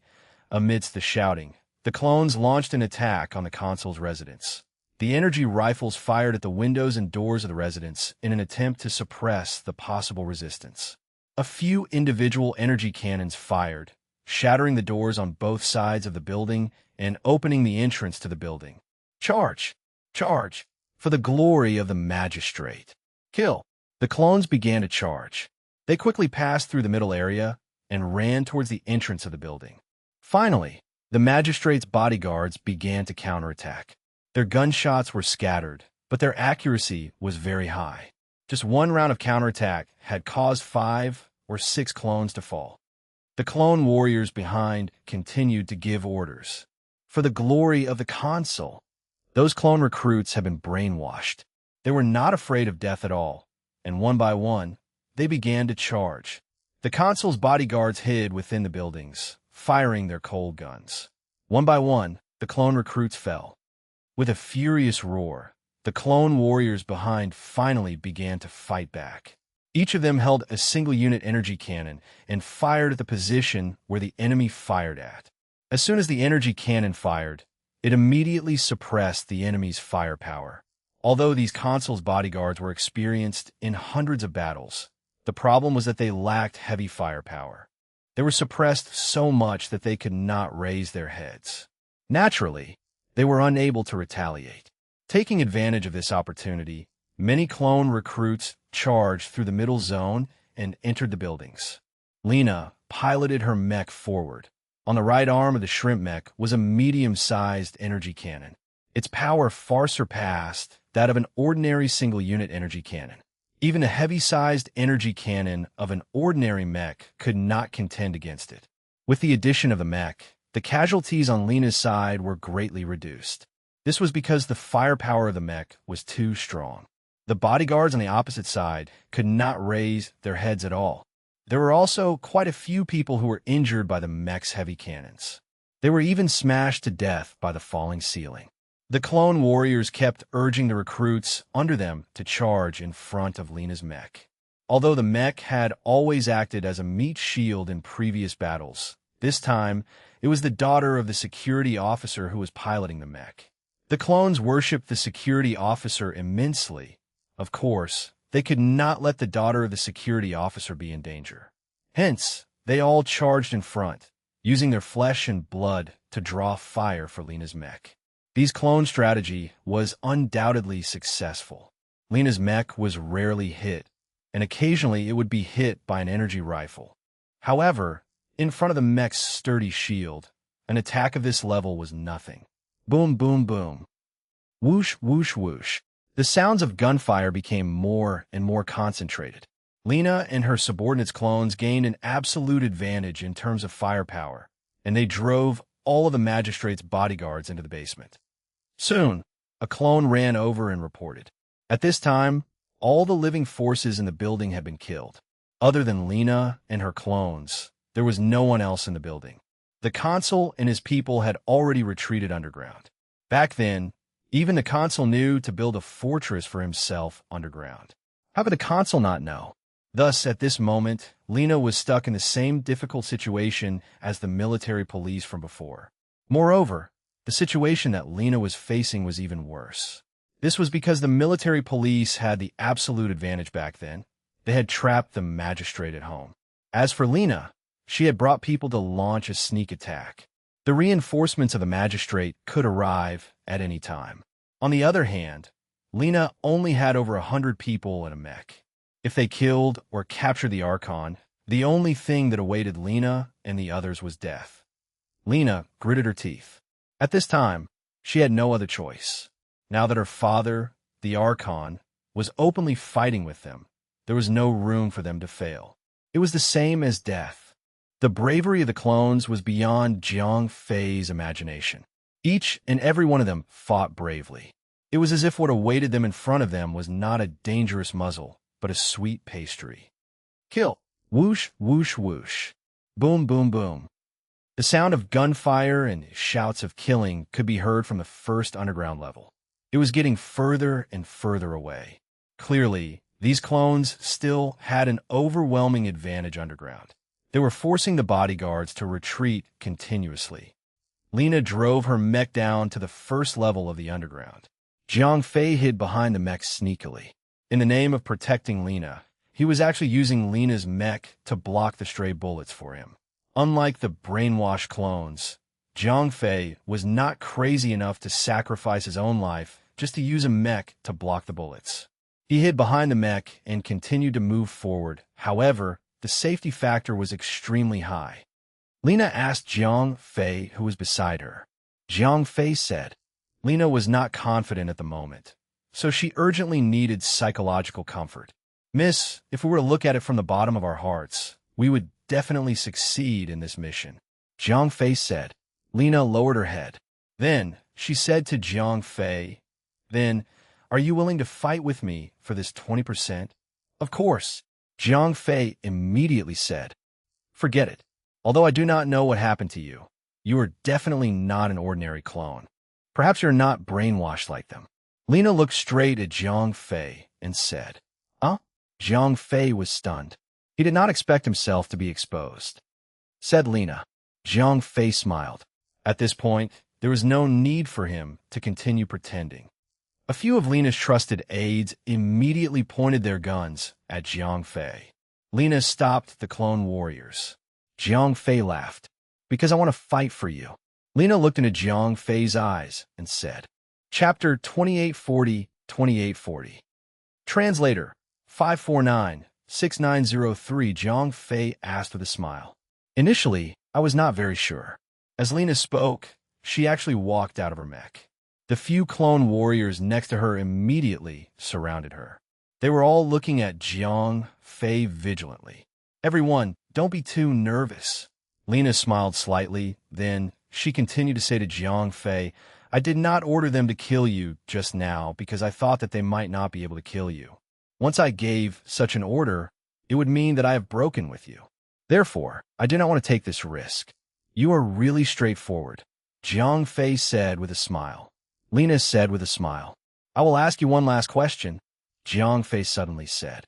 "Ask away," Lena said as she walked up to Jiang Fei. "Even if your guess is true, I have the ability to help you turn the tables." Jiang Fei asked with a smile. "How dare you?" The other clone warriors scolded angrily. "All right, you have no right to speak here," Jiang Fei said impatiently. The few clone warriors were furious. Until now, they had always thought that Jiang Fei was just a clone recruit. Therefore, when they saw Jiang Fei being so arrogant, they were very unhappy. Lena stopped the clone warriors. Then, she went straight to Jiang Fei. The two of them were so close to each other that Lena stopped in her tracks. Then, Lena stood on her tiptoes and tried her best to look at Jiang Fei at the same level as she did. "What do you think?" Lena said slowly. As she spoke, a fragrance that was like the scent of orchids and musk wafted onto Jiang Fei's face.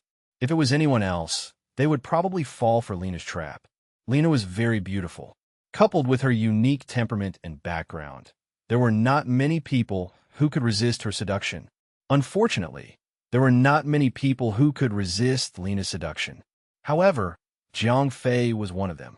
Back in the three-dimensional space, Jiang Fei had been tempted even more. Although he could not resist too much of the seduction, he had still taken in a lot of girls. However, he had rejected even more of them. Jiang Fei was actually quite calm. The most important thing was that Jiang Fei was a man of principle. As the saying went, a friend's wife could not be bullied. Lena's body had always been covered by Han Tianyu's finger. Therefore, how could he be tempted by this woman? Miss Lena, I think we should talk openly. You're wasting your time, Jiang Fei said calmly. Lena did not expect this guy to not fall for her tricks. This made her suddenly feel a sense of shame. Speaking of which, just now, Lena had really considered committing herself to this guy in front of her. Although his current public identity was the clone number 341, Lena was almost certain that this guy was not that simple. But now, Lena's seduction had no effect at all. This made Lena suddenly feel a sense of defeat. But she was still the daughter of the sheriff and had been in the circle since she was young. Lena quickly adjusted her emotions. Since this 341 was willing to talk to her, it meant that he had something to ask for that was easy. The scariest thing was a man without desire. He did not want anything, so naturally, he had no flaws. Once a man had desire, he would have a weakness. Lena did not believe that she could not conquer the man in front of her, said Jiang Fei with a smile. Lena said calmly, as if the sound of gunfire had nothing to do with her. At that moment, the clone recruits had already conquered the second floor of the underground building. Although they had paid the price, they had also suffered close to 30 casualties. Jiang Fei said, causing Lena to frown. The position of magistrate was too sensitive. If Lena and the others succeeded in their assassination, Lena's father would be able to rise from the position of magistrate to the position of magistrate. He would not easily give up the position of magistrate. The reason was very simple. Lena's father knew very well how he rose to the position of magistrate. If he gave the position of magistrate to someone else, wouldn't he be waiting for someone else to usurp his position? I'm not qualified to agree to that. Lena's words were very tactful. She did not directly reject Jiang Fei, but she did not agree either. It was definitely too late now. This 341 could not wait until Lena's father confirmed this matter before making a move. By then, the magistrate's reinforcements would have already arrived. Therefore, if 341 wanted to become a magistrate, he had to make his move now. If he could really get rid of the magistrate, then when Lena's father became the magistrate would say no, 341 did not have any temper at all. After all, the magistrate did not agree to it. Lena only said that she would discuss it with her father. Therefore, it was understandable that she was rejected. Other than that, I also want to know what is going on with the Life Extension Center. Jiang Fei said, actually, the sheriff was just an excuse for him. This was his main purpose. He needed more information. This is suspicious. Lena nodded. Let's talk about this first. Jiang Fei said, Lena thought for a moment and nodded. When Jiang Fei was negotiating earlier, he had used a small trick. He had first made a rather difficult request, causing Lena to have no choice but to reject or give a perfunctory reply. Then, he made a slightly difficult request. This made Lena hesitate between rejecting and agreeing. Since Lena had just rejected Jiang Fei, if she continued to reject or brush him off, she would be worried about whether the negotiation would continue smoothly with the other party in the negotiation because they were angry. Under the influence of this kind of thinking, Lena naturally had a very high probability of agreeing to this kind of request. Chapter 2841. 2841. Translator 549-6903. Jiang Fei immediately confirmed this matter. Lena nodded. Then, she let a clone warrior pilot the mech to help the clone recruits who were charging ahead. Then, she walked side by side with Jiang Fei. As they walked, she began to explain the Life Extension Center to Jiang Fei as well. Lena said slowly. What she said was basically the same as what Jiang Fei had seen before. According to Lena, this Life Extension Center was just like its name. The main purpose of its existence was to ensure the population of the Gamma space. It was to prevent the death of the Gamma space people due to the lack of population. Through the research of the Gamma space people, The higher the dimension of life, the weaker their reproduction ability was. This led to the beginning of the four-dimensional gamma space. The number of intelligent creatures here was actually decreasing gradually. Although the decrease was relatively small, as their technological level continued to improve and their cognitive level continued to increase, the ability to reproduce also continued to decline. It was just like the old saying in Jiang Fei's hometown, "The heavens are always fair." Although the high-dimensional space had an overwhelming advantage over the low-dimensional space, even if there was a spatial compensation mechanism, it would not be able to make up for the difference in strength between the two sides. People in the high-dimensional space could almost do whatever they wanted in the low-dimensional space. However, as a price, the higher the dimension of the intelligent life form, the weaker their ability to reproduce. The gamma space was only the fourth dimension, so their ability to reproduce was still passable. Their population had only shown a slight negative growth. If they wanted to die out naturally, it would take thousands of years. However, the rulers of the gamma space had clearly realized this problem, or they would have to watch their race die out. Hence, the Life Extension Center appeared. The gamma space people used human cloning technology to try to make up for the negative growth in the population. However, the problem they faced was just as severe. That was starting from the fourth dimension, souls would not be automatically generated. This was something that Jiang Fei did not know before. Back on Earth, Jiang Fei had used human cloning technology. Many girls, including Bella, were brought out of the game world by Jiang Fei through human cloning technology. Jiang Fei had to be careful when the clone matured, because if it was too early, the clone would automatically generate consciousness. In other words, it would generate a soul out of thin air. In the gamma space, this was something that absolutely did not exist. In this gamma space, a clone was a clone. It would never come alive by itself. Lena's subordinates pushed a clone across the market. The clone did not say that it would become self-aware and have its own soul. The purpose of the Life Extension Center was to balance the negative growth of the population. In that case, it was clearly impossible for them to just clone human bodies. They had to let the clones come back to life so that they could integrate into society. Thus, they could make up for the negative growth of the population. However, the souls in the gamma space would not appear out of thin air. Therefore, the scientists in the gamma space developed a very complicated device. It could extract powerful souls from the low-latitude space. It would let them enter the gamma space. After these souls entered the gamma space, their original memories would be washed away and they would be thrown into the bodies of the clones. Because the Life Extension Center was an official operation, it existed only to make up for the negative growth of the population. So when it cloned people, it did its best to maintain the laws of nature. In this way, there was only one difference between the clones in the Life Extension Center and normal gamma space people. Apart from having no parents, they were the same as others, growing up from infancy all the way until they went to school, graduated, and integrated into society. Therefore, after these clones entered society, no one knew that they were clones. They had their own identity codes, their own careers, and their own families. They lived a life that was no different from an ordinary person.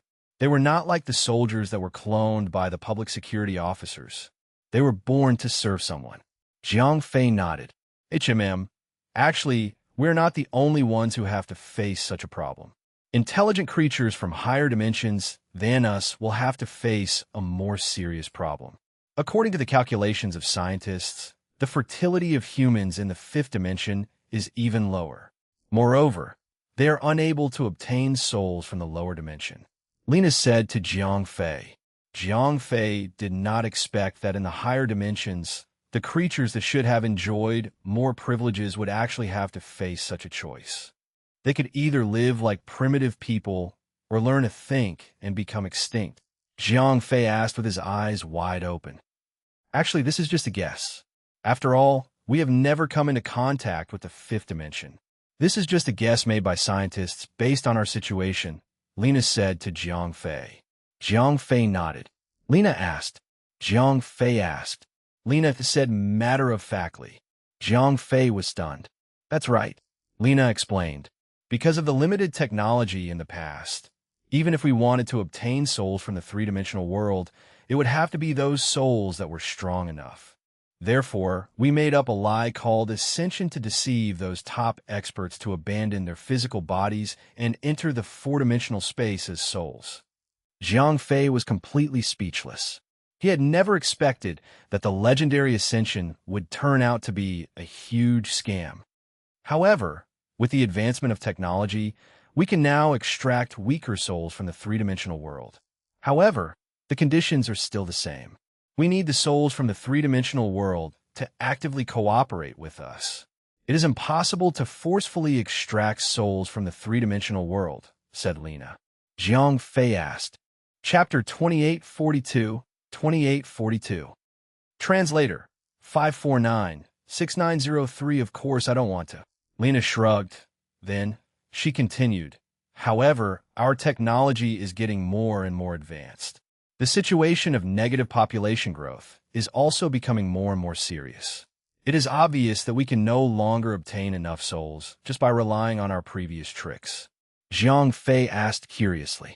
Therefore, the console found someone to develop a game that allows people from the gamma space to enter the three-dimensional world and take risks. Lena said. Jiang Fei was stunned. Yes, you have never played that game before. Therefore, you do not know that when you are in a new world and have obtained great power, many people cannot suppress the bestial nature in their bodies. They kill the people in the three-dimensional world crazily, making many people's lives worse than death and even causing them to have a mental breakdown. These people have become the targets of bewitchment. There is already no hope of survival. At this time, someone is bewitching you to ascend, said Lena with a smile. Jiang Fei cursed subconsciously. So this was a reason why this game existed. However, after understanding this, Jiang Fei was certain that the development team would never destroy the three-dimensional world. If the three-dimensional world was destroyed, the gamma space would lose its additional source of souls. They would also face the same choice as the five-dimensional space. They would either give up their current technology and knowledge, or they would gradually die. *M in it. I've been fooled by them for so long. Jiang Fei cursed in his heart. Lena asked curiously. She did not know why Jiang Fei had suddenly cursed. Jiang Fei smiled and shook his head. After obtaining this information, he had a clear idea of what was going on. However, even if he knew that the gamma space people would never destroy the three-dimensional world, Jiang Fei could not return empty-handed. However, Jiang Fei could not tolerate the interference of the gamma space people in the three-dimensional world. Therefore, he had to cut off the connection between the gamma space and the three-dimensional world. Although Lena had heard what Jiang Fei had just said, it was clearly not the time to pursue the matter. It was impossible for them to kill the Archon. Only 341 in front of her gave her a special feeling. It was as long as this guy nodded, killing the Archon would not be difficult. Jiang Fei changed the topic. Yes, that's right. A device in a life extension center can communicate with the three-dimensional world. However, this channel was not built by us. Lena explained. Jiang Fei asked, how should I put it? Actually, there is a connection between the individual dimensions. Although due to the difference in dimensions, material cannot be exchanged in this tunnel, souls and spiritual power can be exchanged through this tunnel, Lena explained. Jiang Fei asked. Yes, that's right. Lena nodded. Although the process was relatively complicated, that was the end result. Jiang Fei asked. Then, they began to shoot out spiritual waves to the other end of the passage.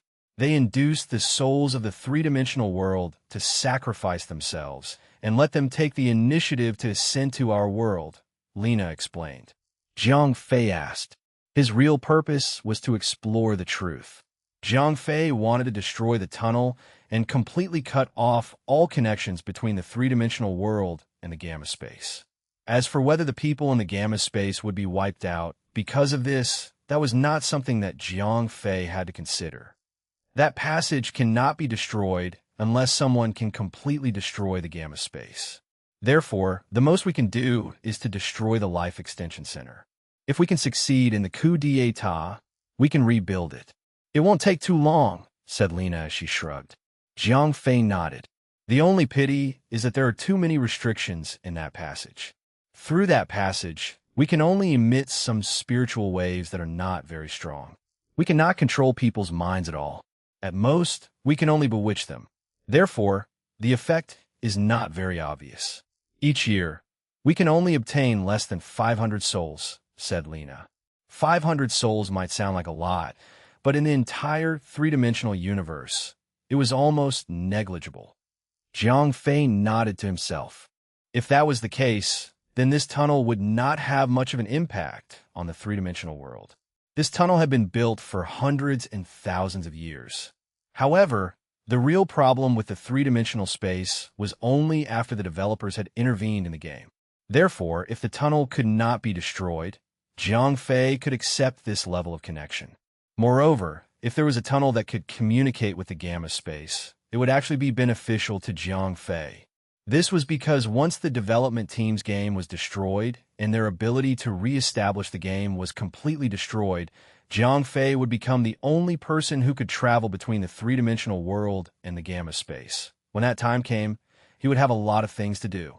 Thinking of this, Jiang Fei's focus shifted to the development team's game. After all, this was the main culprit that caused the major damage to the three-dimensional world. You just said that you wanted to create a game. Jiang Fei asked Lena. Lena hesitated for a moment. She really knew a lot about the developers and the game.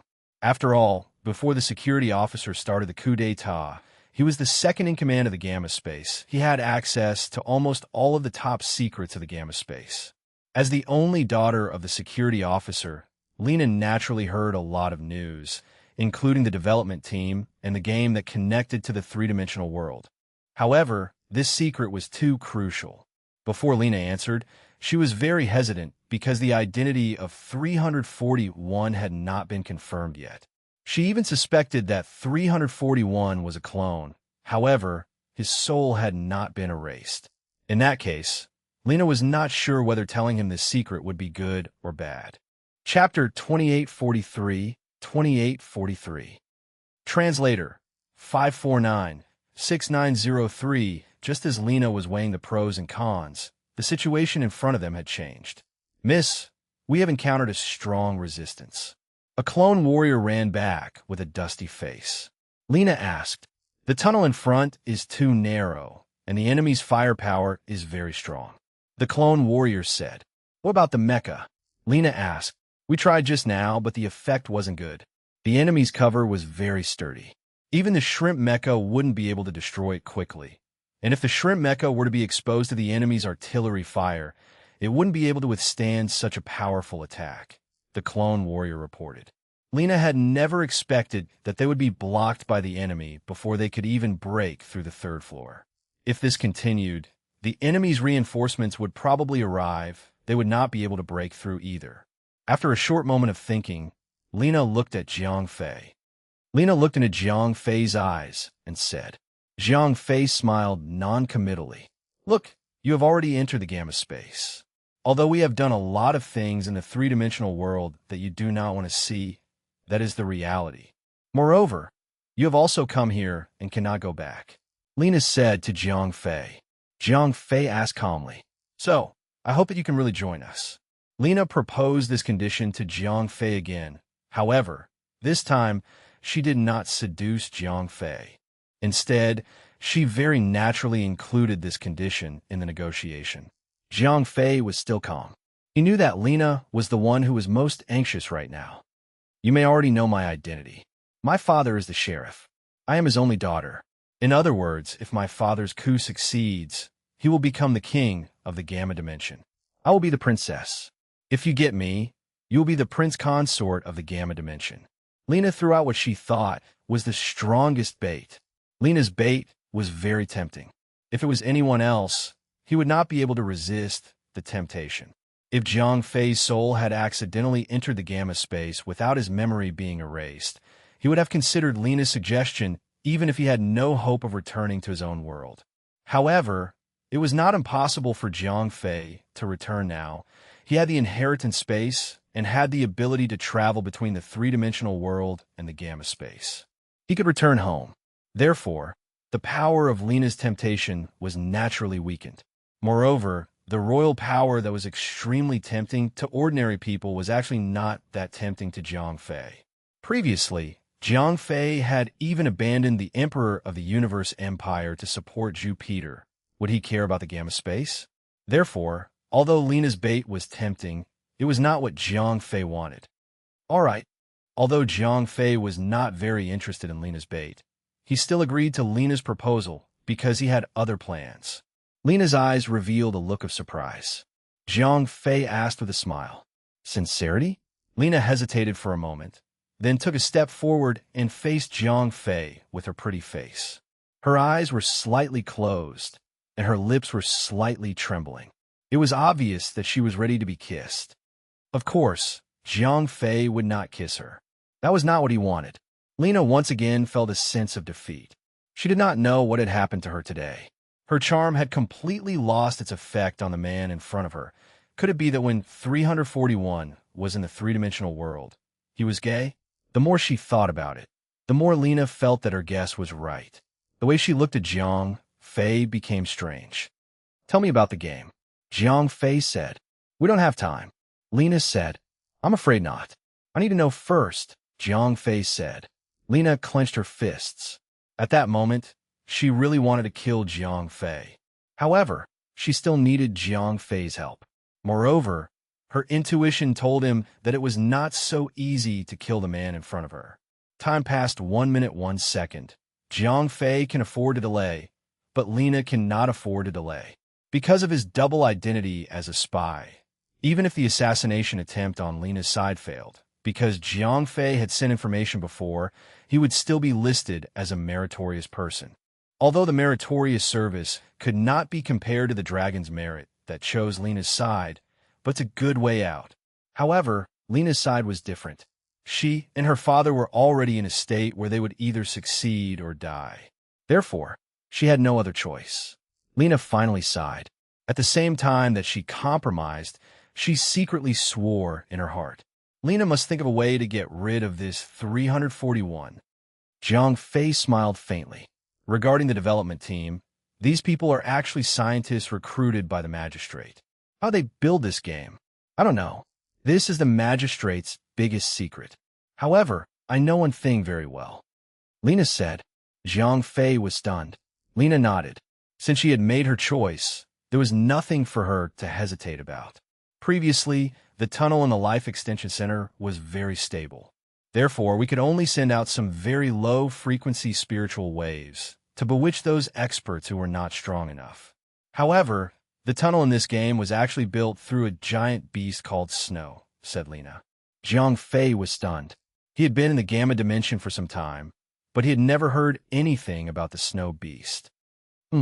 This is a very unique giant beast. It has extremely strong spiritual power. It can pass through different dimensions. The passage in the game was built through it, said Lena. A thought flashed through Zhang Fei's mind. Logically speaking, in any dimension, there would be an entrance to the legacy space. Their common characteristic was that they had extremely strong spiritual power. The three-dimensional space was Zhang Fei. Previously, there were people like this in several places that Zhang Fei had gone to. Only the Gamma Dimension's entrance did not have a master. Could it be that the master of this entrance was the Snow Beast that Lena mentioned? Chapter 2844, 2844. Translator, 549-6903. Yes. In fact, the Life Extension Center sent out spiritual waves to bewitch the people in the three-dimensional world to ascend through the Snow Beast, said Lena as she nodded. In that case, as long as I kill the Snow Beast, even if the people in the Gamma Dimension develop other games, they would not be able to interfere with the operation of the three-dimensional world anymore. Moreover, because the Snow Beast is dead, even if the stable passage is still there, there is no Snow Beast that sent out spiritual waves to bewitch the experts in the three-dimensional world. Based on the legend of ascension spread by word of mouth, I think not many people will fall for it again, Zhang Fei guessed in his heart. At this point, Zhang Fei had a general idea of where the Snow Beast was. However, the The location of the snow beast was probably a top secret. It would not be easy to find it. Jiang Fei asked tentatively. See? How is that possible? That is something that only the previous Archons would know. Lena shrugged. Jiang Fei nodded. At this time, a clone warrior urged. Lena looked at Jiang Fei and asked. Of course. Jiang Fei smiled and walked toward the front line of the battle. Soon, Jiang Fei arrived at the front line. The clones were exchanging fire with the guards protecting the Archon. The enemy had used their cover and powerful firepower to completely suppress the attack of the clones. Just now, the clones had launched a few charges, but they were unable to break through the blockade of the enemy. Moreover, there were many corpses left behind. Therefore, the clones were now suppressed here. They could not advance any further. Jiang Fei turned around and asked. With his own words, there was only one way for him to break through. That was to activate his time ability. However, Jiang Fei did not want to reveal his trump cards so early. Therefore, he could only rely on external forces first. Lena had also followed in front. Although it was more dangerous here, if they could not kill the Archon and complete the coup, she and her father would also die. Use it to attract the enemy's firepower. As long as it can last half of the way, leave the rest to me, Jiang Fei said with a smile. A clone warrior beside him asked in a doubtful tone. Jiang Fei ignored the clone warrior and looked at Lena. Lena nodded and said to a trusted aide beside her, Do as he says. The clone warrior did not say anything else. He directly entered the cockpit and started the mech. You only have one chance, Lena said to Jiang Fei. Jiang Fei smiled. At that moment, Lena nodded at the clone warrior who was piloting the mech. Then, the clone warrior flew out from the corner of the mech. Whoosh, whoosh, whoosh. As soon as the shrimp mech appeared, the Archon's bodyguards opened fire. Whoosh, whoosh, whoosh. Boom, boom, boom. The shrimp mech on this side was also continuously firing back. It kept firing all sorts of missiles to suppress the opponent's firepower.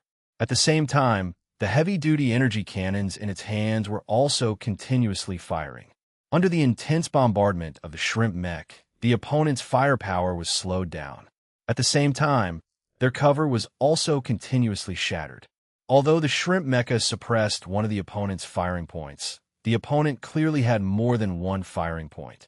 The other firing points began to retaliate. Under the bombardment of the single-unit energy cannon, the shrimp mecha's shield continued to flicker.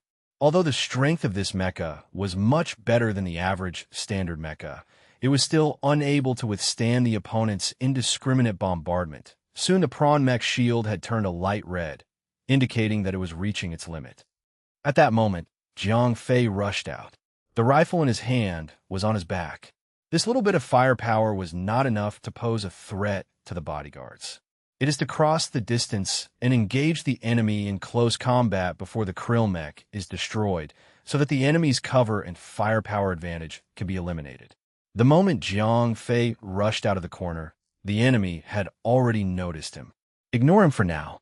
The bodyguard leader made a choice. Speaking of this decision, the bodyguard leader's choice was not considered a mistake. After all, based on normal circumstances, the threat of a mech was clearly much greater than a person. He would also have to face opponents that were several times or even tens of times stronger than him. It would be even more difficult to make any waves. However, that mech was different. Its shield was charging very quickly. It had been injured just now, but in such a short time, its shield was fully charged. Then, it rushed out again to show off its might. If it was allowed to do this a few more times, perhaps the bodyguards' bunkers would be destroyed. Once they lost the protection of the bunkers, then it would be impossible for the bodyguards to maintain the current situation. Therefore, it was understandable for the head bodyguard to make this decision. They want to take care of this mecha first, especially this time when the shrimp mecha was overconfident. Its shield had been hit red, yet it did not retreat to the bodyguards. This was a once-in-a-lifetime opportunity. If they did not take this opportunity to destroy it, it would be difficult to find another opportunity when it ran back to the corner. Boom, boom, boom. Whoosh, whoosh, whoosh. The bodyguards focused their firepower on the shrimp mech, hoping to destroy it before it ran back. Jiang Fei took this opportunity to run as fast as he could. He quickly passed through the middle area and approached the bodyguard's position. One of the bodyguards shouted loudly. He had been paying attention to Jiang Fei's movements. At this moment, the shrimp mech's shield broke. "Ignore that guy," the head bodyguard shouted. All the bodyguards concentrated their firepower, and instantly, a dazzling light engulfed the shrimp mech. The shrimp mech was unable to maintain its integrity under such dense firepower. In just 2 seconds, the shrimp mech disintegrated, together with the clone warriors inside. It was reduced to a pile of scrap metal. Chapter 2845. Translator 549-6903. However, it was in these 2 seconds that Jiang Fei managed to charge into the position of the bodyguards. The lightsaber in Jiang Fei's hand lit up. Jiang Fei charged into the midst of the bodyguards like a tiger entering a flock of sheep. The bodyguards were not even able to withstand a single blow from him. Although everyone's physiques were similar, these bodyguards also had strong bodies. However, compared to Jiang Fei, their reaction speed and close combat skills were not just a little different. Jiang Fei, who was holding a lightsaber in his hand, was like chopping melons and vegetables among the bodyguards. In just a few dozen seconds, the more than 50 bodyguards were all knocked to the ground by him. Not a single one of them was left breathing. Jiang Fei sent a signal to Lina and the others. Lina and the rest looked at each other. They had seen how Jiang Fei had charged into the enemy's formation. His figure was so strong that even though Lina had seen the best of the best Special Forces soldiers, she could not compare to 341. As for what Jiang Fei looked like after he had charged into the enemy's formation, as there was cover, Lina and the rest had no way of knowing. They could only hear the continuous screams of pain and terror from afar. Occasionally, they could see flashes of light. This was the effect of Jiang Fei waving his lightsaber. Although they could not see the exact scene, Lina and the rest could estimate that the number of bodyguards was at least 30 to 50. Otherwise, they would not have been able to suppress the attack of the clones. Moreover, as the bodyguards of the Archon, these soldiers were carefully selected from the military and police. Their combat strength was definitely not inferior to the clone soldiers of the sheriff's side. They were actually completely defeated in a 50:1 battle. From this, it could be seen how terrifying 341's combat power was. Lina muttered to herself. At the same time, she also made up her mind. Then, she would have to kill him. Soon, Lina and the others followed from behind. When they saw the corpses on the ground, everyone looked at Jiang Fei differently. Although the clones were artificial, they had their own consciousness after all. Therefore, they could not help but feel a sense of admiration for Jiang Fei. Lina said to Jiang Fei, "Don't worry." Jiang Fei smiled. Lina smiled and nodded at Jiang Fei. Then, she said to the clones, "Let's continue moving forward." The clones agreed and continued moving forward. Perhaps the Archon side did not expect the more than 50 bodyguards to be defeated in an instant. Therefore, Jiang Fei and the others proceeded very smoothly for the rest of the journey. They finally encountered another attack. The sound of cannon fire came from the front again. Clearly, the clones had engaged the enemy again. "Looks like I'll have to trouble you again," Lina said to Jiang Fei with a smile. "We're working together." Jiang Fei nodded and then went to the front line again. This time, the clones and the bodyguards on the opposite side were in close combat. Both sides were hiding around the corner and shooting at each other. The straight corridor in the middle was less than 10 meters. It was very close. Therefore, no one could poke their heads out. Almost all of them were shooting randomly, trying to suppress the other party. Jiang Fei frowned. Now, he did not have the shrimp mech to help block the bullets. 1 second would be enough to turn him into a sieve. Jiang Fei turned around and said to Lina. Lina asked. Jiang Fei nodded. Although the mech was gone, he still needed something to shield him. Now that he did not have any tools to use, these clones were the best choice. Lina did not hesitate at all. In her and her father's eyes, these clones were just some consumables. Send 9 people, 3 people in a group, Jiang Fei said. Lina only said 2 words. 9 of the clones that had been instilled with absolute loyalty stepped out. Then, They lined up and began to wait for orders. Following Zhang Fei's command, the first group of clones charged out. Following closely behind was the second group, the third group. The gunshots on the other side were very dense. The first group of clones had only taken 2 steps when they were turned into sieves. Their corpses continued to charge forward by relying on inertia for 2 more steps before they reached the bottom. After the first group of clones fell, the second group continued to charge forward. They knew that they would definitely die. However, the admiration in their hearts for the sheriff and their loyalty made them die generously. As the bodyguard shot, the second group of clones also arrived. At this time, they had already charged through half of the corridor. The third group of clones stepped over the second group of clones' corpses. However, they were immediately shot. With inertia, the last group of clones took another 2 steps forward. They were almost at the end of the corridor. At that moment, Zhang Fei, who was following closely behind the third group of clones, suddenly rushed forward. He pushed the clone's corpse in front of him with all his might. The clone's corpse was like a cannonball as it rushed toward the bodyguards who were shooting. The corpse smashed on the bodyguards, causing them to fall over. At the same time, the gunshots from the other side stopped. At that moment, Zhang Fei finally took the final step and rushed to the front of the enemy. Once he got close, the military and police bodyguards were no longer able to withstand a single blow from Zhang Fei, who was wielding a lightsaber. They did not even have the time to raise their muzzles again before they were killed on the spot by Zhang Fei's lightsaber. After killing the group of bodyguards, Zhang Fei and the rest continued to press forward. Along the way, Zhang Fei kept using the clones as meat shields. He continued to break through the defense line of the bodyguards, even though he had to pay the price of a few or even more clones' lives each time. Very soon, the clones died. Then, the clone warriors took over. Although they had a stronger physique and more complete military knowledge, they were not much better than the ordinary clones in terms of using them as meat shields. They were not much better than the ordinary clones. Soon, Zhang Fei brought Lina to the final secret chamber. At that moment, the Archon was in the secret chamber. As long as Zhang Fei and the others broke through the last few bodyguards' blockade and entered the secret chamber, their mission would be completed. Chapter 2846. Translator 549-6903. Although the final target was close at hand, at this moment, there were only 3 clone warriors besides Lina. "It's up to you now," Lina said to Zhang Fei. Zhang Fei asked. At this time, of course, Lina would not make Zhang Fei unhappy. She was now willing to make any empty promises. As long as Zhang Fei killed the consul, it would be fine. "Among my rewards?"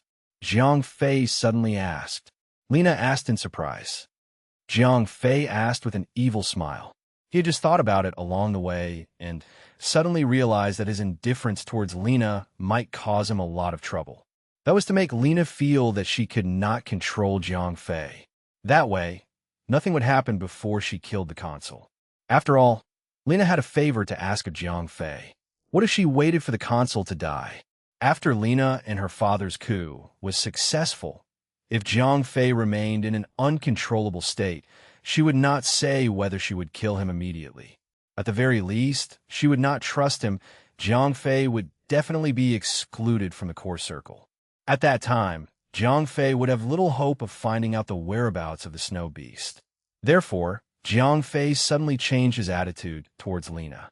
He wanted Lina to think that he was infatuated with her, so that he could gain Lina's trust. If the magistrate could replace the current magistrate and become the supreme ruler of the Gamma Dimension, then he would definitely be able to find out the whereabouts of the snow beast from the Senate. Lina would most likely know this secret as well.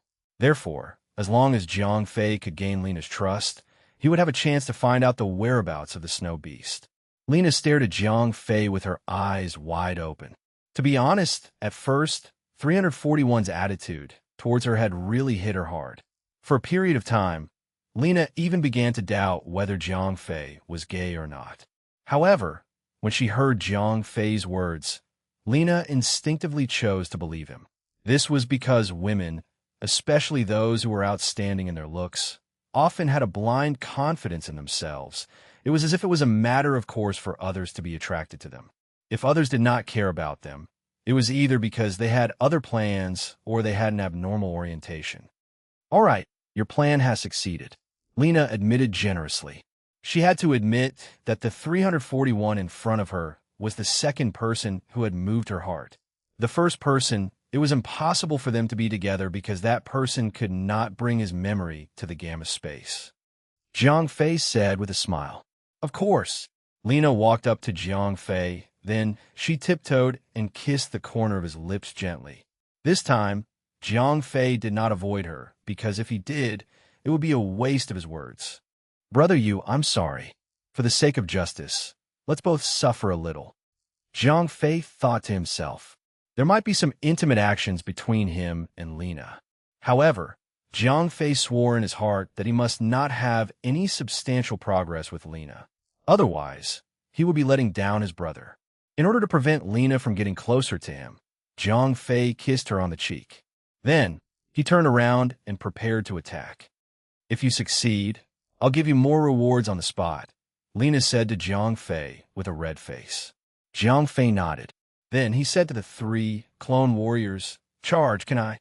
The 3 clone warriors ignored Jiang Fei and looked at Lena. Lena nodded. Then, the 3 clone warriors took a deep breath and shouted, For the glory of the sheriff.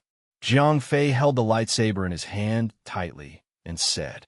The 3 clone warriors rushed out of the cover. Then, they fired while charging toward the secret room on the opposite side. Whoosh! Whoosh! The bodyguards of the magistrate on the opposite side began to shoot one after another, hoping to stop the attack of the clone warriors. The 3 clone warriors kept changing their positions. They were sometimes fast and sometimes slow. Moreover, they were constantly adjusting their advance route. They were moving forward in an irregular zigzag pattern. This was the easiest way to avoid attacks. Even so, one of the clone warriors was shot and fell to the ground. The remaining 2 clone warriors continued to charge forward, although they already knew the fate that they were about to face. The 2 clone warriors had a resolute look on their faces. They were not afraid of death. For the sake of their faith, they were not afraid of any danger. At this moment, Jiang Fei moved as well. He was constantly adjusting his path forward. The 2 clone warriors in front of him had become his living bunkers. Jiang Fei quickly closed in on the enemy's position. As a blood arrow flew out, another clone warrior fell to the ground.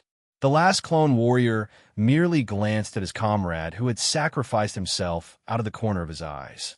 He did not show any signs of sadness because he knew that he would soon die with them. Kill! For the glory of the sheriff. With a furious roar, the clone warrior gave up on zigzagging and charged straight towards the enemy's position. Facing the clone warrior's deadly charge, the bodyguards on the opposite side were clearly stunned. Their firepower even paused for a second. However, closely following that, dense beams of light hit the clone warrior. At this moment, Jiang Fei rushed out from behind the clone warrior. What? This time, the Archon's bodyguards were really shocked. Jiang Fei's escape was too strange. He had been hiding behind the clone warriors so much that the bodyguards on the opposite side did not even notice his existence. Therefore, when the last clone warrior was killed, the bodyguards heaved a sigh of relief. They had resolved the crisis. However, they did not expect Jiang Fei to suddenly appear at this time. When the bodyguards raised their guns again and were ready to fire at Jiang Fei was already in front of them. The light blade of the lightsaber lit up. Chapter 2847, 2847. Translator, 549-690. 3 screams of pain continued to ring out from the bodyguards' positions. Although there were occasional gunshots, these shots were not concentrated and could not threaten Jiang Fei at all. This was because he had an extremely powerful danger prediction ability. Coupled with the ability to predict the future, Jiang Fei could almost perfectly dodge the beams of light that were shooting at him. 5 seconds. 5 seconds was the difference between life and death. 5 seconds of premonition skill, Jiang Fei could start dodging before the bodyguards pulled the trigger. Then, the energy guns would naturally not be able to hit him. After a moment, Jiang Fei had finished off all the bodyguards outside the secret room. However, at this time, only Lena, a non-combatant, was left behind.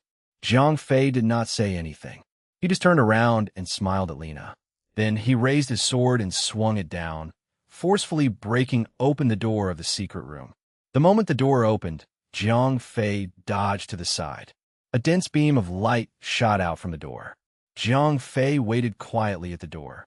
After about 3 minutes, the beam of light stopped shooting. This was because the energy magazine had been emptied. Jiang Fei casually threw a corpse into the room. It was a bodyguard that he had just killed. There was a muffled sound. The bodyguard's corpse fell to the ground. There were no other strange sounds. Then, Jiang Fei leaped into the secret room. At that moment, a middle-aged man was clumsily changing the magazine of his energy rifle. Jiang Fei smiled as he walked to the man's side. Just now, he had already used his spiritual power to scan the secret room. However, the secret room was not big. It was only about 10 square meters. Jiang Fei's spiritual power could scan up to 100 meters in diameter in the gamma space. Therefore, he was completely sure that the middle-aged man was the only one in the secret room. The middle-aged man looked up at Jiang Fei and then threw away the rifle that had not been reloaded. Jiang Fei shouted outside the door. Lena jogged all the way to the secret room. "Confirm it," Jiang Fei asked. "Hee console." Lena smiled and said to the middle-aged man. "Hee, Lena, congratulations. You and your father have won." The consul laughed bitterly. "Consul, please give the order for the military police to stop resisting. This meaningless battle should stop," said Lena, as if she was the victor. The consul nodded. It seemed like he had already admitted defeat. "Then give the order," Lena urged. She did not know how her father was doing. Previously, when he had left, the situation on the sheriff's side was not very optimistic. Otherwise, she would not have taken the risk to assassinate the magistrate. The magistrate looked at Jiang Fei and asked. Lena asked, "Mr. Ralph, I don't know what kind of conditions they offer for you to choose to join them. However, Colonel Kono has something to say to you," the magistrate said. He slowly opened a communication device in his hand. "Ralph, I hope you can keep your promise. If you turn back now, we promise not to pursue your previous actions." Kono's voice came from the communication device. Jiang Fei crushed the chair guard beside him. "What is your choice, Mr.?" The consul looked at Jiang Fei. "You have one." Jiang Fei gritted his teeth and said to the consul. The consul had actually used Natasha to threaten him. Jiang Fei had not expected this. If there was one person in the Gamma dimension that Jiang Fei cared about, it would definitely be Natasha. Therefore, Jiang Fei could not watch Natasha die because of him. At this time, he could only compromise. Therefore, he turned to look at Lena. "I'm sorry, Miss Lena. Please raise your hands. You are under arrest for treason." At that moment, Lena was completely dumbfounded. Wasn't 341 a clone? Wasn't he lucky that his soul was not wiped out? How did he become Ralph? How did he become a major under the Archon? "I'm sorry, Miss Lena." Jiang Fei rolled up the sleeves of his battle uniform and revealed the identity code inside. Damn it, Lena was completely dumbfounded. She had never considered that there would be spies among her clones. That was because clones were all united from production to organization. They all knew each other. No one could get in. I was originally a security guard at the Life Extension Center. I accidentally got in with the newly activated clones, Jiang Fei explained. Lena closed her eyes. She had never thought that the problem would be here. Such a small probability of time should have been ignored. However, she did not expect that it would become the key point for her to lose everything. Lena sighed. Time. Jiang Fei asked. "There's no rush. Our reinforcements will arrive soon. When the time comes, bring her out." The Archon said. Jiang Fei suddenly asked, "Don't worry. Colonel Kono and I have promised to let bygones be bygones. You're not a soldier. We forced you to become a spy and allowed you to make mistakes. As long as you return to the right track in time, everything that happened in the middle will be forgotten," said the consul with a smile. The hesitant Archon and Colonel Kono both believed in the system data, so they both thought that Jiang Fei was Ralph from the slums. Therefore, it was normal for them to think that he was bewitched. After all, he had not received professional spy training. Anyway, the results were good, so they did not have to look into it. Chapter 2848, 2848. Translator 549-6903. Zhang Fei put away the lightsaber in his hand and picked up the rifle. Lena laughed bitterly. No wonder her previous seduction of Zhang Fei had no effect at all. After about half an hour, the Archon's reinforcements arrived. A large number of military police rushed into the underground building and took control of the situation. A lieutenant colonel came before Zhang Fei. However, the other party clearly could not allow him to keep his weapon as an unstable factor. Zhang Fei handed over his rifle. However, the lightsaber was kept by him, so it was not discovered. Although the consul knew that Zhang Fei still had a lightsaber, he had already been escorted to a safe place by the military police. Moreover, a person like him would not be distracted by such a small matter. Therefore, it was naturally impossible for him to specifically instruct the military police to confiscate Zhang Fei's lightsaber. In this way, although Zhang Fei had been confiscated of all kinds of firearms, at least the lightsaber had been preserved. Major Ralph, your mission has been completed. Now, please go and rest with him. The lieutenant colonel was rather polite to Zhang Fei. Zhang Fei nodded. Then, he turned around and took a look. Lena had already been taken away by the military police. The consul had also been brought to a safe place. After that, Zhang Fei followed a second lieutenant and left the underground building. At this time, the entire area around the magistrate's mansion had been cordoned off. As for the battle on the side of the magistrate, Zhang Fei no longer cared about it. After Lena's assassination failed, the magistrate and his clones were left on their last legs. After all, they were hungry and thirsty. Moreover, they did not have enough ammunition. It was not an easy task to take down D5 Industrial Area. If they could not take down D5 Industrial Area, the sheriff and his clone army would not be able to get supplies. Without supplies, their condition would deteriorate. Therefore, Zhang Fei was basically certain that the sheriff's rebellion had failed. After more than half an hour, the second lieutenant drove Zhang Fei to a military camp. This was a very formal military camp. It was obviously not a temporary location. Zhang Fei was placed in a single barracks. Major Ralph, you can move freely in the military camp. However, it is best that you do not go to the meeting room to listen to the meeting. Many meetings involve military secrets, the second lieutenant said to Zhang Fei. Okay. Zhang Fei nodded. Then he said to the second lieutenant, then can I leave the barracks? Theoretically, yes. Colonel Kono did not forbid you from leaving the barracks. However, I personally suggest that you wait for a while. Colonel Kono will come to see you after he has dealt with the urgent military affairs, said the second lieutenant. Zhang Fei nodded. By the way, Major Ralph, if you need anything, you can tell me. Colonel Kono has instructed me to try my best to meet all your requirements, said the second lieutenant officer. That's good. Zhang Fei asked, said the second lieutenant officer. All right, Chinook, go do your thing. I want to rest for the meeting, Zhang Fei said to Chinook. All right, Major, if you need anything from me, just press this button, Chinook said as he placed a small gadget that looked like a remote control on a table in the barracks. Zhang Fei nodded. Then, Chinook left. After Chinook left, Zhang Fei sat down on the bed.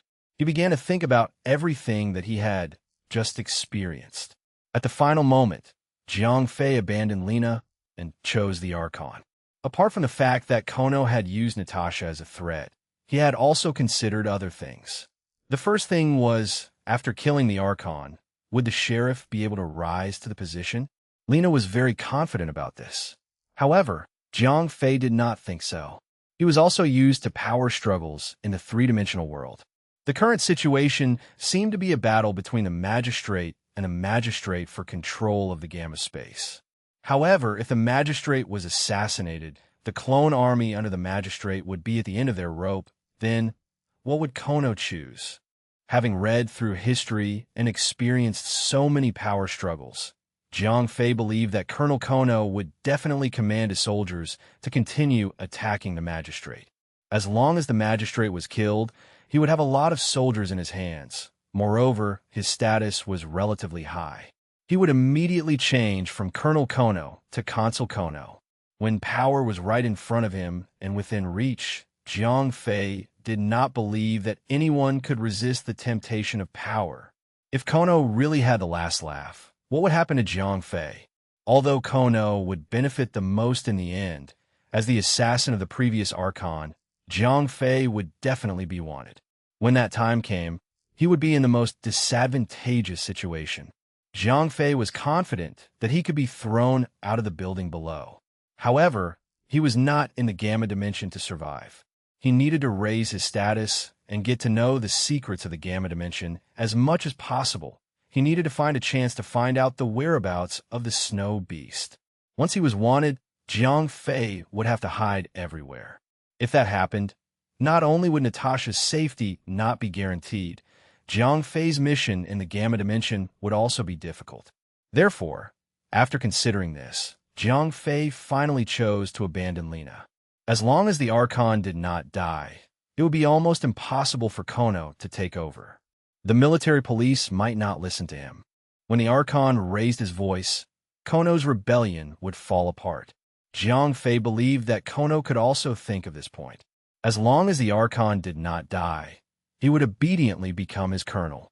As for the promise made by the Archon and Colonel Kono, Jiang Fei also believed that they would not go back on their words. The reason was simple. Under normal circumstances, he would not be able to threaten the Archon's rule, but could not threaten the ruler was the ruler's favorite. Through this assassination, Jiang Fei believed that after the Archon had dealt with the threat of the magistrate, he would also be able to understand the threat that Kono posed. He also needed to raise a powerful subordinate to balance Kono. The path of balance was a compulsory lesson for the higher-ups. The Archon could not just sit by and watch the magistrate be taken down. Colonel Kono would then grow stronger by himself. Chapter 2849, 2849. Translator 549-6903. Jiang Fei shrugged. Then, he turned around and laid down on the bed. The past few days of arduous marching and desperate battles had indeed made him very tired. When Jiang Fei woke up, it was already the afternoon of the next day. He had slept for a long time. After all, his physical and mental fatigue had accumulated for a long time. Suddenly, he lay down on the soft and comfortable bed. Jiang Fei had indeed slept like a log. When Jiang Fei woke up, his mental state was very good. However, there was one thing that was very bad, and that was that he was very, very hungry.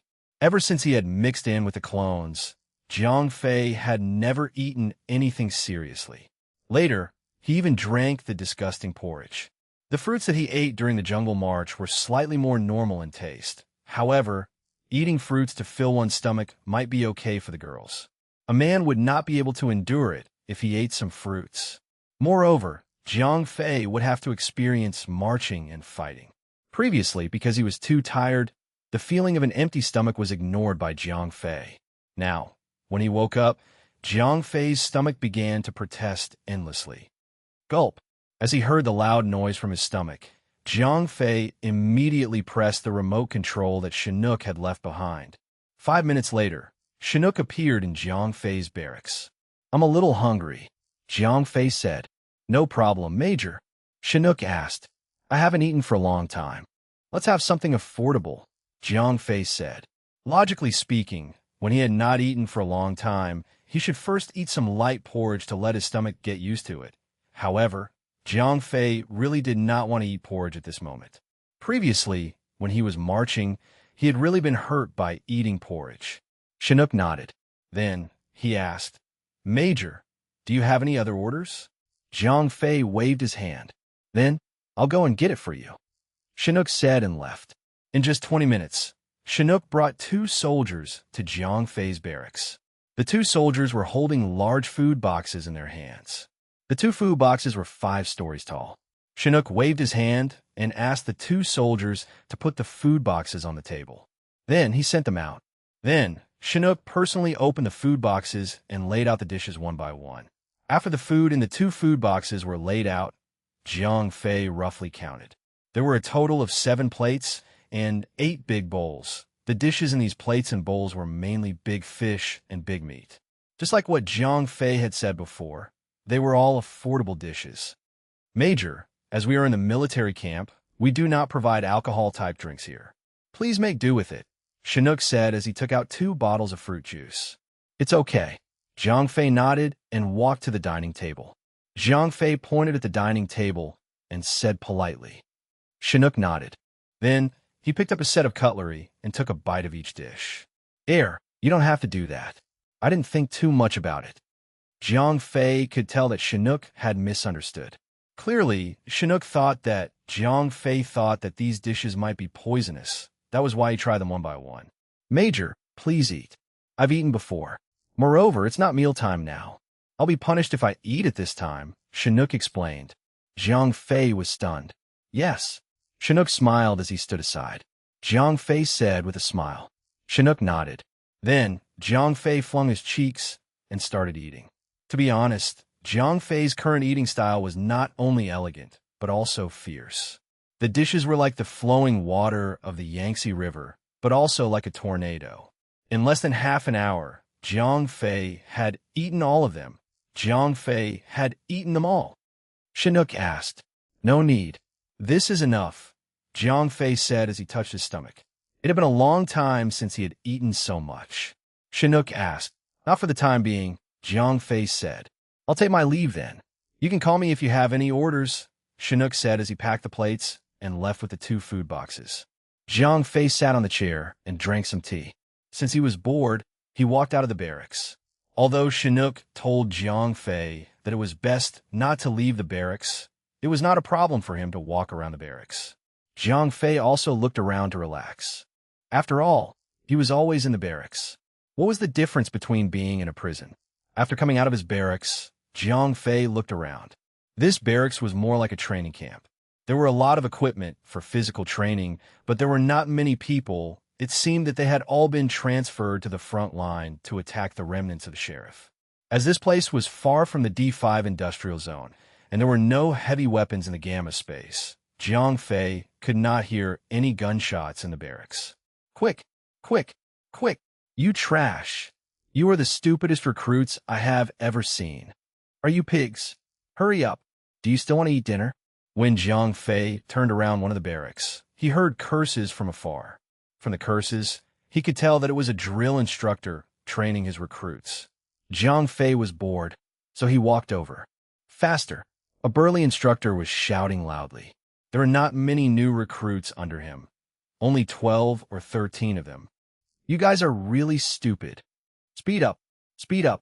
Do you understand? Jiang Fei stopped not far away. He was bored, so watching others train was considered a pastime. 5 minutes later, the instructor noticed Jiang Fei. He cursed angrily and walked straight towards Jiang Fei. As he walked, he muttered, I want to see who came to cause trouble here. Because the instructor's rank was higher, he was practically the person in charge in this training camp. Moreover, there was no high-ranking officer of Jiang Fei's age in the camp.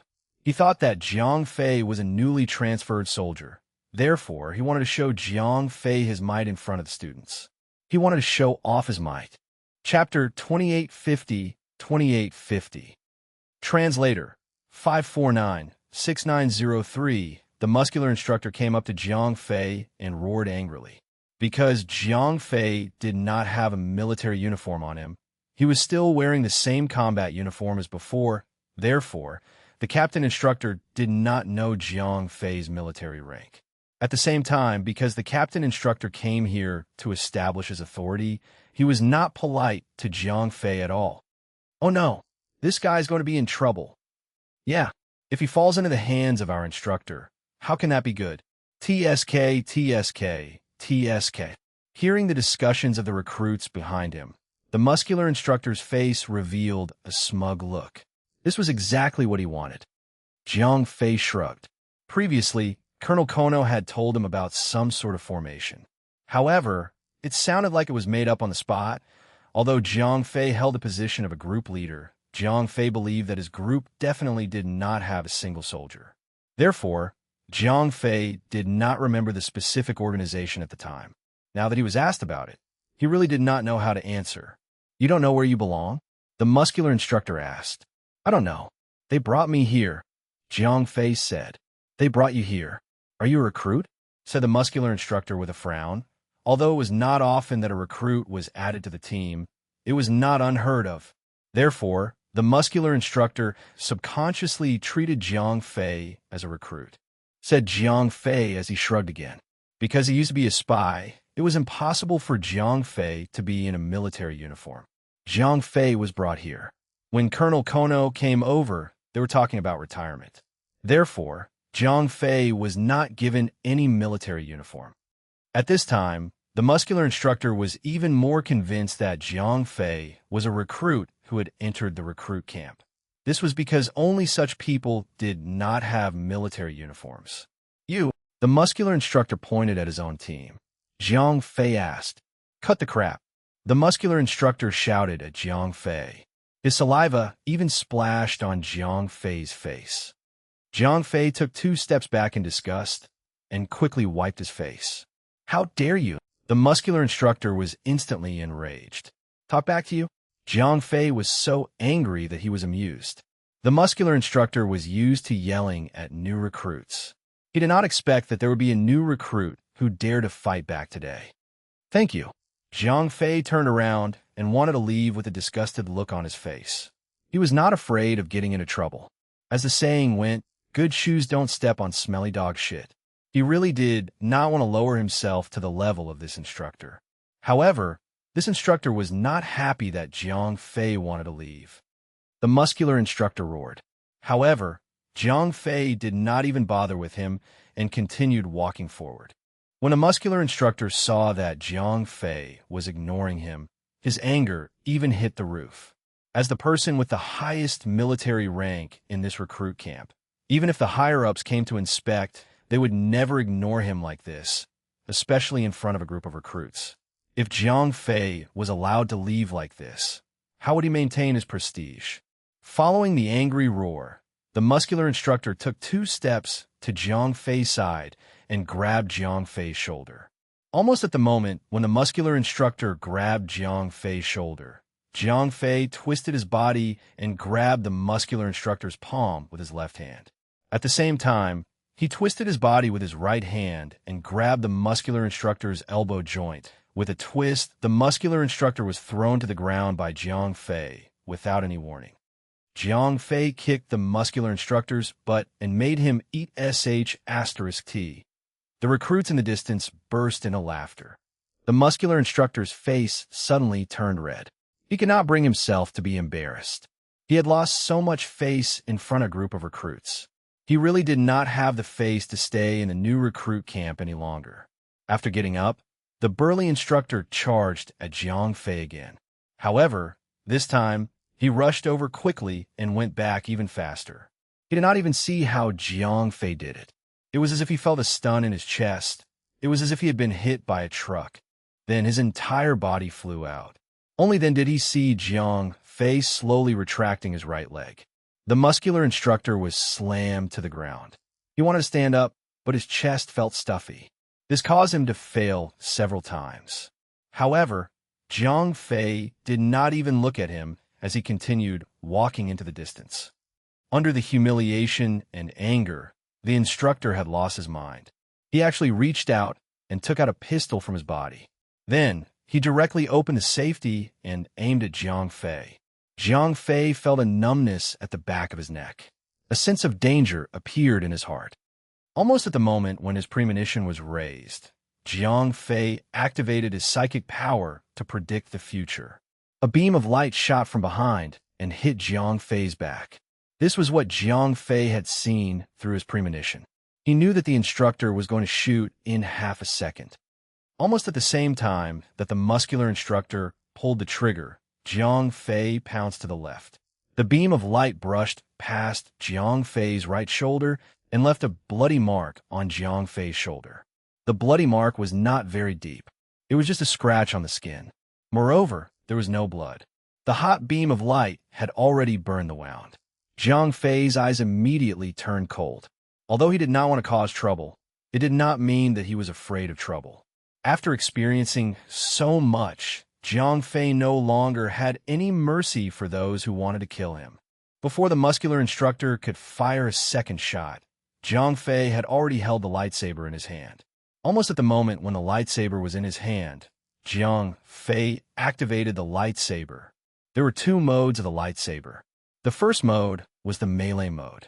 The light beam would gather on the hilt of the sword, allowing the user to slash and stab. However, under the other mode, the lightsaber could actually be used as a beam gun. Moreover, it was even more powerful. The beam from the lightsaber could even penetrate a certain thickness of armor. This was something that ordinary energy pistols could not do. At that moment, Chinook's shout came from afar. However, everything was over. Jiang Fei had activated the long-range attack ability of the lightsaber. The instructor could not possibly have the ability to predict the future like Jiang Fei. Therefore, it was impossible for him to dodge in time. Moreover, even if the instructor could sense the danger when Jiang Fei fired his gun, he could not move at the moment. There was no way for him to dodge the beam weapon's attack. Chapter 2851, 2851. Translator, 549-6903. With a soft, muffled sound, the light beam directly shot through the head of the muscular instructor. It did not give him a chance to receive treatment. At this moment, Chinook ran to Jiang Fei. He tried to assassinate me and fired first, Jiang Fei said, and went straight to his own barracks, leaving Chinook alone to look at the instructor's corpse with a frown. Other than Chinook, the other recruits were also dumbfounded. They did not expect things to turn out like this. Now that their instructor was dead, they did not know what to do. "You guys go back to your barracks first. There will be a new instructor to guide you," said Chinook as he walked towards the recruits. The recruits were at a loss. Now that Chinook said that, they subconsciously nodded. In any case, Chinook was a second lieutenant, and these recruits were the most basic private soldiers. They should follow Chinook's orders.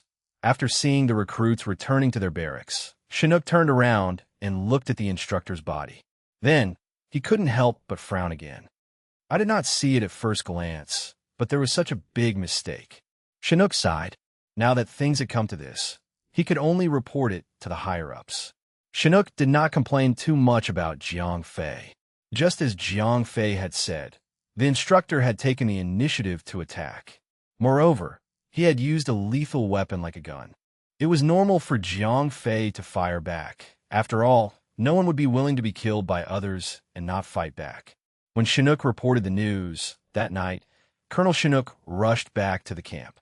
Originally, Colonel Chinook had planned to deal with Jiang Fei after he had completely eliminated the sheriff. However, he did not expect such a big thing to happen. There were even people who had died. He had no choice but to return early. At this time, the battle on the front line was actually nearing its end.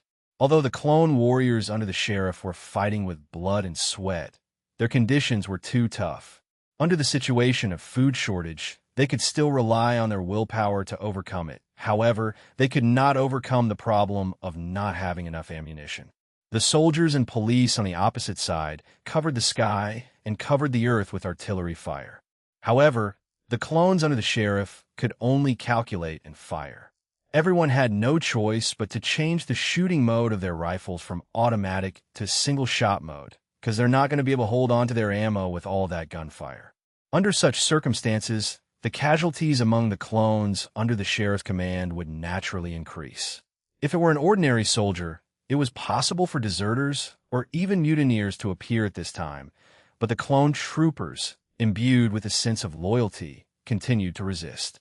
Under the protection of these clones, the sheriff had retreated from the edge of the D5 industrial zone to the farm where Jiang Fei and the others had rested. The clone warriors around the sheriff had also started with more than 10,000 people. Now, there were less than 2,000 of them. When the news of Lena's assassination failed reached the sheriff, he was even more disheartened. At this moment, the Battle of the Clones was completely led by the clone warriors. The sheriff was no longer in the mood to resist because he knew that he was too late. There was no chance for the coup d'etat to turn things around. What made the sheriff feel the most disheartened was actually the special environment of the gamma space. If it was in the three-dimensional world, or even on Earth, after a person's coup failed, he could still escape. He could still find a chance to make a comeback, but the gamma space was only so small. Even if the sheriff wanted to escape, there was no place to escape. Even if he wanted to find a place that could give him political asylum, there was no place. Under such desperate circumstances, it was expected that the sheriff would be depressed. Therefore, at this time, the sheriff's troops were already on their last legs. It was only a matter of time before they were eliminated. As long as the military and police kept the pressure on them, there was no need for them to attack. These clones would soon starve to death because of the lack of food. Under such circumstances, Colonel Kono left his adjutant to command the battle. He returned to the city and went to the military camp where Jiang Fei was. After Kono came to the military camp, he did not immediately meet Jiang Fei. Instead, he called for Chinook to come to his side. Chinook then gave a rough description of what happened. Other than what he saw, there was also the information he got from the recruits. Chinook nodded, but did not say anything. Chinook asked, "Tomorrow morning. It's quite late now. You should rest first," Colonel Chinook said after thinking for a moment. When Jiang Fei killed the man, it was already almost nighttime. Okay. Chinook nodded and went out to make arrangements. That night, Colonel Kono stayed in the military camp. The next morning, Jiang Fei woke up as usual, as if nothing had happened. At this time, Chinook asked outside the door. In fact, he had already arrived. He had been waiting outside the door until the sound of Jiang Fei waking up came from inside. "Yes, come in," Jiang Fei said. Chinook walked into Jiang Fei's barracks. "What's the matter?" Jiang Fei asked. "It's like this. Colonel Chinook has arrived at the barracks. He wants to have breakfast with you and chat with you," Chinook said. "Okay." Jiang Fei nodded. He was waiting for Colonel Chinook. After saying that, Chinook turned around and left. After Jiang Fei washed up briefly, he walked out of his barracks. At that moment, Chinook was waiting for him at the door. "Let's go," Jiang Fei said to Chinook. Chinook nodded at Jiang Fei and then walked in the direction of the dining hall. Even though Jiang Fei had been living here for 2 days, he had never been to the dining hall. Previously, Chinook had sent his food to the barracks. This was the first time Jiang Fei had come to the dining hall to eat. At this time, there were already many people in the dining hall. Although Jiang Fei did not notice many people in the barracks when he was strolling around, when it was time for dinner, the dining hall was quite lively. The entire canteen hall was bustling with about 100 people. Chinook brought Jiang Fei to a private room in the corner of the canteen. Colonel Chinook was sitting inside. And that's it for this part. Thanks so much for listening. If you loved it, hit subscribe so you don't miss the next one, and drop a comment letting me know what story you want to see next. See you in the next part.